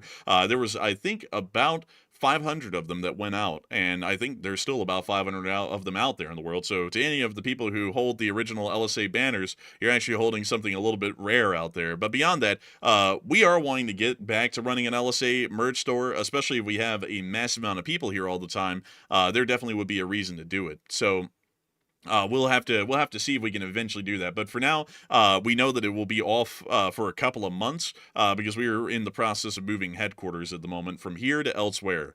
So a big thanks to you for the support. I hope that does address that well. And as I say, folks, long live the Republic. Any of you agree with me, put a long live the Republic in the chat. And so with that, we are on to the next one. And this one goes to D YouTube, who puts in a 10 and says, "Great job covering in real time, and God bless our troops, and God bless America." And God bless America, long live the Republic, and of course, God bless the troops. Hopefully, they will be safe and secure on their bases overseas. And so, a massive thanks to you so much once again. I hope that does address that well. And with that, we are on to the next one. And we've got a $6 support from Oded B, who said, "Thank you, U.S., love from Israel, and stay safe." And a big thanks to you for the support, and hopefully we'll all be able to stay safe here in the future at the moment. And so a massive thanks to you once again, and we are on to the next one. And this one goes to Bruce Lee, who puts in a 5. This said, "Algorithms working hard and 13,000 viewers before the intro is even done, LOL. And here's to whatever keeps you going fund and LSA." And thank you so much for the support. And I got to say, that was crazy. We made sure to make our stream like half long, half short tonight. I cut out everything but the Armed Forces medley and the Star Spangled Banner, because considering that we were taking armed action tonight, I was like, we want to, of course, give a salute to the Armed Forces and play the Star Spangled Banner. And I hope that people enjoyed the very patriotic, shortened rendition of our intro that usually is about 13 minutes long, but lately we're trying to shorten it down to be around 8 minutes long, usually. And so with that, a big thanks to you so much once again. I hope that does address that well. And with that, we are on to the next one. And we've got a $5 super chat from Seba, who said, "Don't forget the Vietnam War was a never declared war." Yes, that is true. Actually, all conflicts since World War II were, well, except for Korea. Korea actually was officially declared as well, but no other conflicts have been officially declared whatsoever. Vietnam, Afghanistan, Iraq, the Gulf War, so on. None of them have been officially declared, so that is actually true. That's pretty much a ongoing sort of a precedent that has been laid out since the end of World War II. So big thanks to you once again. I hope that does address that well. And with that, we are on to the next one. And our next one goes to Steve Pat, who puts in a 5. He said, "The FAFO meters in Iran are off the chart." Oh, yeah, they really are. They're really feeling it tonight, and I'm glad that they are. So a massive thanks to you once again. I hope that does address that well. And we are on to the next one. And we have a 5 from Terry Haggard, who said, "Do you know anything about the firefight on the ground around Natanz?" We have no information about that at the moment. We don't have any information about the aftermath of the strikes. We just know that the strikes happened, and we do not know what the situation is looking like out there around those facilities at the moment. So I would have to declare ignorance on that officially on our end. But a big thanks to you once again, and we are on to the next one. All right, so this one goes to Chris, who puts in a 5, and he said, "Someone in the chat said that they think the 5.2 earthquake earlier was Iran detonating a nuke underground to get rid of evidence of Russian and Chinese parts." And that's interesting. That's an interesting idea. I would say that I doubt it though. Usually, fantastical stuff so like that rarely ever happens. But a big thanks to you so much once again. I hope that does address that well. And with that, we are on to the next one. And our next one here goes to Big Bombshell, who puts in a 5 and said, "Taco to burrito, let's go LSA." And thank you so much for the support. And I generally am a big fan of Mexican food. I like Mexican food. And so a big thanks to you once again. And we are on to the next one. And our next one here goes to Gary Bott, who puts in a 5. He said, "What do you think the Russians are going to do at this point?" I would have to say that the Russians will most likely do nothing. I know a lot of people are wondering, what will the Russians do? What are they going to do? I don't think they're going to be doing anything, at least in my opinion. So I think they're going to be sitting back, launching a diplomatic protest, and that'll be about it. So a big thanks to you so much once again. I hope that does address that well. And with that, we are on to the next one. And up next, big shout out to Pat Main for putting in a 5, along with Buy the C760 for also putting in a $5 donation, along with David Thompson. And thank you to all three of you for that support as well. We also have a 5 from Sparkle74, who said, "Greetings from Bulgaria," and also dropped them up. And I gotta say, drop them up. Big thanks to you for the support, and thank you for being one of our viewers all the way over in Bulgaria. Actually, a country we don't have a lot of viewers from, so great to hear from the LSA contingent in Bulgaria. So a massive thanks to you once again. And with that, we are on to the next one. And we have a $5 super chat from Hontus Farmer, who said, "As a so-called nuclear scientist, look where we put Argonne National Lab, Fermilab, and other DOE labs. A bomb on there is Chernobyl."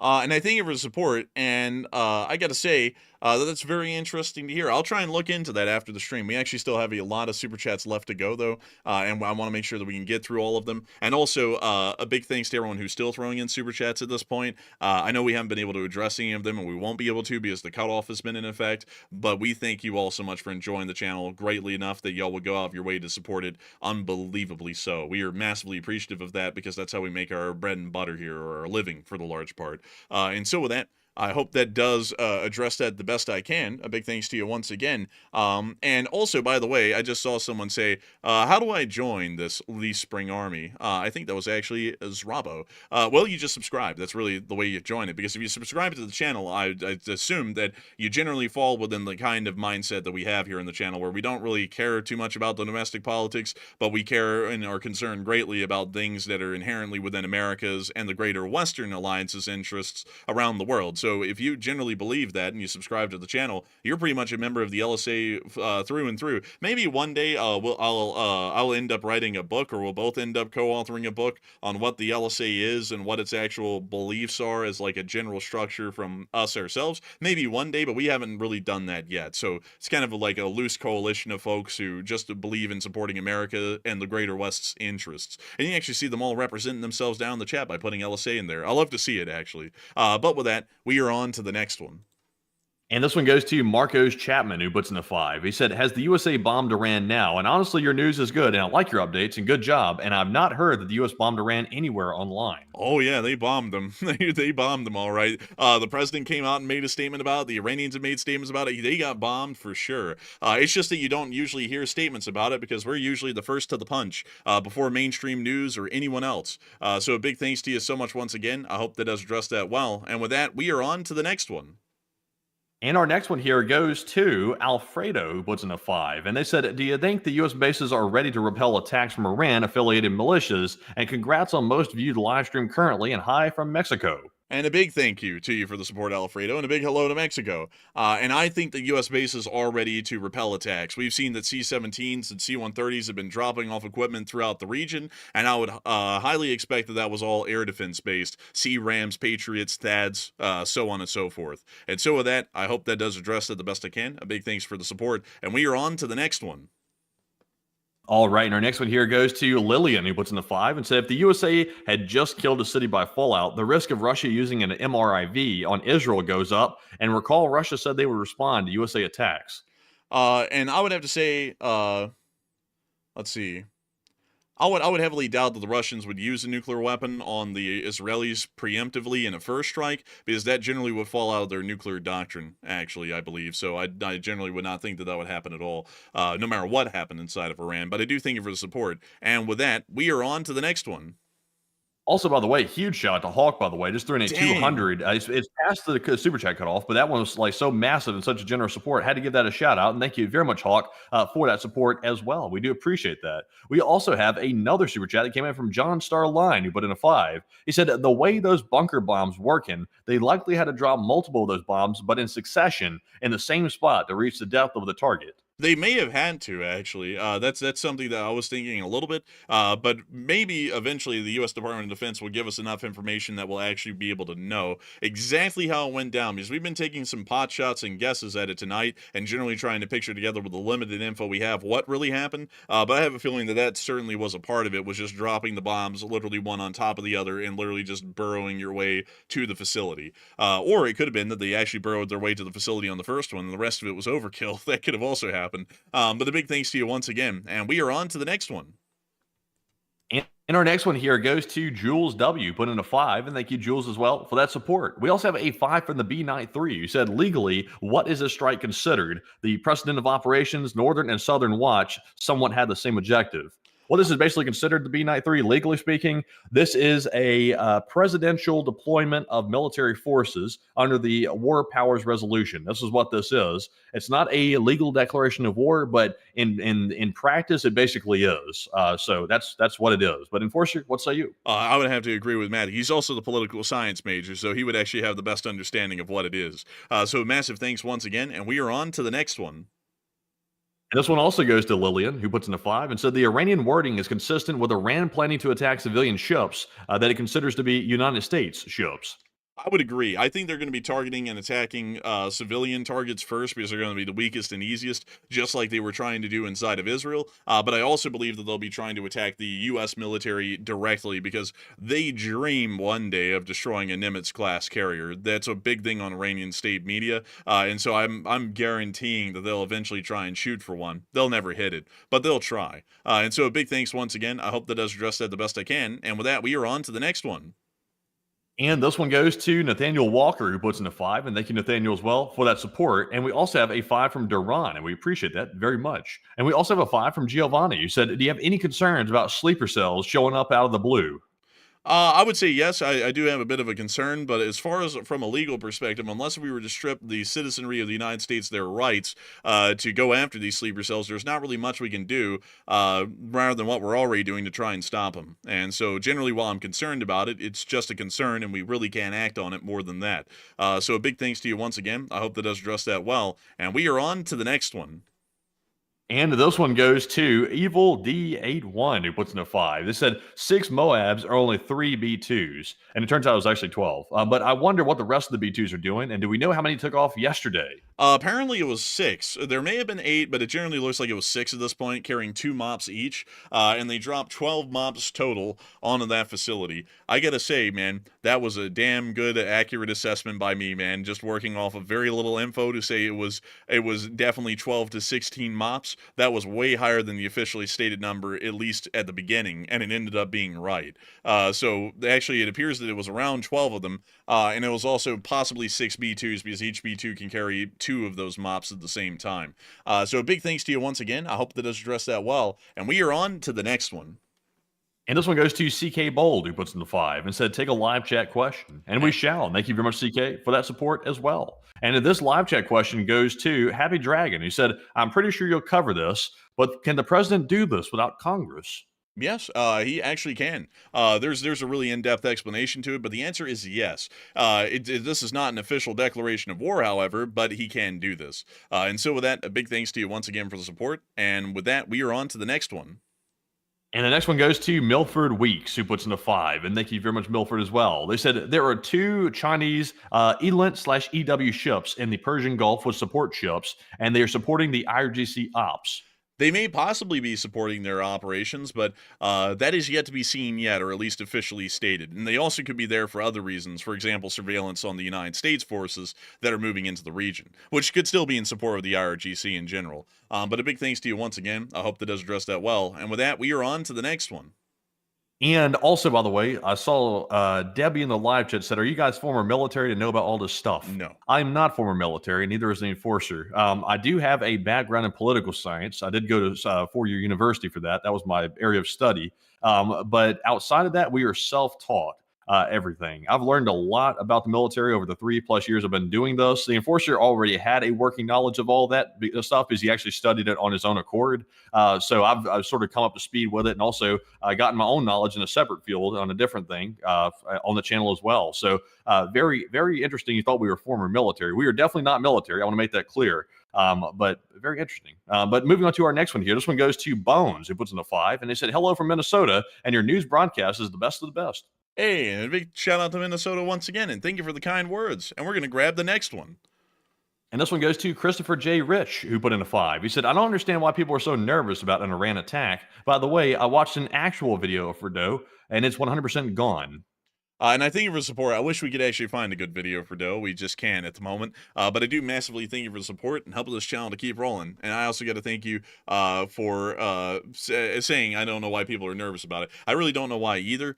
Because yes, things will result, but it's something we had to do. This is something the United States did not really have a choice in. We had to do this. And so I hope that answers that well. And with that, we are on to the next one. All right. And our next one here is going to go to 901 Blues, who puts in a 5. They said any second now. Let's see here. I sadly can't read that one. That's political there, but thank you very much for the support, and we appreciate that. We also have a 5 from Reflex J, who said, thank you for the work you do, and I only trust this channel for the war news. And I thank you so much for trusting this channel for your war news. We try our best to make sure that we have the trust of many, hundreds of thousands of people every day with our news coverage, and I massively thank you for being one of those people. And a massive thanks to you once again, and we're on to the next one. Also, breaking news. We got breaking news right now. We've got some bad news, actually. The Israeli army radio, citing Israeli officials, is saying that there is now a slim possibility that the Fordow nuclear facility was not destroyed. You're hearing that here first. The Israelis are saying there's a possibility that Fordow was not wiped out. So the Iranians are saying that the damage on the ground at Fordow is not that bad and it can be rebuilt with some work. The Israelis are now saying that there is a chance that maybe it was not destroyed. So I'm not really sure what to think with that. The U.S. president has said that it was wiped out, but we've not gotten any video or picture evidence of the scene, so we can't independently confirm that ourselves. So that is very interesting right now. And Forster, what is your opinion on that? I'm thinking that might be some optimistic Iranians that are saying something at the moment, but I'm fairly certain that this thing couldn't have survived 12 hits from MOPS. There's no way in hell, because those things are designed, I believe, to burrow in, at least according to the public info, 200 feet into the ground and then detonate. So it would be pretty hard for that facility to survive 12 of them. So I'm thinking that this is what it is. It's an incredibly slim possibility, practically non-existent in my opinion. Do you think the B2s need to go in for a second round? Do you think a second volley is needed? I mean, we certainly could do a second round just to be certain. I don't think there would be any harm in it. But I think also this is what it is. It's just a slim chance, and it's not even a good chance at that, that it did survive, at least in my opinion. Interesting. Yeah, that's very interesting right there. I'm actually kind of surprised to hear that because 12 bunker busters. How the hell does that not wipe something out? How fortified is Fordow? That's my new question. It can't be Obviously, that we had heard it was fortified. fortified. Yeah, I mean, what is this place made out of? Vibranium or something? I mean, I'm surely 12 bunker busters can take care of it. If the bunker busters can't take care of it, then the only step up from that, it's a tactical nuke from that point there. Now, I don't think a tactical nuke's a good idea. Or we could go in on the ground. Yeah, that's a possibility as well, but I just don't know. That's kind of shocking to me, actually. I'm not really sure what to make of that. Yeah, I'd say it's probably just a slim chance. I don't know. We'll have to wait and see. I think the facility was clearly destroyed, though, because the President of the United States said it. The Iranians generally said it, at least initially. The Israelis said it. The Israelis said they watched it. So I'm thinking that it's probably destroyed. But with that, we are on to the next one.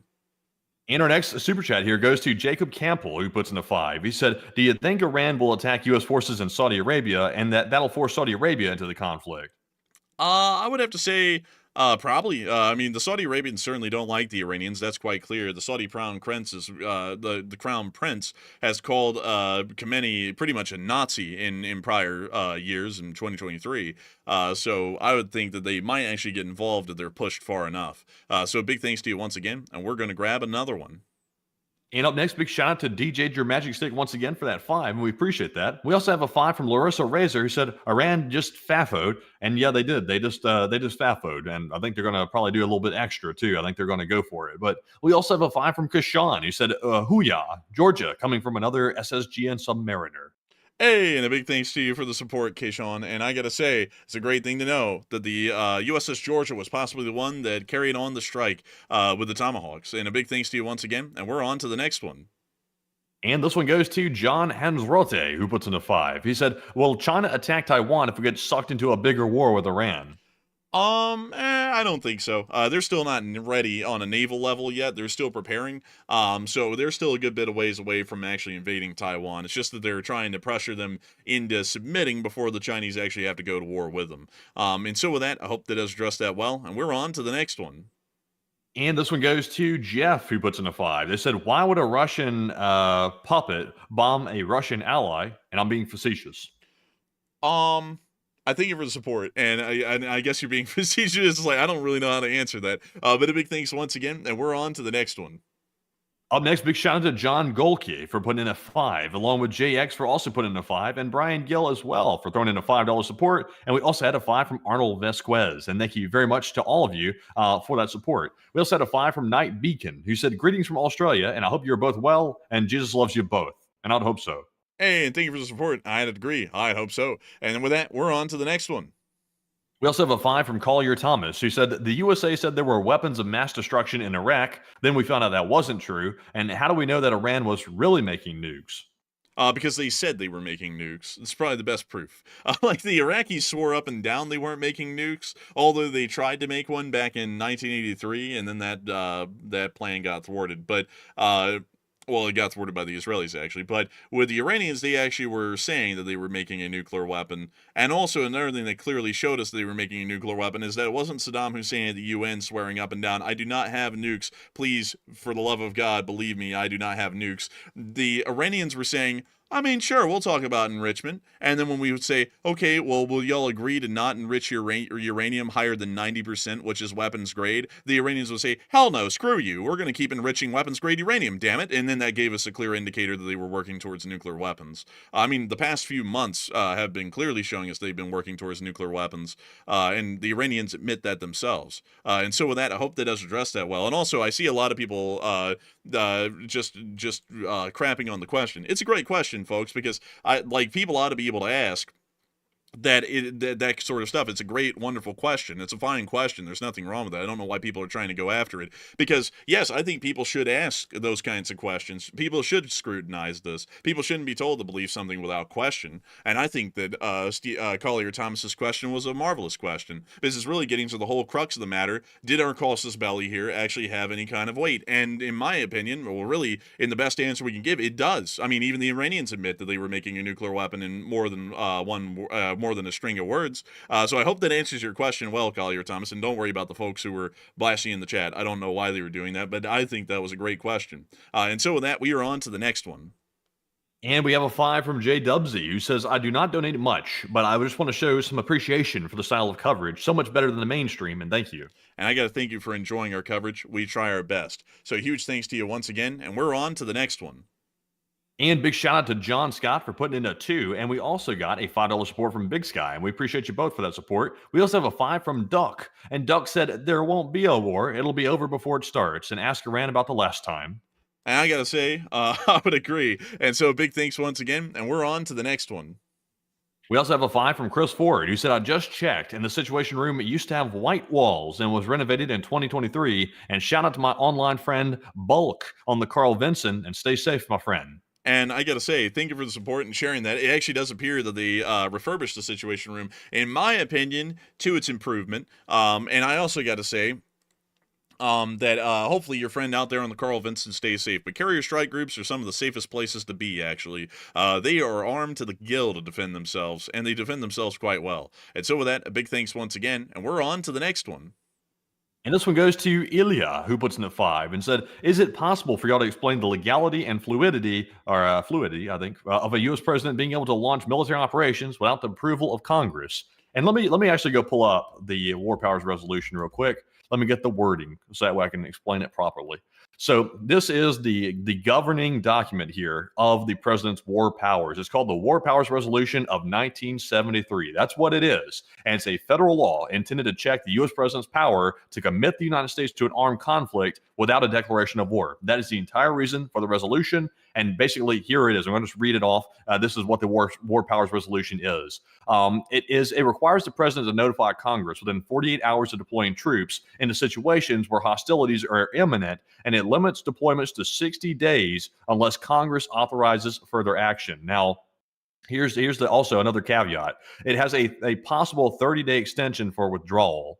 Some people get confused about that. They say some people believe that it's only 30 days. The president only has 30 days to deploy the troops and do whatever action he's trying to do with the military, and then he has to seek congressional approval. It's actually 60 days. That's the real time span, is 60 days, about 2 months. The president can keep the troops deployed overseas, keep them fighting against Iran, and then at that point, they have to go to Congress and say, hey, look, we're basically in a war at this point. I need approval. Can we declare war? And Congress will either approve it, deny it, or say, withdraw the troops. You got 30 days. That's the way it works.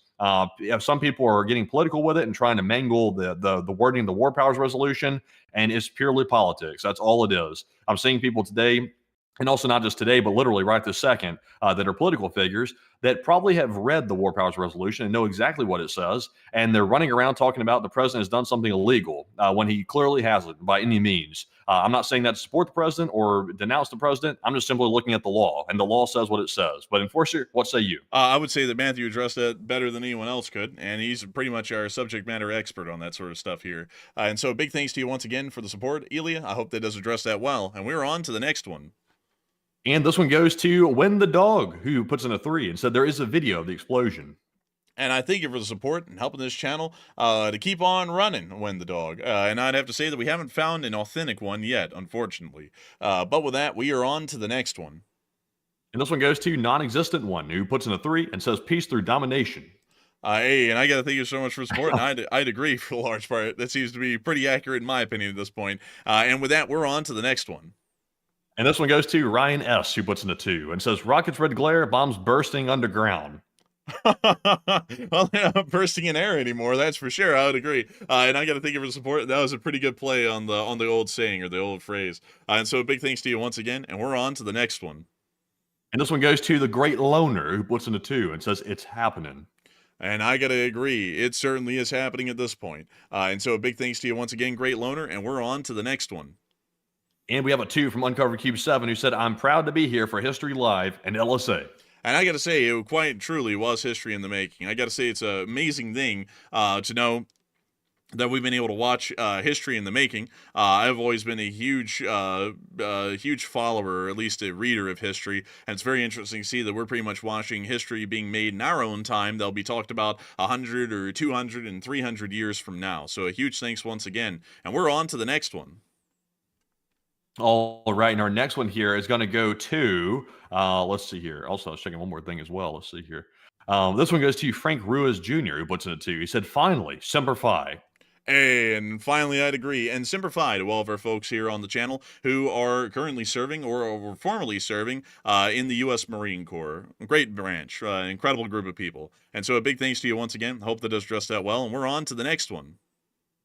And this one goes to CO, who puts in a 2. And thank you, CO, as well, for that support. We also have a 2 from FCon13, as well as Duck, once again. And a huge shout out to all 3 of you for that support. We also have a 2 from Street Guru, who said Judgment Day began May 21st, 2011. And I got to thank you for the support, Street Guru. I don't really have any proof to confirm that because if Judgment Day was Judgment Day, then why in the world are there days after Judgment Day? Are these just like the post-Judgment days? Kind of like the, what is this, Matthew? In between the time leading up to the trial when you get out on bail? What is that called? That's like pre-trial, I guess. Yeah, is this like pre-trial in this period? I'm not entirely sure, but I do thank you for the support. And with that, we are on to the next one. And this one goes to Jason Forston, who puts in a 2. He said, this is how you conduct a special military operation. No. Oh, no. Oh, don't remind us of the Russian special military operation, still ongoing 1,214 days after it started. Now, that's not how you do a special military operation. This is how you conduct an airstrike. And this isn't a special military operation. This is just what we call an afternoon fireworks show here in America. They ought to wait until they see what we call a war or a special military operation. Then they'll see. But a big thanks to you once again. And with that, we're on to the next one. Also, I'm seeing something odd here on flight radar that could indicate something. I was tipped off by our friends at FlyTux News, and they weren't sure what they were looking at there for a second. They said one more thing. They showed me a picture of flight radar, and I was like, hey, wait a minute. That appears to be tankers over the Mediterranean Sea. Oh, that's weird. A bit weird. That looks like the tankers that might be refueling B-2 bombers. We're currently seeing them right now. They're passing by the coast of Italy. They're past the coast of Italy, and they're passing by Greece. It appears to be a group of U.S. Air Force KC-135 tankers that just popped up over the Mediterranean Sea. They likely finished refueling a group of significantly lighter B-2 stealth bombers. And right now, it appears to be, that might be, let's see here. Let me get you the call signs. Why? RCH 554, RCH 548, and that's at least the ones I have at the moment. There also is another. That's one. That's it. Yeah, you just clicked it. Well, there's a gang of 3 of them through here, and there's also a 4th one here. They also all appear to be coming from generally the same flight path at the moment. But there was 4 of them here, and they're all gathered around the island of Cyprus's western coast. That's Chania is where we have an Air Force base, by the way, right there on that thing.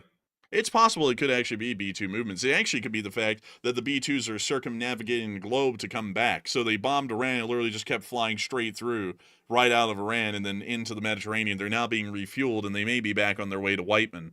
But then again, at the same time, these aircraft are flying eastbound. All of them were, at least with their transponders on right here. we could see that from all 4 of them. So it also is possible that this may be another flight of aircraft that are moving in the Eastern Mediterranean. I'm not sure if they're B-2s, though. Yeah, and also, by the way, it's not Cyprus, by the way. Somebody said that Cyprus. Cyprus is over there to the right. You can Oh, see sorry. it. It's right next Yeah, to Syria over there. this is the island of Crete. Sorry, if I called it Cyprus, that's incorrect. Cyprus is over here. This is the island of Crete, south of Greece. It's a part of Greece, actually. So, correction there, folks. If I said Cyprus earlier, I was incorrect. But with that, I hope we were able to address that well. Still an interesting development. I don't know what to make of this right now, because it could be anything. Like, I think it could be anything at this point, but I don't think it's B-2s because they're all heading eastwards. And right now we know that the B-2s are, at least from what we know, they most likely turned around possibly and are making it back to Diego Garcia or Guam, or maybe flying all the way back to Whiteman. Yeah, it could be. There's no telling, but it looks like this could be maybe B2s perhaps, but it could be maybe not B2s. We're not really sure. It could be a movement of other aircraft into the Middle East, possibly of other types, but we'll have to wait and see for the large part on that. Still, interesting development from the FITUX Network folks that we've been chit-chatting to over the course of the day and yesterday. But a big thanks to you once again, to all the folks over at FITUX Network for sharing that with us. And with that, we are on to the next one. We also have a 2 from Trash Can Randy, and thank you, Mr. Randy, for that support. We also have a 2 from Mamba Mentality, who left a 2, and we do appreciate that as well, Mr. Mamba. We also have a 2 from Floyd, who said the Navy's new Virginia-class attack subs have VLS. And I thank you for the support. And I was apparently actually a lot more classes of submarines have those than I thought, because I mentioned it earlier and I said some of the classes do. I was like, I'm not really sure though. Apparently a lot of them actually do. So a big thanks to you once again. And we are on to the next one. We also have a $2 super chat from the Third Dog, who said, "Make Iran free again." And I'd have to agree. Hopefully, Iran will be free again sometime here soon. And so, a big thanks once again. And we're on to the next one. And this one goes to Barry Woodward, who puts in a 2. He said, "Hey, Kameni, Karma's a real son of a bitch." 10-7. And I would agree. And this is pretty much coming back to bite the Iranians in the ass for everything they've done since 1979. So, a big thanks to you once again. And we're on to the next one. And this one goes to Bruce Lee, who puts in a 2. He said the USS Georgia gave fiery something with Atlanta Braves Tomahawk. Maybe so. Possibly Bruce Lee. And the big thanks to you for the support and throwing into that football, baby. But with that, we're on to the next one. And this one goes to Big Bala 4056, who puts in a 2. They said, thanks for the info when we need it the most. And thank you so much for enjoying the info when everyone needed it the most. And being one of the folks who were here tonight. Y'all wouldn't believe it, folks, but about 1.8 million people have watched this stream so far, which is unbelievable. I don't know if you've seen the control room tonight, Matthew, but it's been insane. Everything's been insane. The chat's been going at like 600 chats a minute most of the stream. It's finally calming down right now, but it's been nuts. That is nuts, honestly. I can't even read numbers that high. Yeah, I can't even count that high. Like, really, like, I don't even know how to comprehend these numbers. But with that, we are on to the next one. And our next one here is going to go to Insider Geo, who puts in a $2 donation. They said, hello, enforcers, Insider Geo here. And also, there's another really good source of intel on Twitter, by the way, who showed up tonight. We got FITUX Network in here. We got Insider Geo in here. We got the whole gang right now. Wait, wasn't he the one who was reposted by the president tonight? No, that was open source intel. Oh, that was another good source on Twitter. But we had like literally the whole like a huge like chunk of the OSINT gang on Twitter that most people have come to know as like the like good eminent voices in OSINT on Twitter. A lot of them were here tonight. Also, we had another humongous Twitter account, which I'm not sure if they want us to shout them out on the air or not, but they sent us a message and said we're doing good. So we got a lot of people watching. And also the fact that the president just retweeted open source intel, I think we might be perhaps being watched by maybe people that are bigger than we even know. I don't know. Open source intel didn't know they were being watched by the president until they got retweeted. So quite interesting. A big hello to the Congress and also the executive branch. I hope y'all been enjoying their show tonight. If they're watching, I don't know. Maybe they are. If they are watching, let us know. That'd be interesting to know who's watching. But big thanks to everyone who's been watching tonight once again. And a big thanks to the folks over there at Insider Geo, including you, Insider Geo, the account Insider Geo, through into two. And I got to thank you so much because I cannot say enough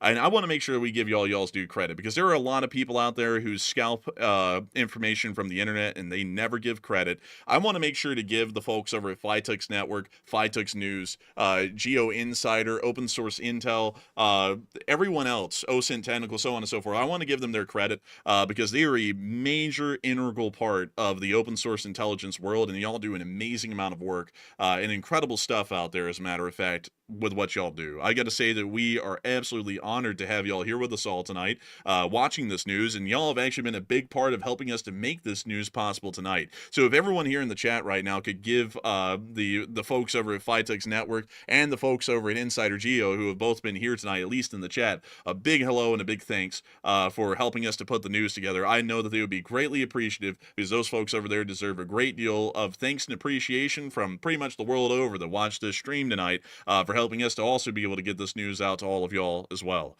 So a huge thanks to you so much once again, Insider Geo. I hope that does address that incredibly well, and a job well done for all of you folks over there tonight. And with that, we are on to the next one.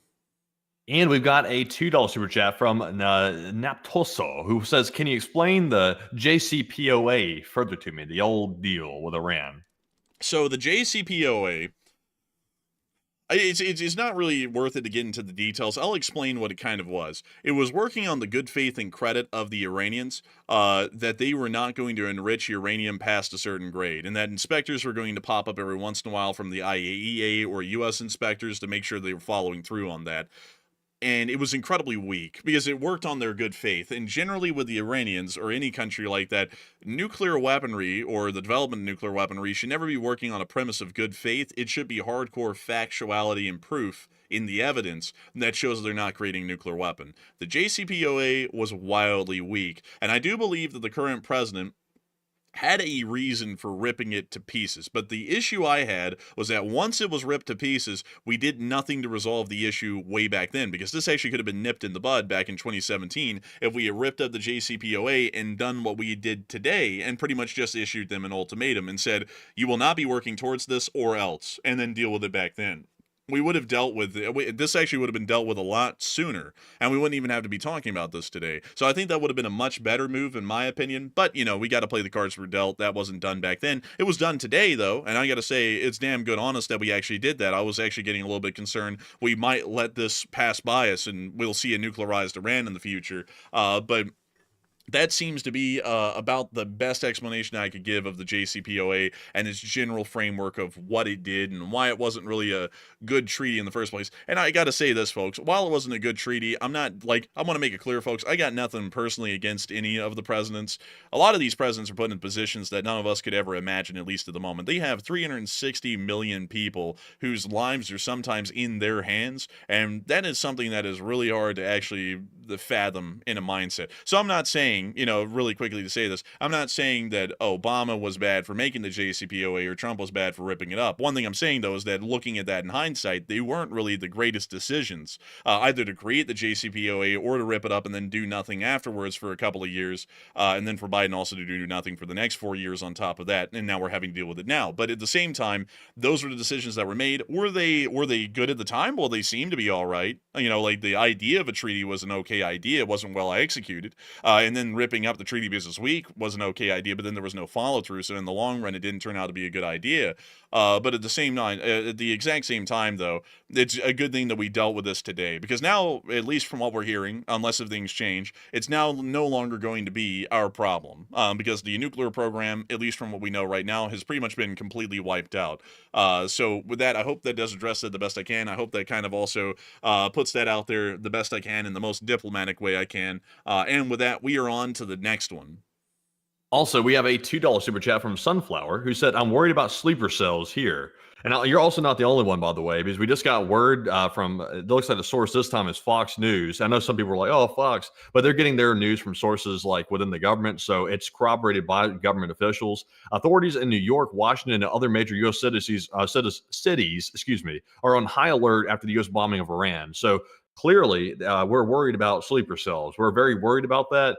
And we do have a lot of people in America right now, which are not, what's the word? I guess you could say not documented. We're not really sure where they're from. So they could be from countries like Iran that might have snuck in.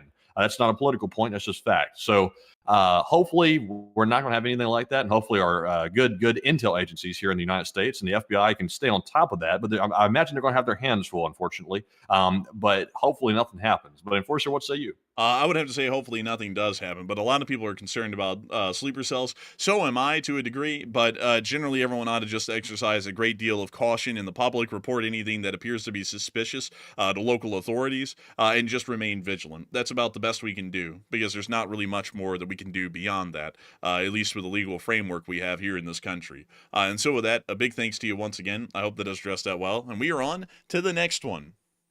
And this one goes to Josh Brings Payne. And thank you, Josh, for the support. You said, is Iran able to hit U.S. soil or just their assets? I would say that let's see. Iran is only really able to hit our assets in the Middle East. They have no way to actually reach out to the United States and hit us. They do not have a missile with that kind of a range. The longest range missile they have is the Khorramshahr, which only has a 2,000-kilometer range, meaning that they could actually target and hit Bavaria in southern Germany, but they really couldn't hit anything farther than that, at least heading towards us. So the answer to that is just our assets and nothing else. And so with that, I hope that answers that well. Big thanks to you once again, and we are on to the next one. And this one goes to Paula, who puts in a 2. And thank you, Paula, as well for that support. And we also have a 2 from Robert Hobbs Jr., who said, keep up the great work, fellas. And thank you so much for the support, and we will keep up the great work, Robert Hobbs Jr. It's folks like you who have made it possible for us to do this for so long. And with that, folks, you're not going to believe it, but we reached the end of the Super Chats. I've got to thank everyone who supported the channel tonight through your Super Chat that we were able to read off, and I also want to take a quick moment to thank every single person who threw in a Super Chat after the Super Chat cut off that we were not able to address. I hope many people do understand the stream's been going on for 4 hours and 20 minutes, and if we address Super Chats with every single one that came through these days, we wouldn't be able to end streams because the Super Chats would never stop coming in. I've got to thank y'all massively, though, for the support, whether we were able to address your Super Chat or not, because each and every one of y'all are making this channel possible, and we are massively appreciative of all of y'all enjoying this channel so much that you would go out of your way to support it and help us to make this news possible on a day-to-day basis. So a massive thanks to you so much once again. And with that, folks, we are actually going to be moving on into our live chat segment. And really quickly, scrolling up to the top of our spreadsheet here, we actually have let's see, yeah, about 5 super chats, 5 live chats left is a correction here, and we will address all 5 of those live chats before we get off air. And so with that, Matthew, I understand that we actually have no Morse code for the night, so we're going to be moving on into the 5th to last live chat of the night. All right. In the meantime, before we get to our 5 final live chats from the normal live chat, we're going to get some breaking news right now. So we are hearing that apparently an individual who's the managing editor of a conservative and hardline Iranian newspaper has stated that after the American attack on the Fordow site, it is now Iran's turn to immediately and as a first step bomb the American fleet in Bahrain and simultaneously close the Strait of Hormuz to American, British, German, and French ships. Now, the only problem with one of his statements there is the American fleet has left Bahrain. They're not there. So I think this guy is a little bit outdated with his information. That might explain why this magazine is such a third-rate rag of a magazine that this guy's a part of. But also, he said, close the Strait of Hormuz. Now, that is a possibility. That is something that Iran could try to do. But I think we're kind of ready for that to a certain degree. But we're expecting it. So, Enforcer, what do you think? I'd have to say, generally, I don't know what the hell the guy's talking about. I mean, you know, the American and British fleets at Bahrain left days ago, literally like 2 days ago at this point. I believe we actually have the footage, the satellite. Actually, no, that would be from last week. That's how long ago it was. We had the satellite footage on last week's map showing the port emptied out in Bahrain of all U.S. and British warships. So the guy is so dated in his info, he doesn't even know what he's talking about anymore. Times have changed, old man. Get with the times. But beyond that, I would say that this guy's statements are just that. But the Strait of Hormuz closure is actually a serious one. That could happen, and I generally believe, now I will say this, I think we should have done this. I think we should have destroyed the Iranian Navy tonight as well. I think that would have been a good move, because if we destroyed their Navy, they can't lay mines in the Strait of Hormuz and close off the strait. That would have been a smart move, but we'll have to see how that works. If the Iranians end up responding, if anyone in the executive is watching right now that actually makes those decisions, and we don't know if they are or aren't, please, I beg of you, make sure that you hit Bandar Abbas as like the first target in the second wave of strikes. Because if the Iranian Navy closes off the Strait of Hormuz, it's going to be a massive headache for us to go through and demine the strait if they mine it. And it's also going to be a massive headache to have to send in U.S. warships to escort vessels in and out of the Persian Gulf, because they're literally going to have to go through the anti-ship gauntlet. So please do hit Bandar Abbas as the second major target out of anything else that could be conducted, because that will start to affect global petroleum markets rapidly if they close off the strait, and it'll be significant, at least in my opinion. You know, I'm speaking out my ass here, people. I just talk what I talk. But with that, I hope that addresses that breaking news well. But that guy doesn't know what he's talking about in Iran. But with that, we are on to the fifth to last question of the night. And this one goes to Mr. Jax, who said, the question that remains is how much remains of the IRGC resources to even attack or retaliate? There is still a decent bit. They still have a decent amount of transport-erector launchers and ballistic missiles to be able to fire at the Israelis in the United States. So there is some left. It's just that their top commanders are mostly dead, and a lot of the air defense has also been destroyed already by the Israelis. So I hope that answers that well, and we are on to the fourth to last question of the night. All right, and this one is going to go to Supergoat, who said, do you guys think the buildup of the Air Force assets outside of Iran is more as a show of force to perhaps try and keep China and Russia from wanting to join in the war? I would have to say, let's see. I would say no. I think those are actually intended for Iran if they continue to react violently. I think that's what that's for, really. So I'd have to say they're probably going to react but it's probably there for Iran, not really for the Russians or the Chinese benefit. It's probably there for the Iranians' benefit, because we're probably to get to bombing them even harder here in the near future. So that would be my opinion. But it's also the fact that there are strato tankers with those aircraft at these air bases is showing that they're getting ready to refuel them for sustained air operations against the Iranians. So with that, I hope that does address it the best I can. And with that, we are on to the third to last question of the night. And this one goes to Johnny Revs, who says, any word or guesses as to the U.S. attack or otherwise submarines joining the carriers? I would have to say, I would have to declare ignorance on that. Unfortunately, I don't think I can understand the question to answer it. I think my brain's just getting really tired and it's not really able to process the question well. But with that, we are on to the second to last question of the night. And this one goes to Quasi, who says, what do you think will happen to the nuclear facility with the Russian scientists in Bushehr? That one will be untouched. It's an operating power plant reactor. Those are never hit. That would be a bad idea to hit it. So nothing will happen down there, not because of the Russians being there, just because of the fact it's generally a bad idea to hit a power-producing nuclear reactor like the one at Bushehr. So with that, I hope that does address that the best I can. And with that, we are on to the final question of the night. So who is the lucky last person who put in the lucky last question of the night?